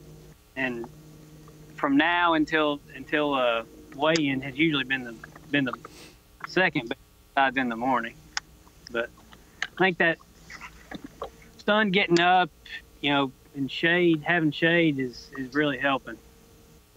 Well, all right, Mike, good limit to boat there, and continued success today.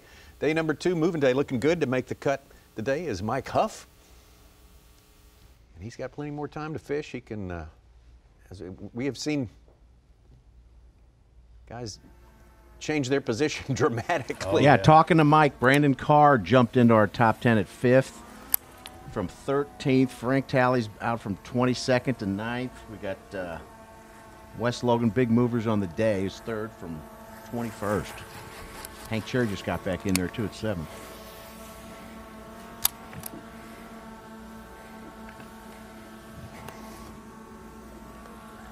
It is kind of hard to believe, but it's fairly commonplace to see a guy go from the top 10 to the mid-20s to back up to the top 10 again here. That's, yeah, we always talk about the guys moving up, but unfortunately for every time somebody moves up, there's somebody moving down. Yeah, it is a zero-sum equation when that happens. Yes, it is.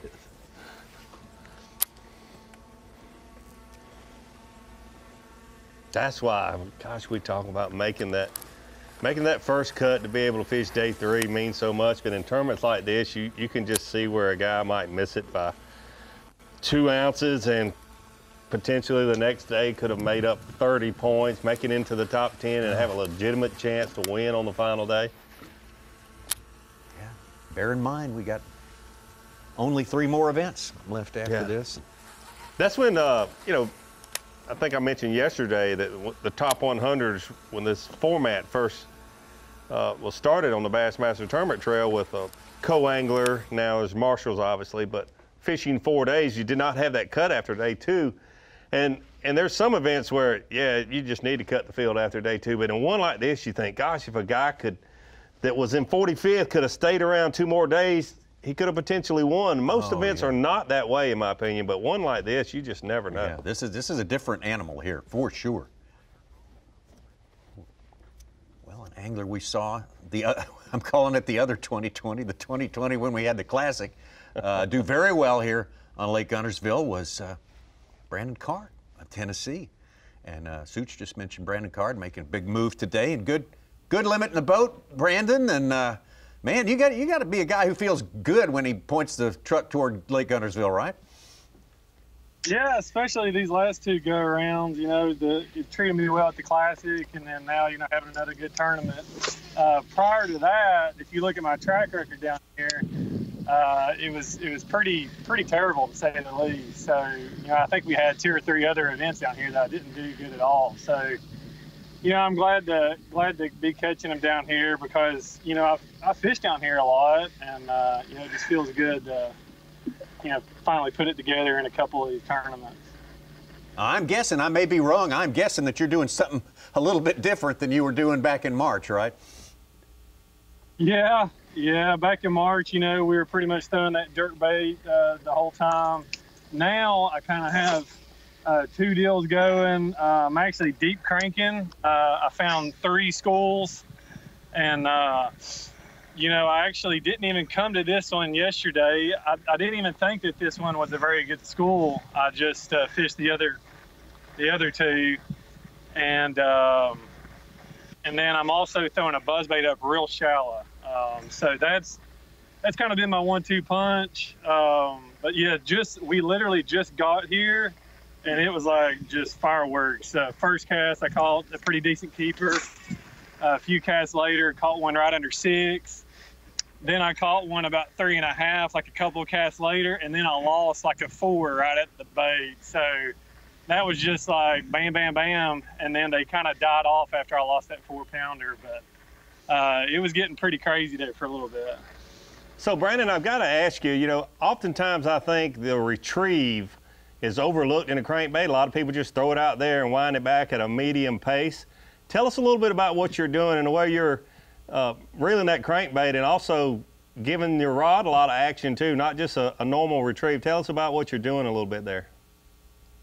Yeah, I mean, that's kind of something that I picked up actually at, I'm going to have to retie. That's something that I picked up at Lake St. Clair, you know, catching those smallmouth on a crankbait several years ago. And I actually tried it, you know, I tried it with largemouth fishing the last couple years.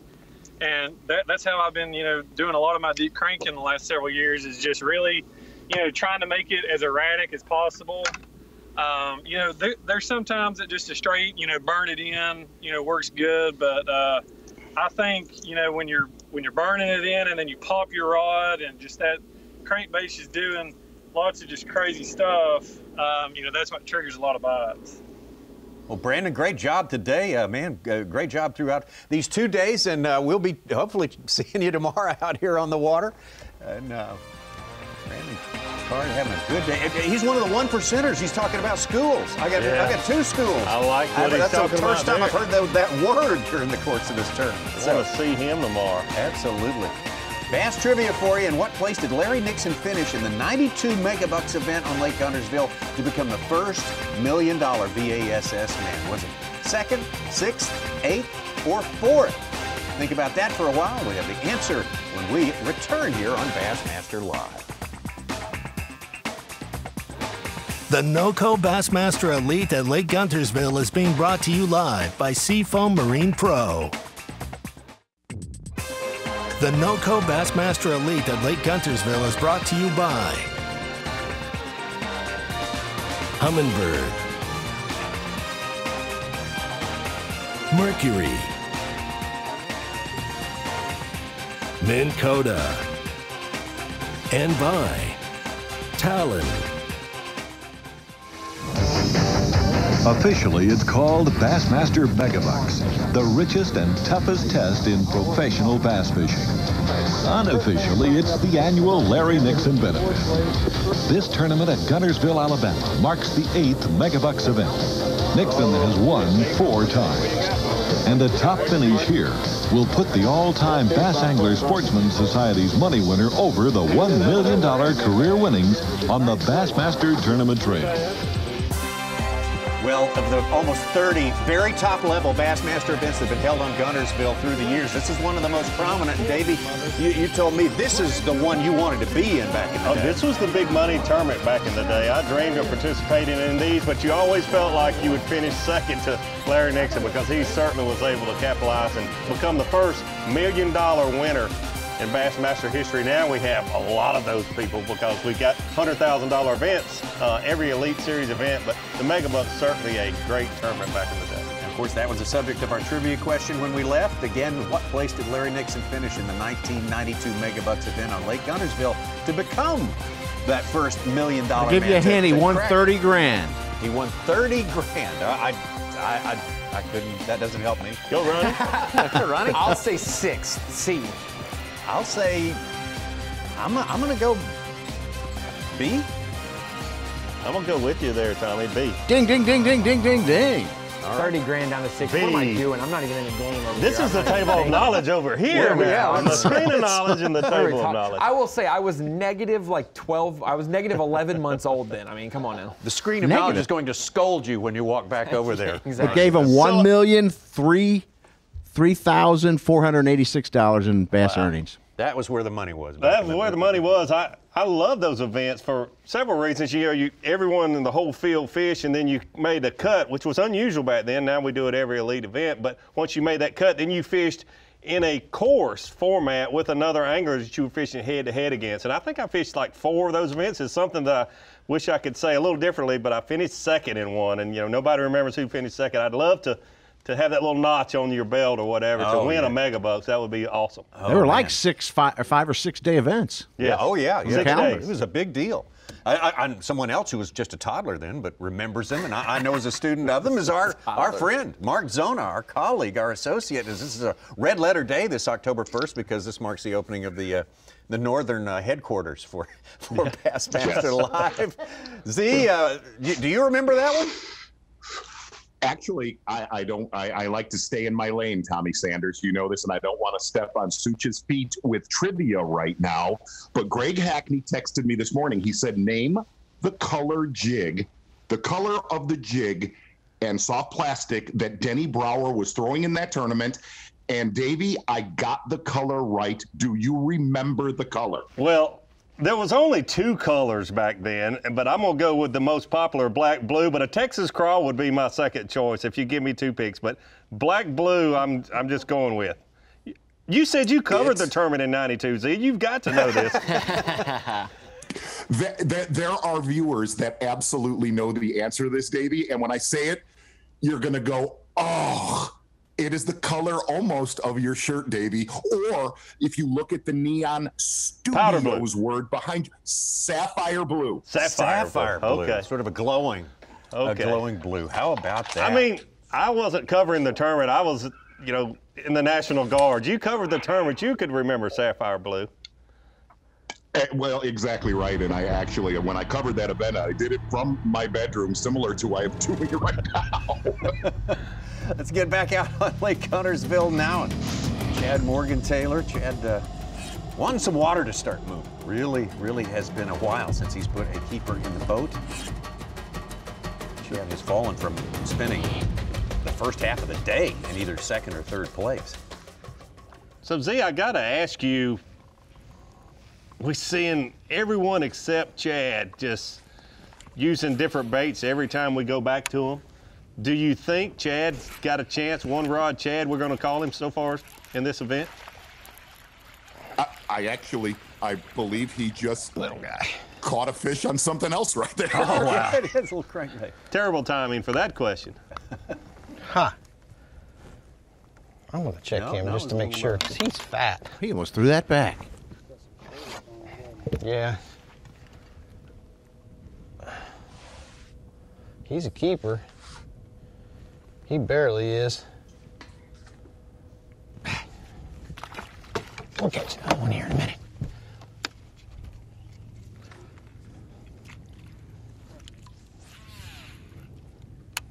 First keeper in 2.5 hours. We'll see. Wow. That's a good question. They definitely ain't in the grass so buried up, I can tell you that. It was the only reason I picked it is that one, well, there's two reasons I picked it up. One is because I hadn't had a bite flipping in a while. And two, the wind started blowing just a little bit.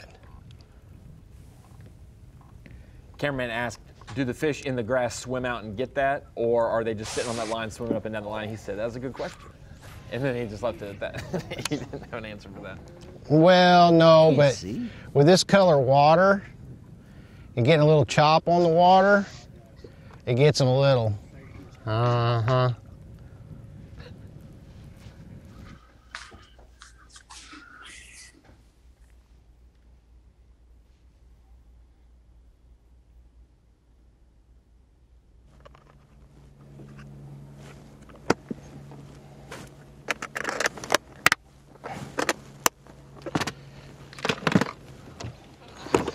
The wind picked up a little bit. I want you to tell us what you're doing. Well, the wind picked up a little bit, just a little bit, and I just hadn't been getting bit in the mats, and I just, on the river out here in practice, instead of forcing that issue, I'd pick up this bladed jig. It's just a chatterbait in kind of a shad color, is all it is, and I'd fish more the edges than in the center. So I thought, well, what can it hurt? The wind's picked up. This watercolor is off just a little bit for flipping. It wouldn't be for a jig, but for my finesse little bait there it is. Picked it up, caught two instantly, and there's another one. These fish are out off the bank a little bit. So there's three in a matter of about 50 yards. So, needless to say, I'm happy I made the change. It might give me a chance to catch a good one here.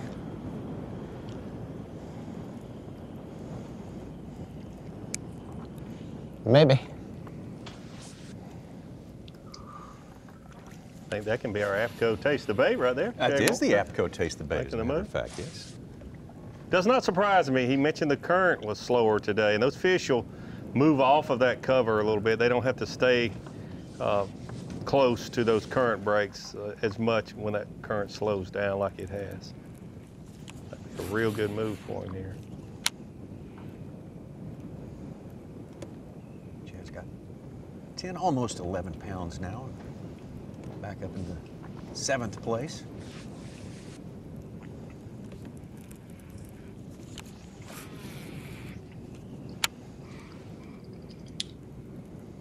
You know, Davey, going back to what you were saying about, you know, that he had really one bullet in his gun as far as punching that grass, whether was up in, you know, pockets or a creek or out in the main river. I just like a bladed jig.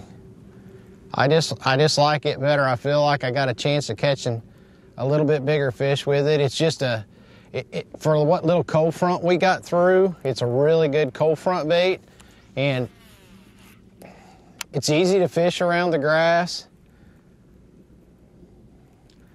and I can fish it a little bit. I can fish it however I want. I can vary the retrieve and it falls, so it gives me a little bit more options. I don't have the flash. They might bite a spinnerbait. I just haven't thrown one in practice. They've been biting this, so I'm just going to stay with what worked. Put a little Strike King 3.75 swimmer on the back of it, give it a little color, and a little more action. They seem to like it okay. I like the vibration it puts out in a little bit off-colored water too. It makes it a little easier for the fish to find. So if they are buried up in that grass, it lets them know right out of the gate something's coming their way.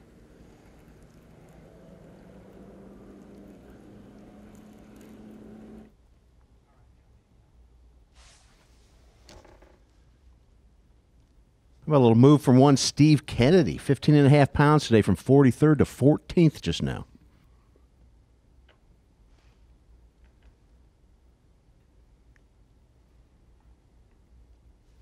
I think it's interesting that this is probably one of the best lakes in the country for a bladed jig, just because of the different types of grass, the different time periods that we come to Guntersville.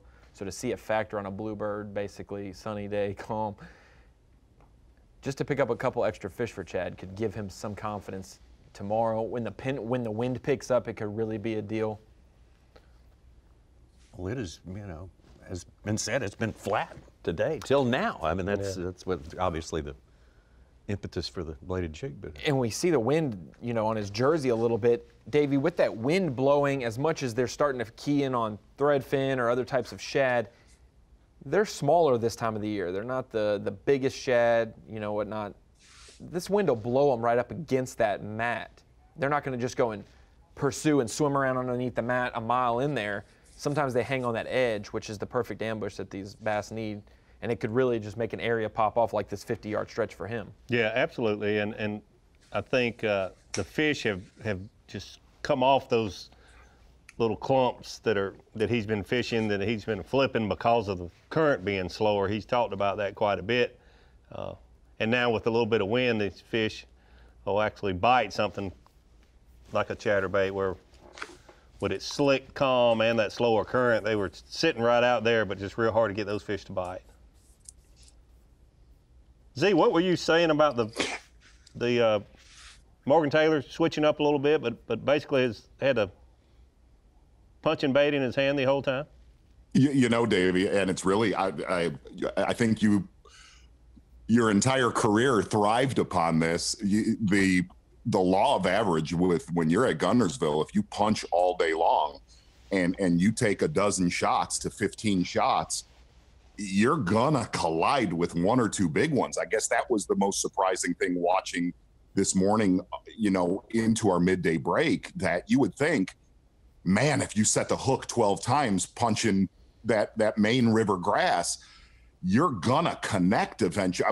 Every time that you and I've gone there, it's the same way. And that's been the one surprising thing, because I guarantee you there's a lot of locals watching this that are watching Chad Morgan Taylor, that are watching David Mullins, saying that is the way to win this tournament, because it will stay the most consistent.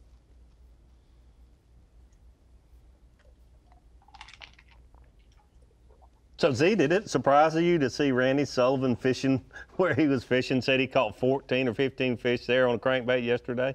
Is that not amazing? Which, you know, I mean, I hate to say it, it's as much as we're seeing a lot of different stuff, it's also very, very much the same as it is when we go to Guntersville. I think the most interesting thing today has been watching Brandon COBB, and I agree with what you said. Every time we seem to cover Brandon COBB, you know, I was waiting when he won at Hartwell. I was waiting for some magic, you know, he knows so much about that lake. You were waiting for some magic technique or magic area. And it wasn't that. It was just he puts his nose down and just fishes what's in front of him. And that's what we're seeing him do here. When you can get on a bank and just go, Brandon COBB is always in our top 10. And I think the other thing to learn from this, you know, for somebody at home that doesn't fish a lot, when you think of a buzzbait or a topwater bait, you think, you know, first 2 hours of fishing. And I really thought we'd see him lay that buzzbait down after the first 2 hours. Obviously, as conditioned as these Guntersville bass are, and I heard you say this, Davey, they don't see a buzzbait from 10 o'clock on this lake a whole lot.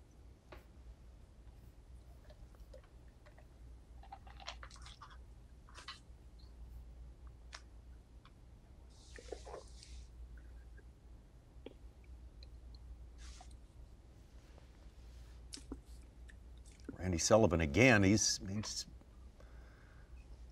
good day, 6th place, hanging in there. Still just 4 fish.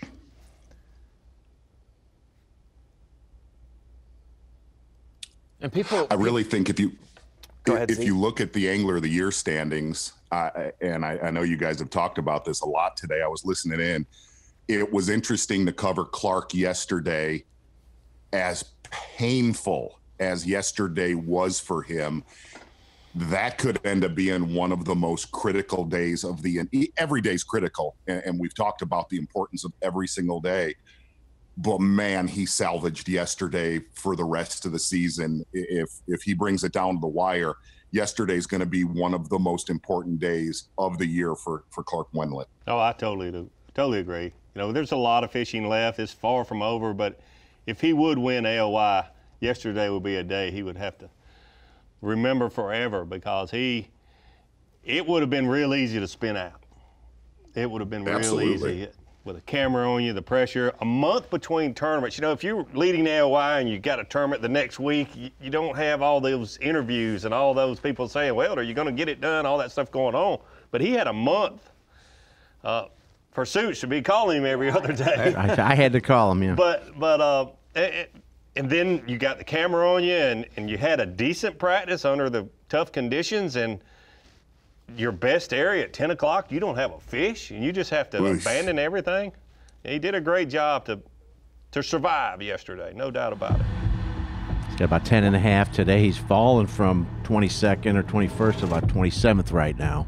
One of the big stories working just this afternoon over the last hour and a half is Stetson Blaylock. Stetson Blaylock with a good limit in the boat right now. Bass Track has him at 17 pounds and 8 ounces. And Stetson, man, great job. What's swapped around for you right now? What's changed? Well, first of all, I don't think I have quite that much. Our Bass Track got messed up earlier, but I still have I had 14 yesterday. I've definitely got a little more than that today. So all in all, it's been a really, really good couple days. But for me, it's nothing much has changed. The bites have definitely gotten fewer, but still catching some quality. I was able to catch 2 nice fish today that really helped the cause. So we're looking good. Looking forward to getting back out here tomorrow and seeing if we can't make a run at this thing. So we've been talking about this, Stetson, in studio about, you know, whether you can just keep one rod in your hand basically the entire day and just put your head down and get, you know, 7 or 8 bites all day long, or do you think in this tournament, and for you in particular, do you have to use every trick in your hand, so to speak, and use a lot of different baits and fish different depths and different types of cover? Well, I think for me, it's definitely been kind of what looks good, fish it. You know, if it looks good and it feels right, stop and fish it. Don't pass something up. It's kind of like just going off your gut and making sure that, I mean, because I've caught fish on 3 or 4 different baits today, you know, key fish that help throughout the day. But I think it's just that time of year, this fall time of the year, fish are moving around a lot, so you can't overlook something if it looks right. Stetson, real quick, concentrating on boat docks, and there's obviously boat docks up in creeks here, pockets, Main Lake boat docks. What so far in this tournament in particular has made a good dock? Well, honestly, for me, I'm just looking for a big fish now, kind of starting to fish some of them. I did catch one of my bigger fish off of a boat dock, and it was a boat dock back in a creek. So this one obviously is kind of close to the main lake. But again, if it looks good, I'm just pulling in there and fishing it. I think right now it's just about covering water and putting your bait in as many places that should have a fish as possible, and then one will get on it every now and then. Stetson, this obvious, very unusual circumstance for Bassmaster Elite Series anyway, fishing. When you are right in the dead center of the change right now, when they seem to be more interested in changing than eating, what are the two hard and fast rules that you try to keep in your mind? Well, one is you gotta keep your head down all day. You can't make those mistakes to where you get out of it mentally. I feel like this time of year you have just as good a chance of catching a giant on anything you throw. There's really not a wrong way to fish this time of year. It's just about being confident and keeping some baits in your hand that you're happy with and confident that you can catch some fish. Well, Stetson, you've seen how this field is spread out from top to bottom of Lake Guntersville, or at least you haven't seen it. You've heard tell of it. I mean, it's hard to feel like you've been shut out of the really good places, because it seems like in a situation like this, that more places are more equal than they are during the rest of the year. I think for me, it was more about spending a lot of time where I thought the fish should be in practice and never really did get them dialed in. And I knew right then that it was going to kind of be a junk fisherman's dream. And that's kind of what I've done the last 2 days is just kind of run around and fish stuff that looks good to me. I used to fish a lot in the fall, not so much the last few years, but, you know, when I was a kid growing up, I fished a lot this time of year, and always seemed like you would catch your best fish right when you least expected on something that didn't really look that good. And that's how this week's been for me. So 2 days down, I feel like I'm going to have enough to make the cut, being in 24th and or right there about it, and then having, you know, another good solid day. So looking forward to trying again tomorrow. Well, Stetson, you've handled a tough Guntersville about as well as anyone can over 2 days. Congratulations on that. We will see you at weigh-in time. Thank you. Let Stetson fish on right there. And pretty good, solid, straightforward approach to dealing with what's in front of these guys here.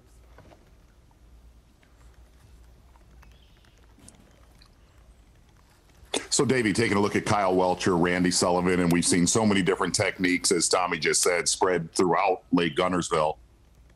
Fast forwarding to next week, Santee Cooper.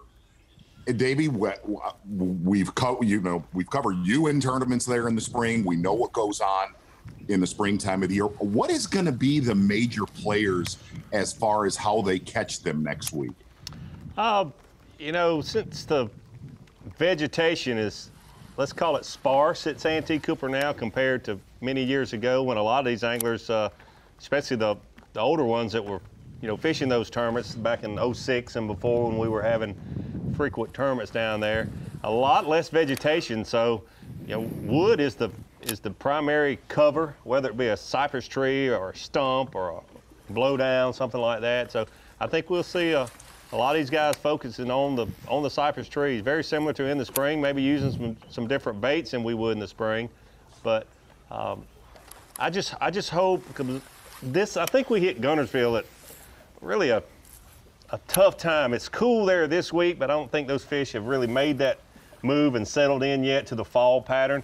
I hope next week at Santee and even the week after that at Chickamauga, those fish will have settled in a little more into the fall pattern, because the fishing should be a little bit better once they make that move, and I'm certainly hoping it will be at Santee Cooper. The one thing I will say about it, very much like Guntersville this week, Guntersville is the biggest lake in Alabama, 75 miles long. Santee Cooper Lake, in fact, Lake Marion, even without Moultrie, is the biggest single lake in South Carolina. And you will see fishermen, the potential for a fisherman to be all the way up the river on the upper lake or all the way at the lower end of the lower lake. I think he will fish very, very big.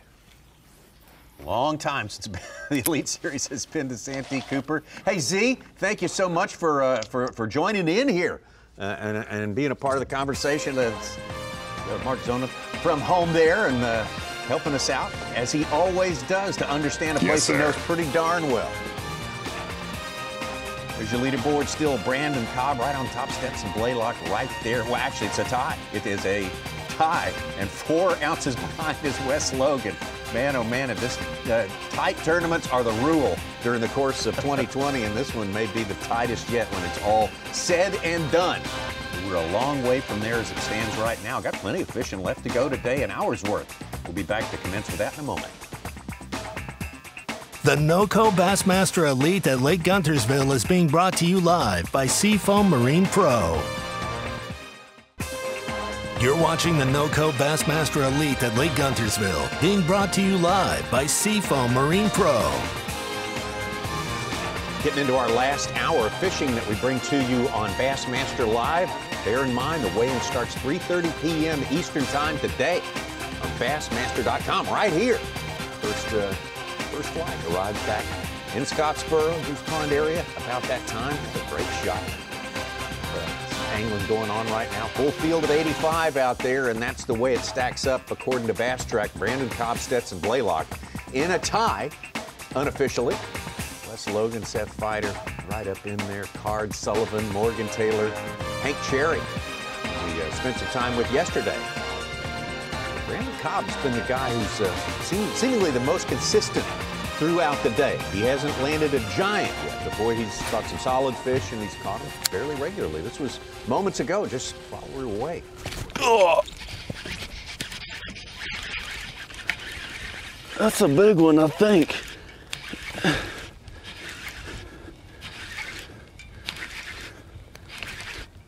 Oh, come on. It's not as big as I thought, but he's definitely bigger than one of those in there.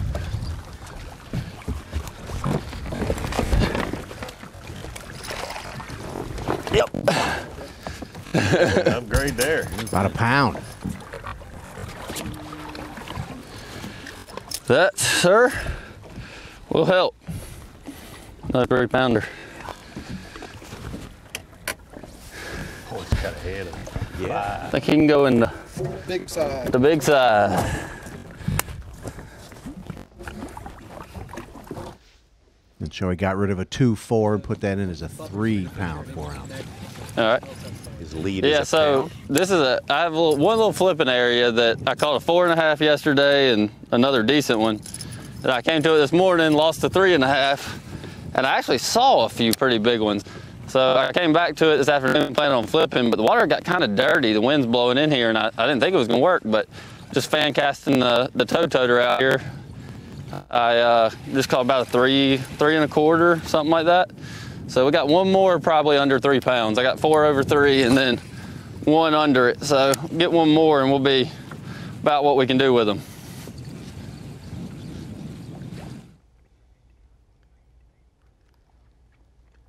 Brandon COBB taking that lead, breaking out of that tie with Stetson Blaylock right now. We're happy to announce we can bring in Dave Mercer. Dave's got a lot to do today.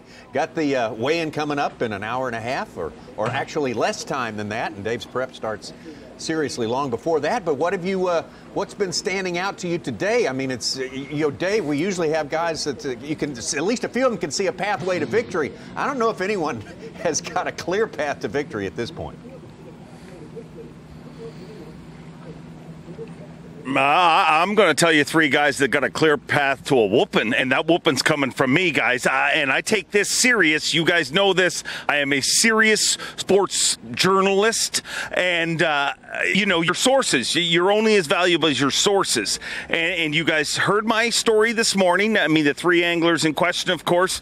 Our tournament leader, Brandon COBB, Wes Logan, and, of course, Scott Canterbury. If you look at our top 10, All those 3 liars are inside the top 10. The 3 guys that were just boo-hooing this morning telling me how, man, it's just going to get tougher and tougher every day. So that's what I'm looking forward to. I'm looking forward to finding out why they would lie to me and put me in such a bad position, guys. Well, obviously that old ruse still works. It worked on you. It probably worked on us as well. So why wouldn't they do that? That kind of throws everybody off their track a little bit. I mean, they got me, I guess. I don't know. I mean, they'll come up with some junk on stage and say that, no, it really was tough. I mean, although I'm leading the tournament, I'm telling you, this was incredibly tough, I'm sure.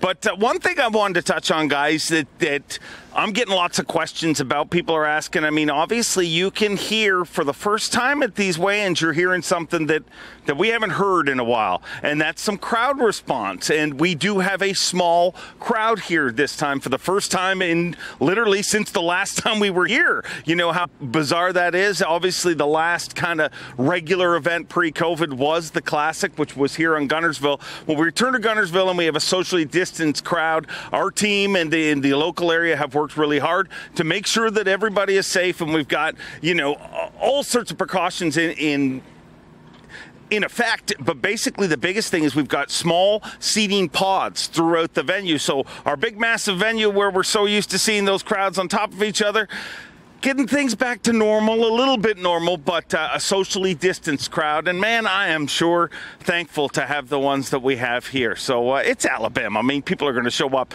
to see a bass tournament. You guys know that. So, Dave, on that point, it's amazing we were forced with the situation, the pandemic, to not have fans at the weigh-ins.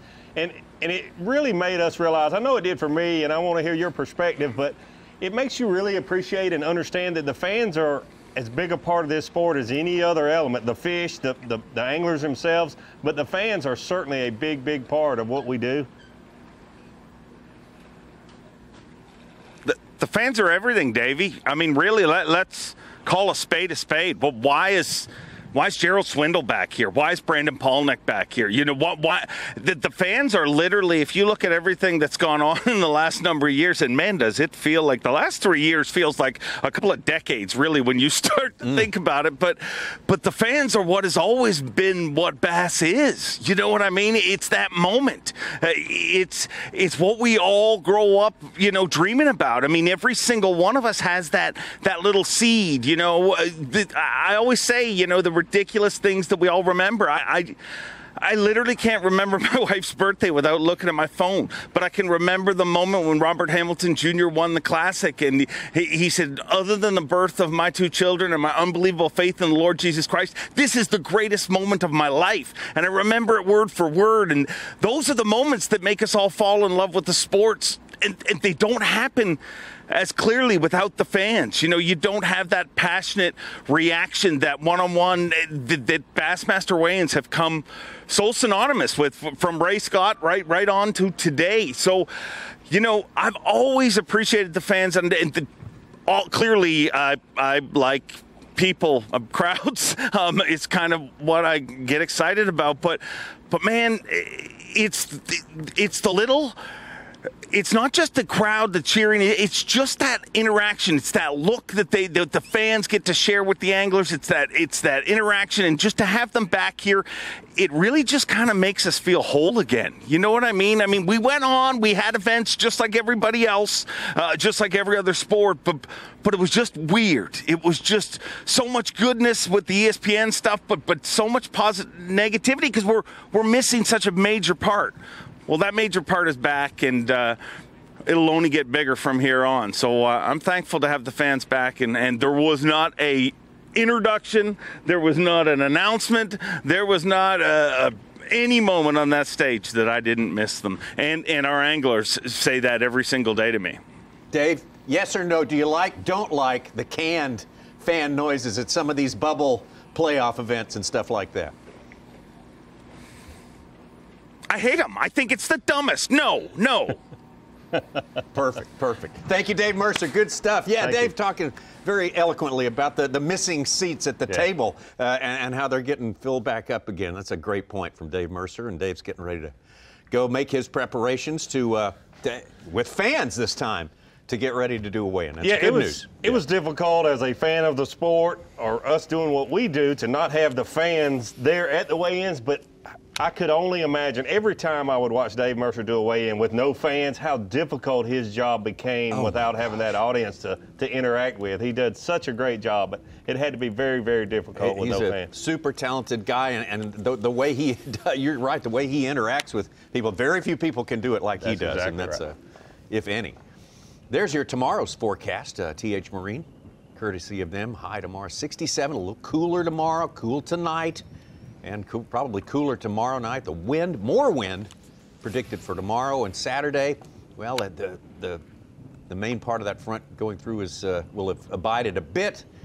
A little bit warmer temperatures day and night, and that wind is back down again. If you're watching Bass Track and you're wondering how in the world did Stetson Blaylock go from tied for first with 17.5 pounds down to 5th place with 15 pounds.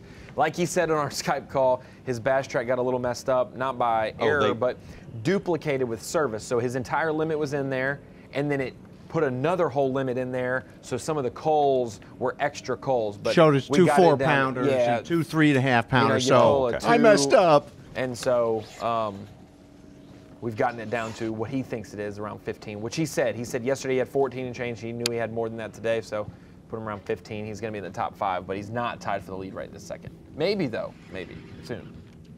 Still in the hunt, though. And Yeah. Shane 2 LaHue good just days. Yeah. filled his limit. And guess who he knocked outside the top 40 right now? John Cox is the first man out. So he needs to catch some. You know, that 4 for 17 kind of throws a red flag, but I didn't think we would see John Cox with one spotted bass in his live well right now. That's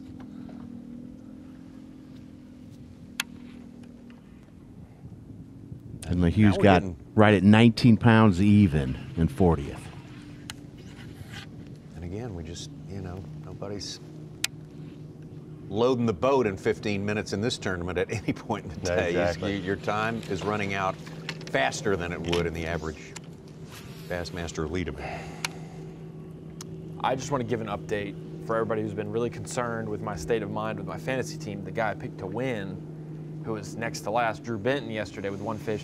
He has a limit for about 10.5, and he's up in the 60s now. So, that's progress, but still far away from first. Still a little worried about That's okay. Hey, Wes Logan, Kyle Welcher, they're in the top. They're helping. I'll break down more of the fantasy fishing coming up. He's moving up, but he better spend his final hour on the Miracle Mile. I can just tell you that right now for you to have any chance, Ronnie. Yeah, pick anywhere on that. the only thing that's gonna. Hey, pick anywhere on that 27-mile stretch of Miracle Mile.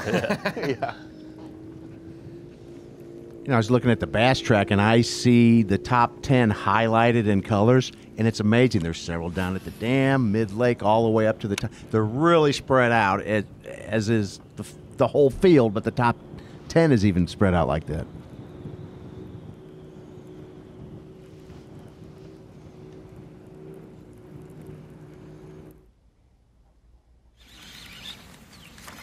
Now Welcher, the day 1 leader. Just joining us way, way up the river here at Guntersville. Near the top, doing something a little bit different. Sure worked on day number 1.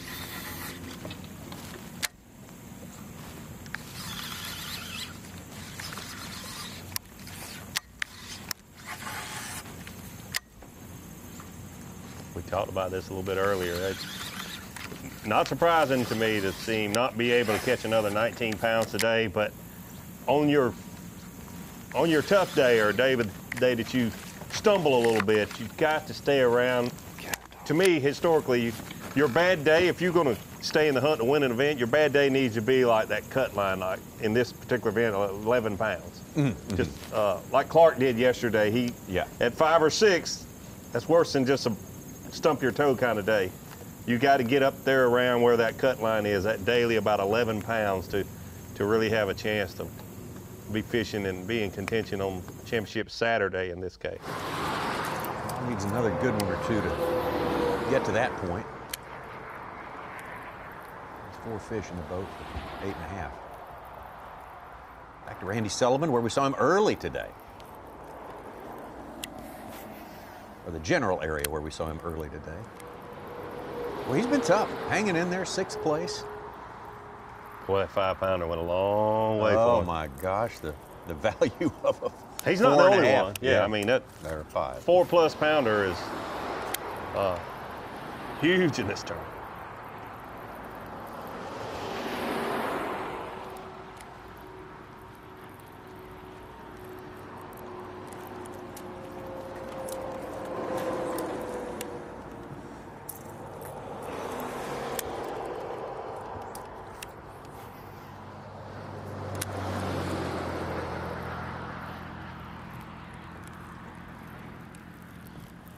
Gillgrass is a horrible pain.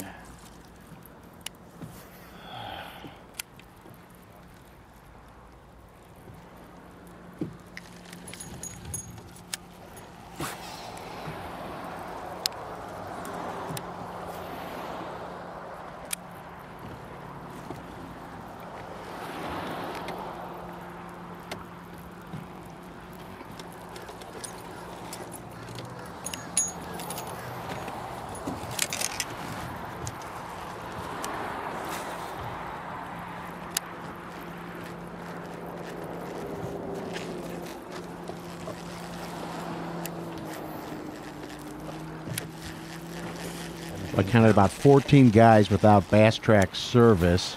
But if Rob Dye, who's 38th right now, and Jake Whitaker, 39th, they would have climbed from 72nd and 73rd inside the cut. Wow. Big days. And even if they don't, if they miss the cut, Save, they're in the 40s or 50s, you gain 30 points. 25 to 30 points, which for Angler of the Year, the Classic, like you said with Clark, surviving yesterday to be where he was. If you're doing that at the end of the year, you're like, man, one of my worst days ever was Guntersville. It's also the one that saved you. Right.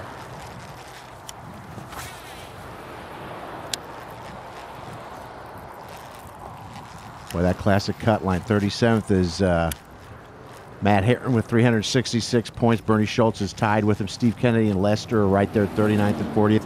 1 point back is Jason Williamson and Jay Yellis. Another point back is Bob Downey. It's tight. Go back to Mustard. Switching back, Randy Sullivan is to mustard colored. He was throwing, it looked like he was throwing a Fritz side, the shallow one. It looked like it didn't look boss, it looked like a plastic one, but It it was a looked like flat that bait. style. I never Yeah. could really ID it. I'll ask him this evening. I didn't want to push too hard towards that. He kind of. Remember that fourth keeper that he swung in and then he was wondering if it was going to measure and we cut away? It just the profile looked like that. Go back to what works. The shallow version of that. Certainly it couldn't be. We heard Fritz say all day yesterday they wouldn't bite a crankbait on the full moon. That's hilarious. There's always that one wise guy that catches 15 fish on something he's not supposed to. Just to be a contrarian. Super cool is they had the Bass Fishing Hall of Fame like online auction since we couldn't all meet in Springfield to do it this year. They did an online auction, and one of the things that was given away or up for bid was the prototype crankbait that David Fritz got and used forever to dial in that crankbait. Wow. And he sent it, and it actually might be in a box upstairs. I might have it. Who knows? Well, yeah. Gosh. I'm going to take one out of the pack and mail it to whoever won and be like, hey, this is the prototype. Still looks good. I think it required a pretty price, too, if I remember correctly, Ronnie, looking at the bids. Is this a bass or a catfish? Something big. Drum, maybe? Acting like a drum, I must say. Yeah, or a catfish. Could be a 12. He did foul hook a bass earlier that this could be the same situation. Oh, this is a bass. Nope. Yellow cat. Oh, flathead catfish. Hey. The color of that crankbait kind of looks like back of Come that here, cat. Bubba. He made that color change and immediately hooked up. Yeah, there you go.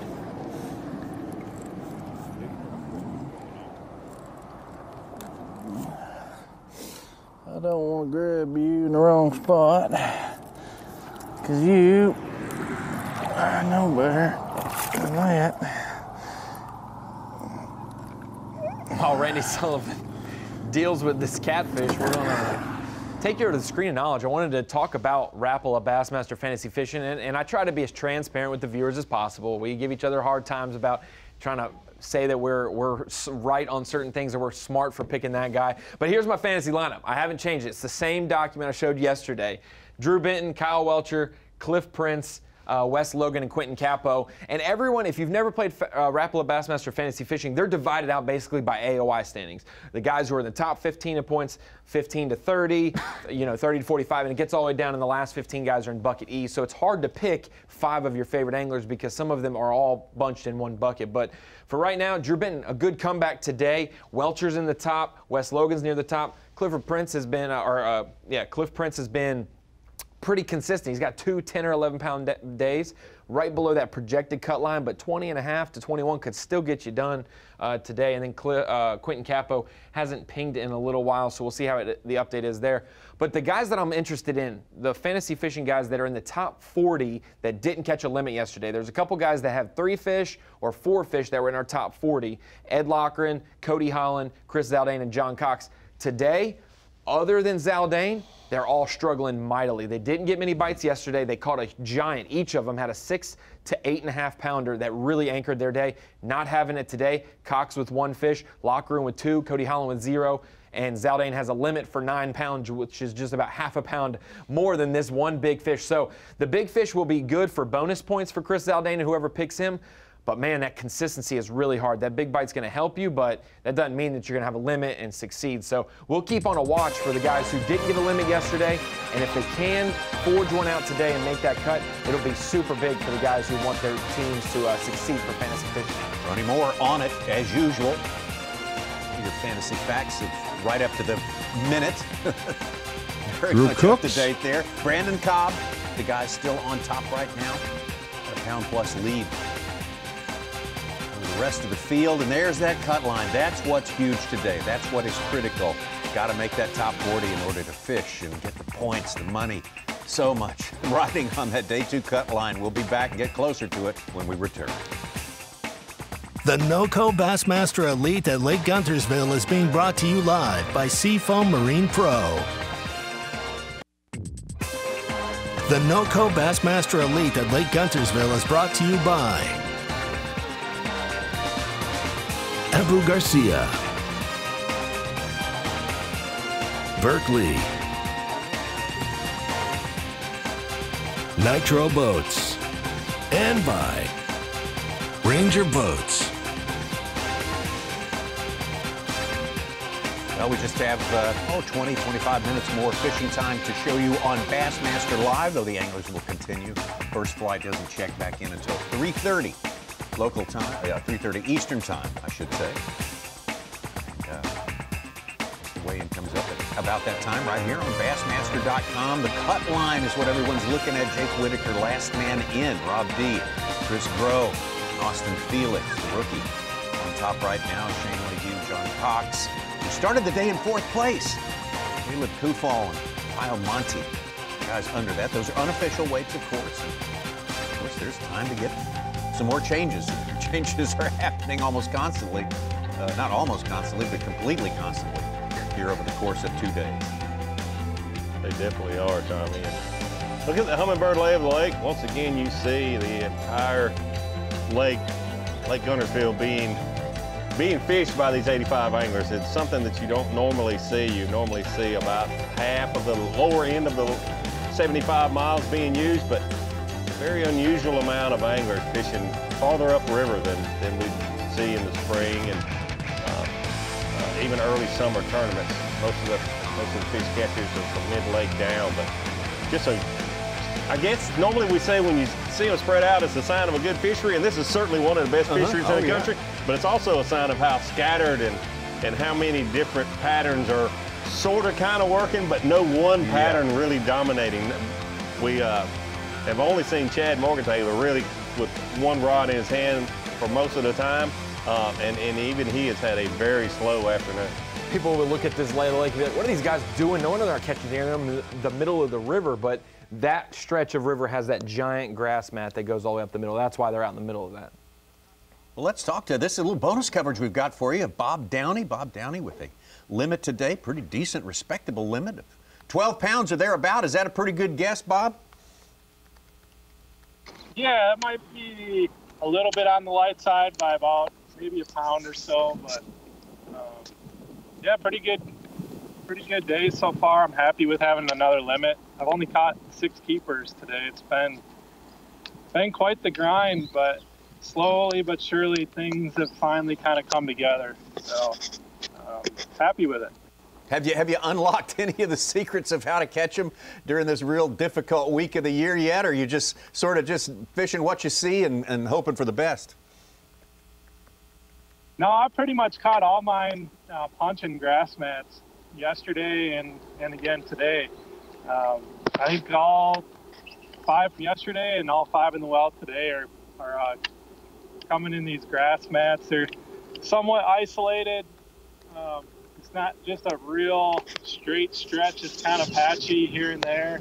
And I think another key is outside of one other angler, I've kind of had this area to myself. So that part, I think, has definitely made a little bit of a difference too. Even I was proud of you're fishing fresh water that hasn't been getting, hammered all day. So Bob, flipping these mats, that's something that everybody thought would be a player coming into this tournament. During your practice, did you try a lot of other things and just this is the only way you could get bites, or was it a matter of you couldn't get as many bites flipping the heavyweight in mats, but you felt like you would get more keeper bites and even have a chance to catch a big fish? I probably got equal bites doing this as compared to other things. I had kind of a little bit of a spinnerbait deal going. One day I caught some fish off docks, not a lot, just a couple in practice. A few on the buzzbait. In fact, that reminds me, I think I do have one in the well that I caught on a buzzbait this morning, just off a laydown. But this particular stretch, I came through here, I think the first day in practice in the afternoon and had like 14.5 pounds in like an hour and a half. And then I punched a lot the rest of the week of practice, for 3 days of practice in all different areas across the lake. And for whatever reason, this little, I'd say it's about a half-mile stretch, seems to be like the only place I can really get bit doing it. There's just a lot of activity here, and I thought for sure more than just one other guy would be in here with me, but been kind of fortunate to have it to myself. And yeah, you're right, it has produced a few of the better bites compared to other things that I was doing in practice. I think the only fish I saw over 3 pounds of practice came doing this, so I kind of just committed to it. You're only getting 4 to 6, 7 bites a day doing it, and you hope to execute on all of them.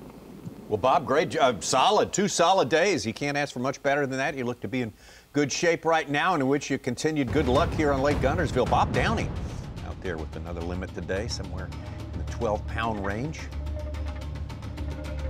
Looks to be in pretty good shape, pretty safe spot to be. We have it unofficially in 16th position. Everything's unofficial. We do have some weights that we're not aware of at this point, so I'll make it all legal at the weigh-in. Dave Mercer and Trip Weldon will see to that. Well, Brandon COBB is currently unofficially, like you mentioned, in first place, but he has not been fishing any secret areas today, that's for sure. He's fishing those places that historically hold bass on Lake Guntersville.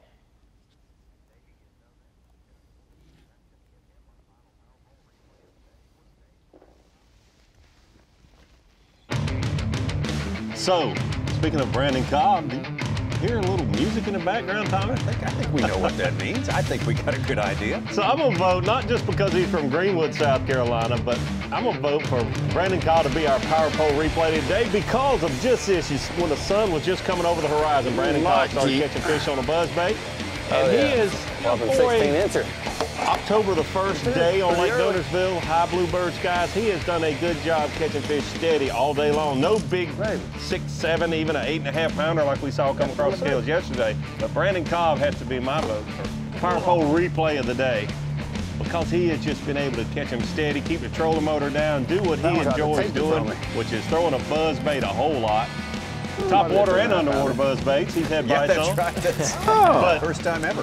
Brandon COBB is certainly, you are our power pole replay of the day. We got a limit Our of bass. leader, just catching them steady all day long.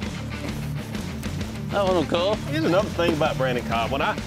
You saw him win at Hartwell. Well, he's at home. This is home lake, but he's really good with a wacky worm. A lot of people knew that. Oh, he came back and got it then you underwater. see Did you see that? at Lake Fork, catches an 11-pounder off the bed. He's a very good sight fisherman. Came back and got it People underwater. around Greenwood, South Carolina know that. All of his other fish came on a jerkbait or top water, which he does all the time. He's very good at that. Oh, sure. And then you see him here catch him on a buzzbait. Well, he's an expert at he that. is great with a buzzbait in the summer and the fall. Sure. This guy must be versatile. Or he's 3 different people, and we're just putting a big one over on everybody. No, he's a great job. Super versatile guy. And, you know, at this point, we got so much fishing left to go. And as like I was saying to Mercer, some guys at this point in a lot of tournaments can see how they can get there. They know there's some pitfalls, but they can see how to get there. I don't know if Brandon sees how to get there, but if knowing how to win makes any difference, he's proven that. Certainly proved that. Just think about it, in a year and a half on the Bassmaster Elite Trail. Pretty, I mean, you put his year and a half, first year and a half, might you say, against anyone's. Anyone's. I'll say this, is that this is a little bit later than other times of year, but when he fished on the FLW Tour and he made the Forestwood Cup, I believe, 5 times, I don't think he missed the final day cut. I think he made the top 10 every single time, and that's a late summer, hot as can be, tough as can be. Throwing a buzzbait. And doing something like that, yeah. Going a lot of the fishing time. fishing for one bite here, one bite there, not for a school of fish. And so the fall, that's right at the Carolinians' alley. You know, I mean, that's what we like to do. It's not too that's right. different. You know, you can go run a pattern of docks. People are like, oh, there's no rhyme or reason. No, there's certain docks, just like there's certain grass edges or certain banks. You just concentrate in those. Boy, a tale of 2 different days. The way they've played out for a couple of anglers has started pretty much next to each other today on the leaderboard. Wow. Brandon COBB now sitting in first place, and John Cox, who started the day in 4th place. Hardly anything today, and currently sits outside, unofficially, outside the cut line. And Cox is a great fisherman, no doubt. It was a little surprising to see him catch all those smallmouth. It's a little surprising to me, but this is his wheelhouse right here. Up there, lily pads, shallow water. I mean, this is his wheelhouse. It is very surprising to see him having such a slow day today. Back to you talking about Brandon COBB with FLWs and making those cups and finishing well in them, Ronnie. Brandon COBB has been, you know, he's under the radar, a little underappreciated, hasn't gotten as much. I mean, he's really done well in his short career. No doubt about it. And man, he's a fantastic Call of Duty player. I'm just kidding. No, but he really is, though. He really is. Him and Mullins, I don't think it's any coincidence. You know, a lot of guys put in time on the water in between Elite Series events. These guys keep their hand-eye coordination really sharp playing Call of Duty, and I enjoy playing with them. And what makes a good Call of Duty? Just Yeah, time on the sofa? Idea, I think, time on the sofa. Time on the sofa. Strategy is a big thing. A big thing. Do you go risk reward? But it got one we needed. Risk reward. I got you. Oh, Seth Fighter just called up a pound. He's within 1 3/4 of COBB. Oh, we're just gonna shoot to the bridge right there. So you can just keep rolling. It don't matter.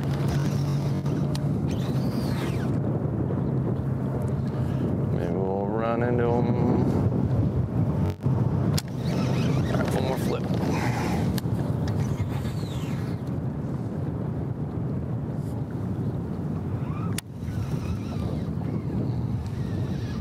I think this is how all the rumors started that Guntersville was on the downturn a few years ago. People must have came and fished here in the fall and said this place is really tough. Looks like all the bass are gone. They just came during this week a few years ago. All right, last one. Took him all day, but Garrett Paquette has his limit and back in the top 10 at 7th. Yep.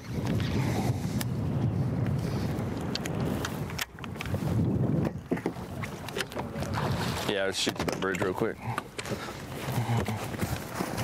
So I just got a text from one of our viewers, Brandon wanna McDade, fish and grass he said that Brandon again. COBB's a good deer Never. tracker too, even though he doesn't deer hunt very much. The guy lives 9 lives. My gosh, yeah. He's got sofa time. He's got buzzbait time. He's got sight fishing time. Probably those special glasses where he can play Call of Duty with his eye movements and everything. While he's tracking a deer, throwing an underwater buzzbait all at the same time.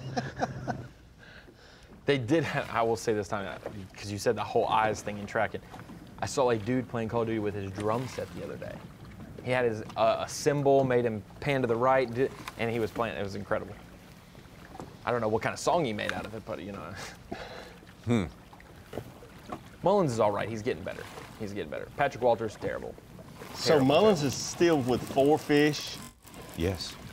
This is a offshore place that he was talking about earlier that he thought he could catch one keeper off of. Maybe not a big one, but one keeper would really help him right now. Yeah, he and Welch are still with 4. They've fallen to 14th and 15th respectively. Andy Wicker, that name's familiar because he's a Hartwell hammer. He just texted me. He factored in the event last week at the Open, almost had a shot to win that, but Patrick Walters took it home. He texted me and said, Brandon is the best buzzbait fisherman I know, and hands down. And he's fished at the pro level. He fished Hartwell. You know, he does all that. Actually fishes Murray more than Hartwell. Fished against his dad for Wicker? a lot of years. Yeah. Wicker. Oh, he's not, yeah. He's deadly on both, but yes.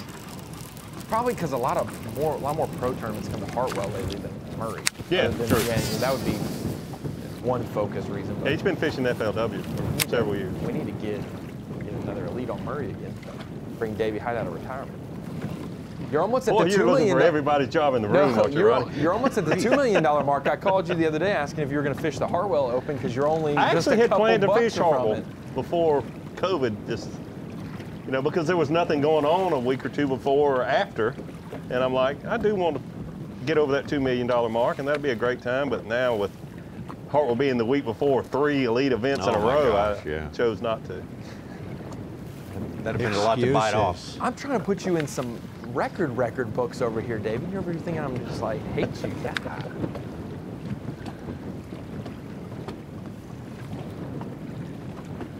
David Mullins' last keeper came at 11:30 this morning. Wow, that is a long time to go.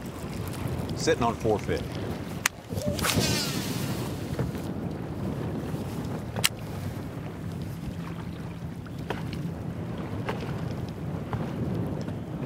Well, it's a late little run here. Going to gain some valuable points for Brandon Lester, who had fallen to the cut line at 40th. He's up to 59th place right now. He was 70th. I'm with you. 75th. That's very surprising. To me, that's more surprising than seeing Drew Benton struggle here on a place that you would think he would excel. Honestly, I'm not joking there. He's a pre-tournament favorite. Those are two Lester. guys that I would have never thought would have a tough event here. That's who you were saying. Especially Brandon Lester? Lester. Yeah. Yeah, Lester struggled yesterday. No Marshall today. So we'll know what he has. Him, Swindle, Mueller, all guys who were thought highly of, don't have Marshalls today. He put in, he's got 4 for 8 pounds. Oh, he put him in himself. Okay. Yeah. I guess.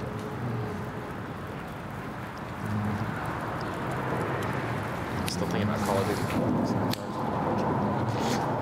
Just thinking about tracking deer. Yeah, it's dropping.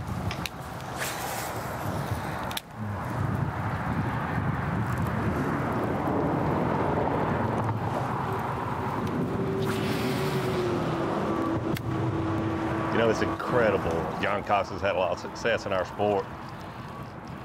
I hope he catches the limit before he has to weigh in. I really do. But if he goes in with 1 spotted bass, it's one of those days you think, I mean, there's times when you think, I got it figured out. This, you know, I'm good. These, you know, you just got to know what you're doing out here. Yeah. This is one of those days you go, do I know which end of the boat is? Yeah. And that window's closing fast. He's due in at 2:30 the first flight. That's right, his first flight. Wow. 40 minutes of total time left, not counting the run. He's up there, yeah. David, I mean, did you ever have go on Lake Guntersville, even though it is the fall of the year, and catch 1 spotted bass? He's a great fisherman.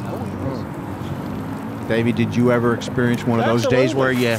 Yeah, I wouldn't even remember comment on one? something like that if I hadn't been there, done that. I mean, that's why I know what he will be thinking tonight, and on his drive to Santee Cooper. Like, what could have happened? How could it happen? It's very similar to Champlain day one when he made the long run down to Ticonderoga, and what is going on? I got to get out of here quick. Yeah. Just with back-to-back-to-back, you can't let it affect your next. You got to forget about it if there again, I hope he catches 12 pounds before he has to check in, but if he does it, you got to forget about it. But you also, whoever wins this event, they better forget about it when they leave here too, because those next 2 events back to back to back, you could drop, go from on top of the world in the classic cut to way out of the classic cut in 2 events. Anytime you think you're on top of the world, there's always somebody sneaking up on you with a baseball bat. Yes. Ronnie and I were talking with their eyes on you. Yeah. You make the cuts, you could fish 12 out of 20 days. And if you don't, you're fishing for sure 6 out of 18 days. Right. Not counting practice and the 1-day travel between each of these tournaments. Yeah. If you count that, it's 21 out of 23 days if you made all 4 final days. Or I mean all 3 final days.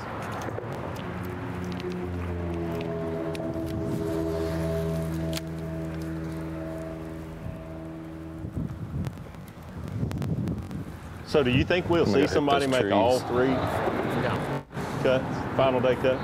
I think we will. Do you? I think we'll see a dude make 2, and it might be here and Chick. They might, I don't think they'll be in a row. You never know. That'll be an interesting one to watch. Yeah. See if someone can pull that. If you pull that off, you pick an angler, Davey. I'm just kidding. I'm just kidding. I'm not gonna remember the Johnstons and Mosley up north in New York made top 10s? He would be the obvious bet, Yeah. And you'll see that buzz bait all 3 weeks. Seth Feider's right there. Stetson Blaylock. Seth Feider. I can see him doing it. All 3 or just 2? I definitely think we'll see an angler do 2 of the 3 cuts, but I personally think we'll see at least one make all 3. That would be final day cut. That'd be a nice run. I don't really have a handle on who's going to make the final day cut here. Exactly. Boy, that's for sure. Even this week. We thought John Cox would when he left the dock this morning. Yeah. All right, let's move. Like 5 keepers. Just imagine that. 5 keepers for 2 days for him. And one of them being, a third to half of his weight. Well, this is a look back at a day to not remember for John Cox for sure. Ryan's right. Very much like that desolate scene he arrived at Ticonderoga. Same thing here. It's like, where is everybody, and mainly, where's the fish? Yeah. Not there. It is, and we're not picking on John Cox because where much has been achieved, much is expected. I mean, he's not the end of the world because if he would happen to barely miss a cut. I just looked, there could be 5 different guys in our top 10 from yesterday. Super solid day one. David Mullins started out today actually by his own admission ahead of schedule, and like you said, Davey, that schedule caught up and passed him. It sure did, but still a little time to fish for David Mullins. This is offshore places. Behind all those grass mats. Much earlier today. He needs to put that fifth keeper in the boat. I really felt like he would, especially got the good start he got off to this morning. Talking to him last night, he said I'm catching a few fish shallow. I caught a few fish deep cranking. I've got several different things going, and I think that's a big, big key to success here. This time of year on Lake Guntersville, but on any lake, I think we'll see it in these next couple of events that we've been talking about. At Chick, at Santee Cooper, you'll see guys that are mixing up, doing different things like David Mullins. He'll be fishing tomorrow, but he's going to have to catch him. Absolutely. Chad Morgan Taylor. What a solid first 2/3 of his day he had this time around, and then things slowed down for him. It did, and just as I was talking when we were talking with Mark Zona, I said 1 rod Chad, and then he picked up a different rod, but he picked it up because he had gone for about an hour and a half, 2 hours without a keeper bite. But this is something that we've all seen if you've kept up with Chad Morgan Taylor's career. He loves to flip these mats with the big weight, as we call it, 1.5 ounces or so, sinker pitching through these mats, and has been the one guy that has been able to consistently do it. Got to slow down for him this afternoon a little bit. He said the current had slowed down out on the main river, and that's where he had been fishing quite a bit. So we'll see more, Chad, before this tournament is over, for sure. He picked up the bladed jig a little later in the day today and caught a few fish. I'm not sure if he ever caught a keeper on that, though. No, I don't think so. You. No, his last 1240 was his last keeper. And it makes you think, well, you thought, wow, he's figured a little something out. Here he is with the bladed jig. He's figured out something a little different, but maybe that was a curveball that he got thrown that sidetracked him from keeping that. Yeah, it could just as easily be seen that way. Yep, with the flipping stick in his hand. The one little thing that he did differently that cost him a couple hours of not putting a keeper in the boat. Two different sort of days for Randy Sullivan. Caught numbers yesterday. The only guy who really talked much about catching a lot of numbers. 15 fish yesterday, and he hadn't caught many fish today, but he had that one right there, and that's been the difference. Yeah, absolutely has, Tommy, and it's very surprising to me because of the anglers that I've talked to the last 2 days, he had the most confidence of anyone, and he caught frankly, had caught the most fish to give him that confidence. He caught 14 or 15 keepers yesterday morning. He said, I feel like the fish are actually coming to me because I had a very difficult practice. I think this could really be a good day 2 for me, and it was a very slow start for him. He did catch that 4.5 to 5 pounder when he finally got that first fish in the boat. Then he got things going, and here's something. Randy Sullivan has been able to survive today. It looked very, very tough for him this morning, first 2 hours without a keeper in the boat, but here he's got a fish on the crankbait. He did catch that one big one, flipping a dock. He has been able to survive, so don't count him out. Yeah, with 4 fish, he's hanging in there in 6th place. That's saying something. What a show today by Brandon COBB. I mean, he's definitely been the star. He certainly has. Starting off early this morning with a buzz bait, which looked like something. Yeah, there's probably a lot of guys doing that. We saw David Mullins doing that, starting out before the sun got up, throwing a buzz bait. October the 1st is a great time to do it. But the thing that's really special about Brandon COBB's day, in my opinion, once the sun got up, he kept throwing that buzz bait. He just really focused on shade, whether it be under a boat dock, a blowdown, a leaning tree. Something that a lot of these fish probably do not see is a buzz bait under these boat docks. And I think that's been a big key for him, presenting a bait to those fish that they haven't seen, and they do see a lot of baits here on Lake Guntersville. Yeah, that and just keeping his trolling motor down, fishing what's in front of him. We saw him catch a fish or two out of the grass. We saw him under boat docks. You see here, it's just some submerged grass just outside of the matted vegetation there. Another good fish for him on buzz bait. Getting himself in the right places. Just, as you said, going places where people catch fish generally all year long. Yep, no secrets. Been his simple plan. And sometimes the simple plans are the ones that work. Just not overthinking things. So many times as anglers, when it gets tough, we just try to overthink, so to speak. But a buzz bait, just having fun on a beautiful day going fishing. Great result for Brandon COBB. He sits atop our leaderboard unofficially as we head toward weigh-in time with Wes Logan, right behind Seth Fighter. He's been a factor seeming like every tournament all year long. Weigh-in coming up today, starting here at 3:30 Eastern Time. Starts on Bassmaster.com. We'll be back here tomorrow. We will have the full Bassmaster Live for you, beginning again, just as we did today, at 8 a.m. Eastern Time for 3 hours, a 1-hour break, and then come back for 3 hours in the afternoon. It's indeed been a pleasure having you with us on this very different day on Lake Guntersville. See you tomorrow.